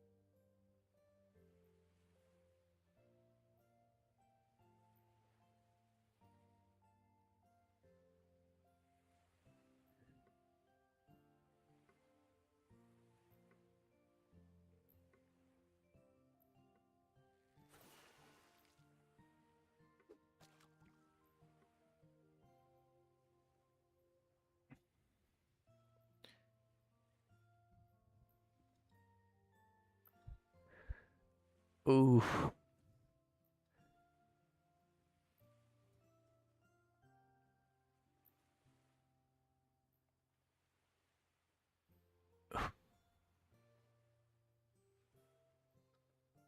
Hold on.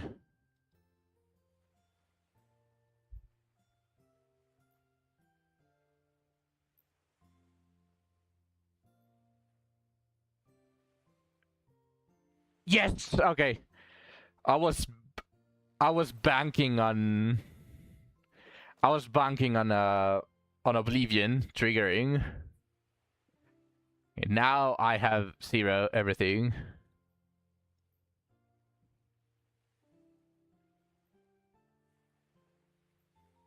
Holy. And it wasn't even the packs with the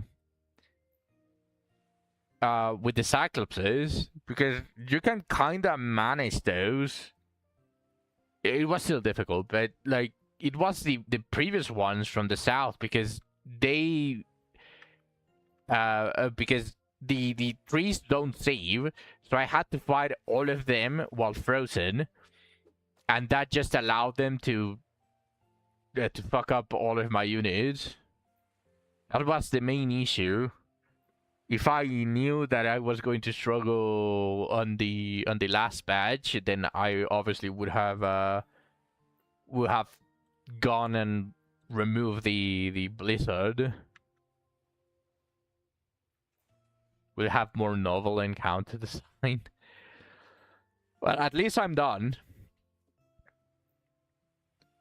You can say that I have successfully rebuilt Rockville village. Rockville.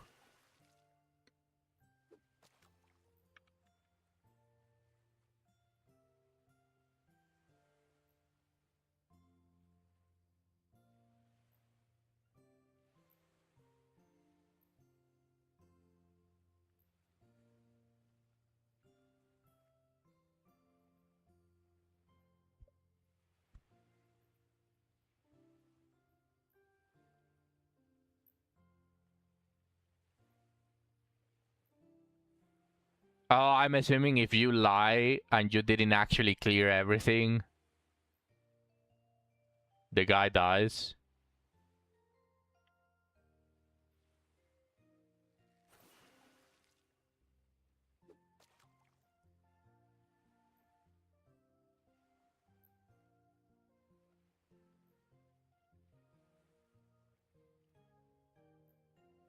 Yeah.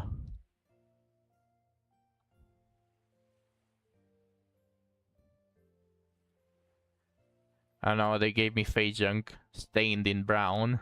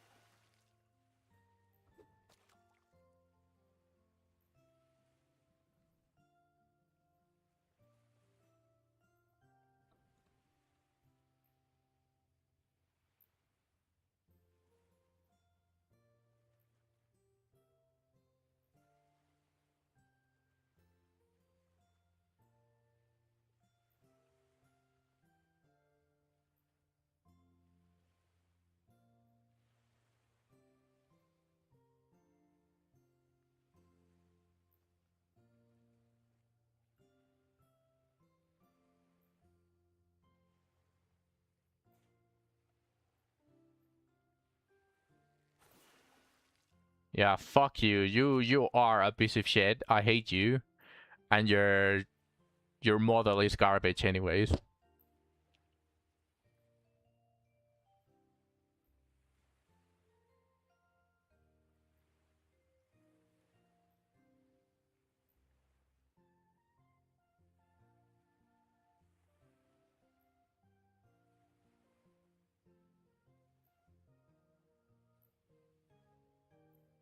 Wait, so I'm not done? Niall, you've lied to me.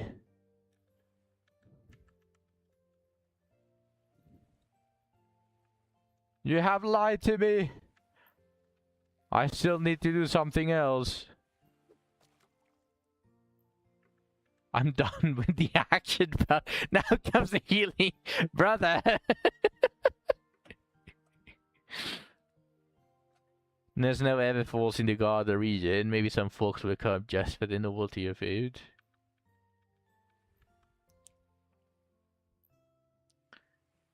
Given how many people live there, the royal capital's the place to find settlers. Okay, so what do I need to do now? Do I have to go to every single abyss?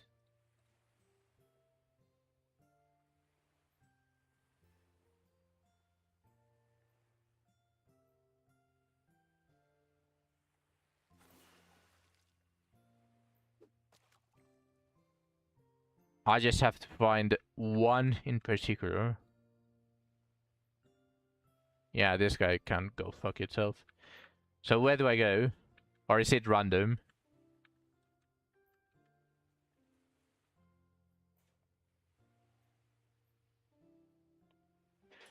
So I need to go make my dinner.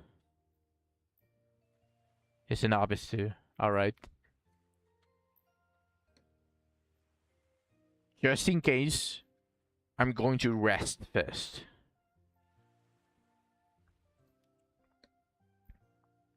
In the ship? Also, I need to enter the abyss?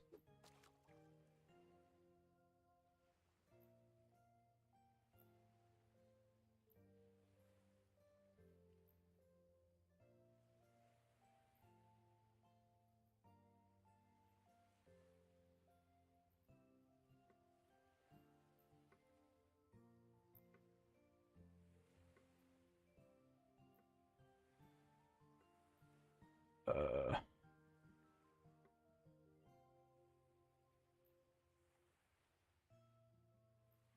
Oh, wait. What the fuck?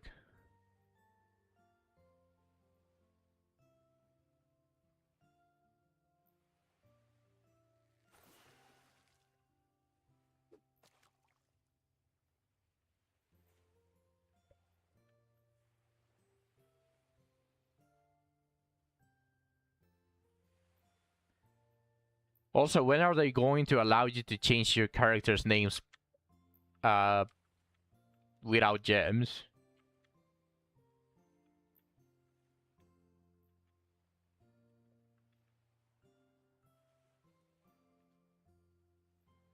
Never pay up.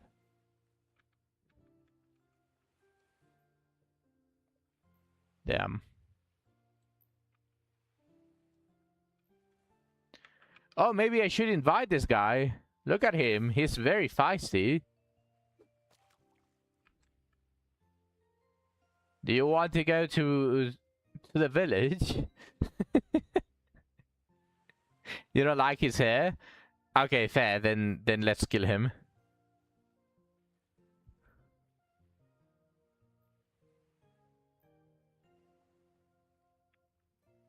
The fuck?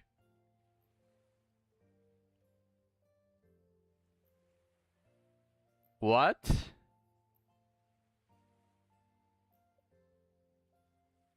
Infinite XP farm? What the?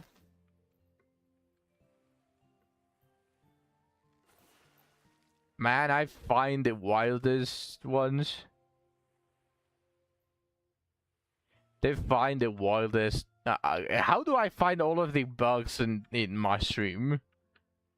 From visual to actual gameplay, like, holy, what is this?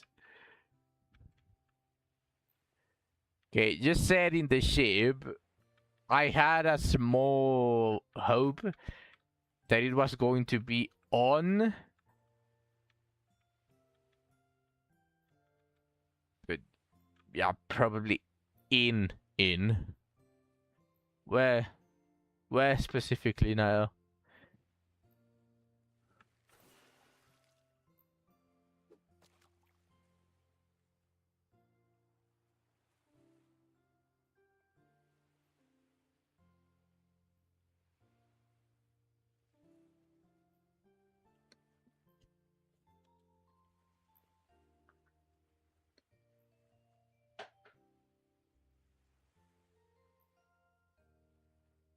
I know this is a monster. I don't remember who this was. I don't remember anyone being here, actually.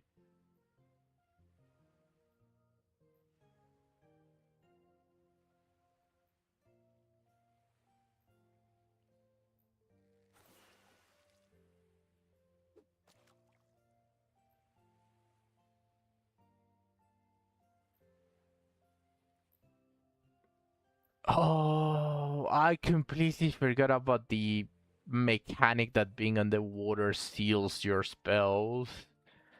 I completely forgot about that. It made me remember the fighter meta.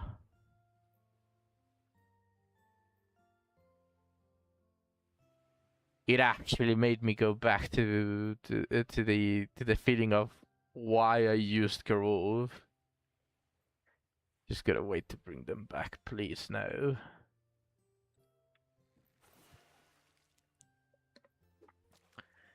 Okay, I'm going to trust my god and say that it's this one. Because I don't remember anyone being there.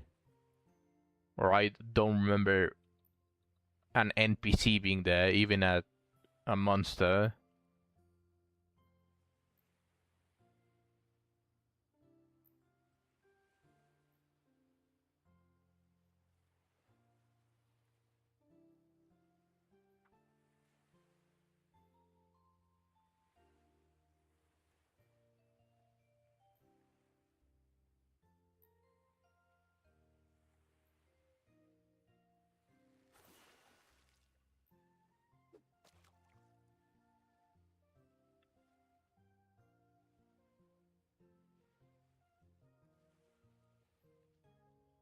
Alright.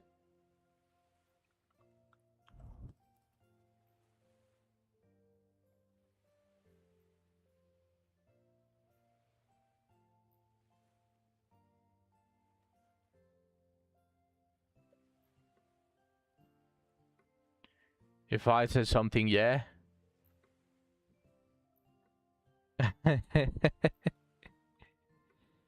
Okay. Well, I invited someone that said something about fishing, so I'm assuming that I got something correct. So now let's go back.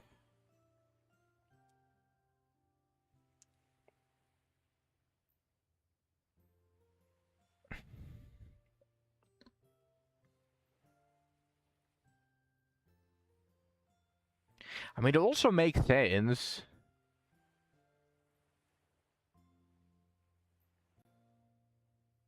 Or no, you know what? Never mind.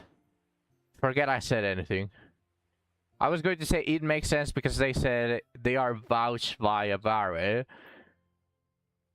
But I'm on a Varus route, so it would make sense that it says that I'm vouched by a Vare. Yeah.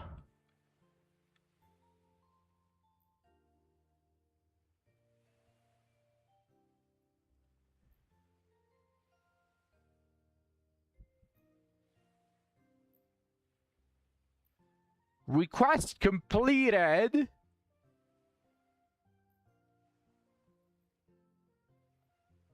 I did it.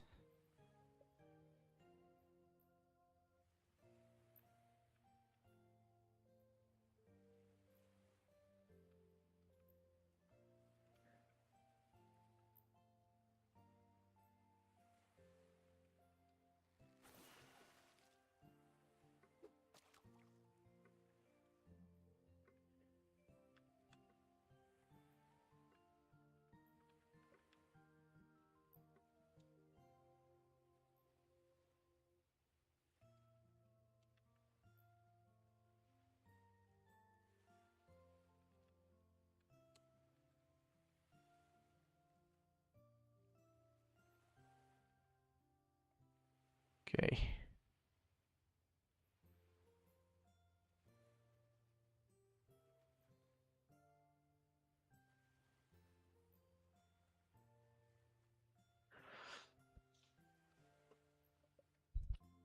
Hmm. You know, I was going to say the gentle-looking one. Obviously, the imposing one can go fuck himself. The gentle-looking one felt like was the best choice until the timid one actually went on his redemption arc of 50 episodes of the anime. Also, 1 second, I need to go to the bathroom.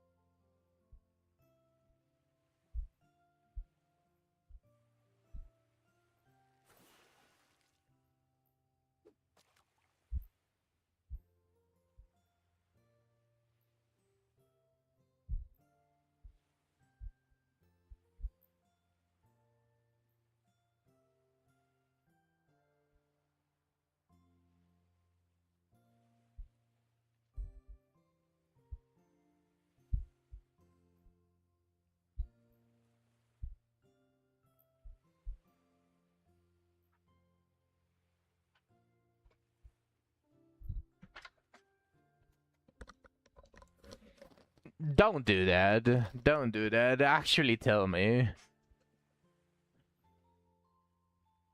Actually tell me. I was going to basically say my choice. Also, I'm back. I went to pee. So the imposing one can go fuck himself because he's a piece of shit. and I don't think he's a bondmate anyways. The gentle-looking one looked like the best option, but then the timid one went on his 50-episode anime redemption arc. So I was leaning towards picking the timid-looking one. The T-mid.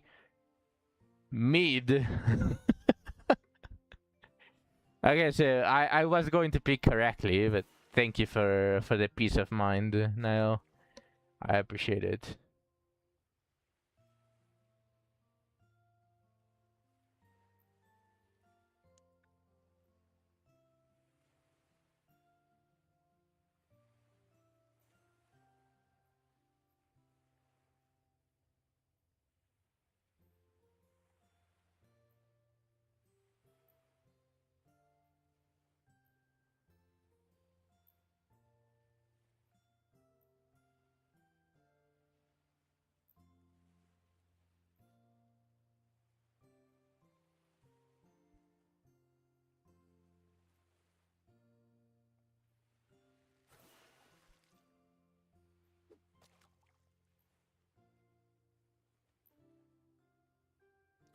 $20 gems?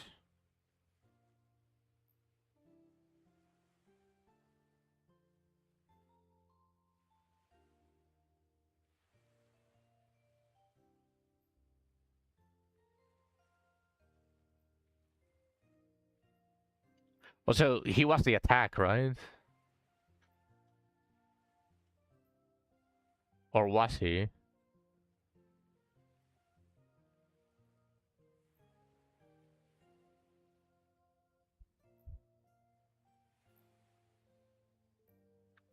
Nice. So I'm going to have to do all of that. Holy, it's like Graham all over again.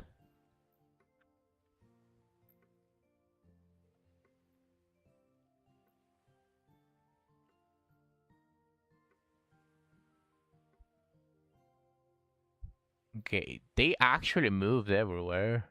I want to talk to all of them. It's going to be a Graham all over again. Next time I'll be prepared. Yeah, I suppose that's true.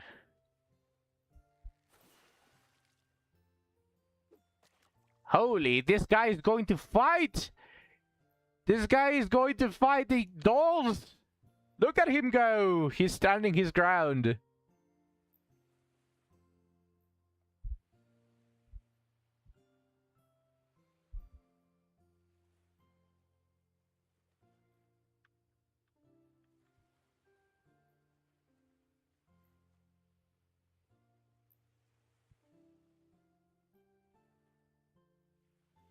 Oh, speaking of, where is Iris?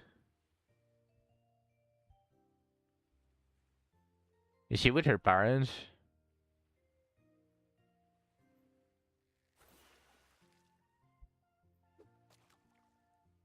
Yes! Nice. Nice to meet you again, Iris.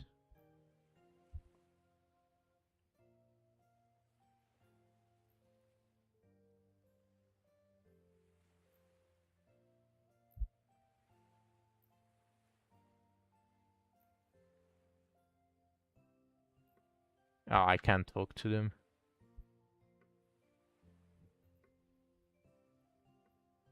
Okay, then.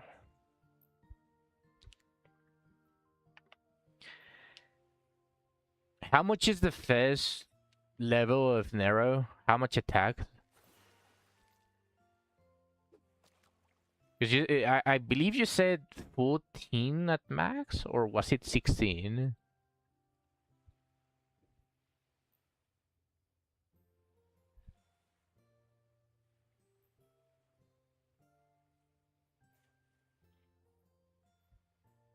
You haven't slotted it on anyone yet.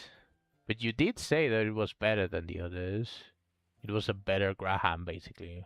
I mean, the way to obtain it is still going to be as painful as Graham, but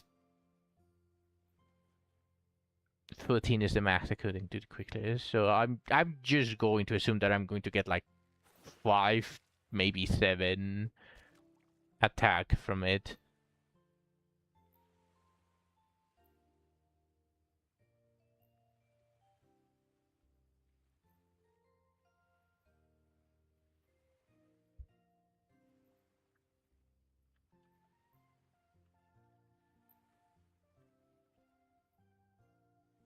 I think this was a quest, which I'm probably going to have to do later.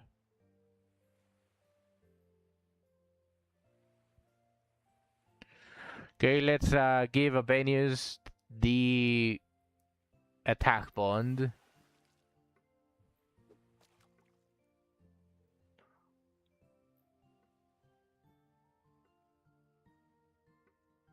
So I think she had an accuracy one just randomly slotted in. Or no, not even that. It's just the strength, double attack, and the surety.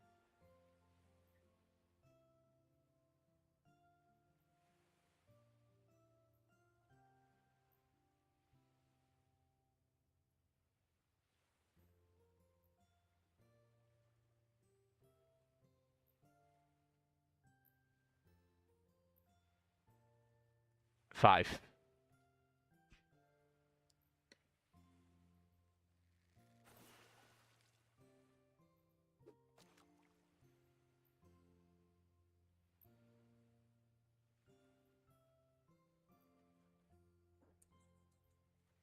That was 5 attack. Not the best level 1, not the worst either.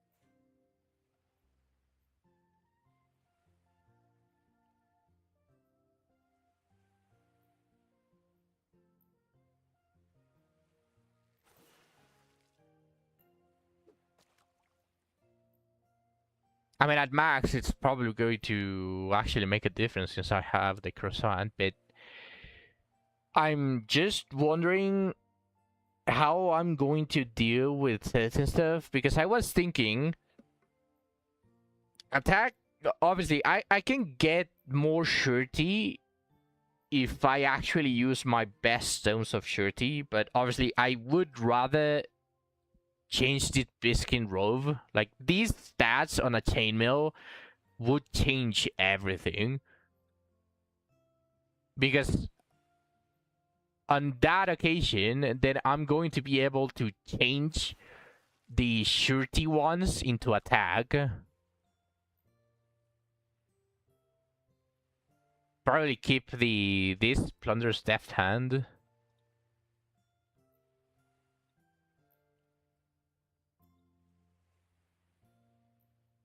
Or maybe even this, because this is good. This is the only good. This is evil, this is... Or actually, I think both of these are good. But I can remove the Scorpion Woman relic and change it for the other one for attack and accuracy.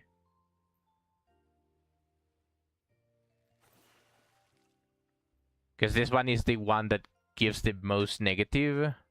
I don't need the magic power or the divine power with Abenius.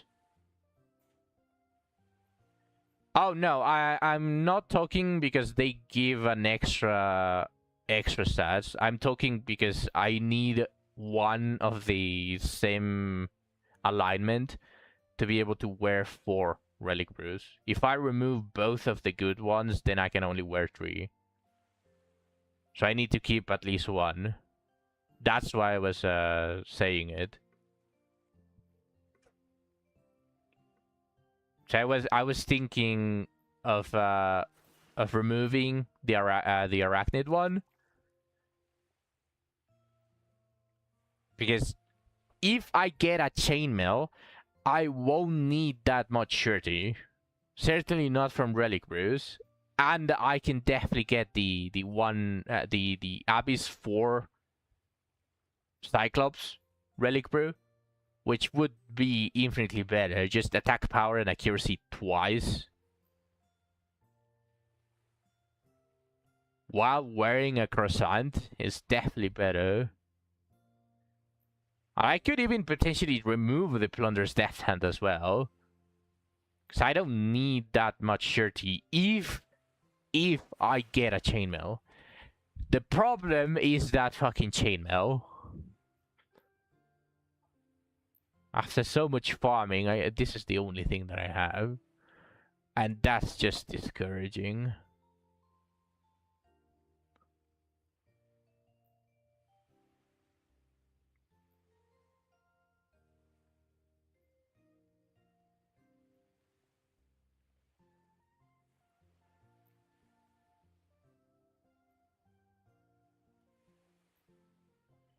I could double dip and farm the mines for chainmails and fairy junk. You mean Alabaster? I mean, I guess Alabaster is a good place, but I don't remember Alabaster having chainmails, so.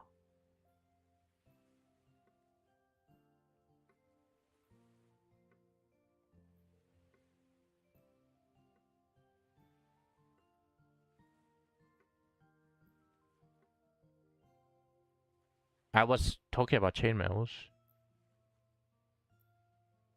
Oh wait, what? Oh wait, you mean this?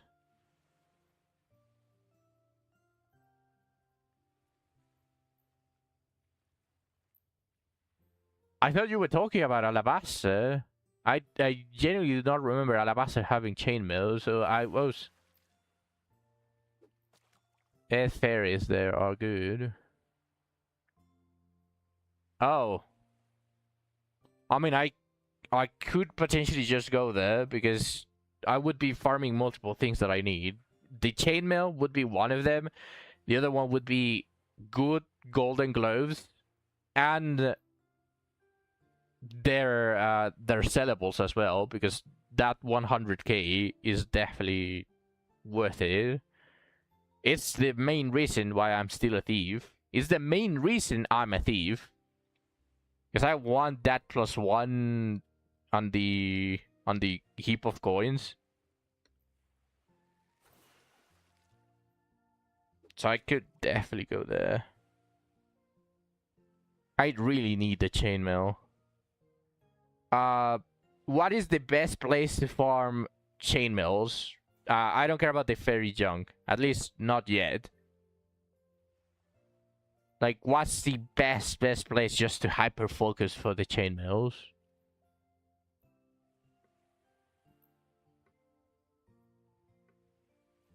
It's the only upgrade that Abenius needs or requires. You have never gone out of your way to farm them. Yeah, it's the only.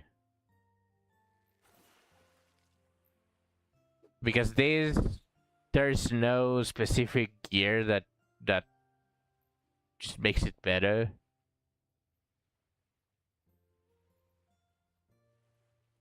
You can bleach for it in that regard. Like, the only big upgrade can come from any helmet. Better if it's silver, obviously. But there's no specific gear that I can just hyper focus that is an upgrade from this. Maybe one with some tolerance, like the confusion charm tolerance, but like that's very relevant at this point. The shield, same issue. It's better if it's silver, but the only thing that can make it better is just randomly getting a drop that allows me for double surety. That's the only upgrade. The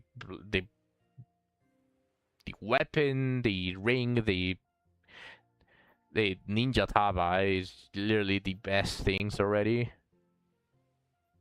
The hunting gloves are fucking amazing. The only upgrade is getting 4 stars and getting the same luck for getting all of these, which is going to be very difficult. So realistically, the only big upgrade that I can focus on is the ropes. It's the chest plate. It becoming a chainmail with the same stats as this biscuit rose, or better, because it's going to be silver, is just going to open so many substats and so many different things to boost up my attack power. The relic brews as well.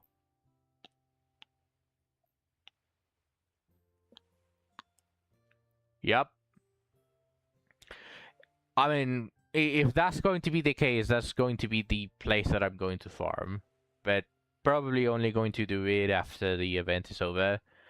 Because let's be completely fair. If I do end up getting a purple chainmail, 4 stars, but it comes with shit stats, I'm going to try to lesser alteration stone it.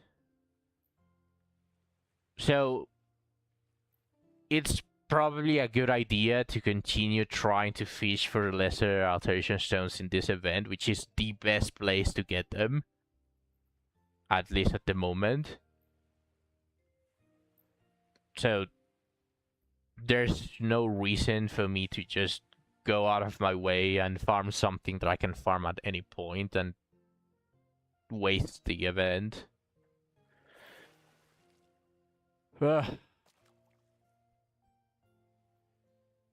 Okay, let's see how much experience I got from the auto fishing.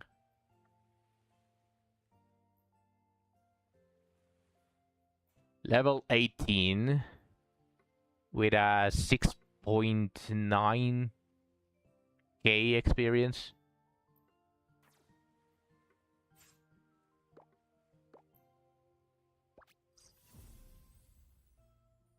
Okay, only 1 level. That's sad. Halfway through the next level, at least. All right. This is where I'm going to end the stream. It got extended forward, but I'm kinda back and streaming 5 hours. 1 level in 5 hours. You also have to consider the place that I'm on. I'm on Abyssal Maw, which is the level 19 one. There's 22 and there's the 31. It's faster on the others, but this one is a very forward one.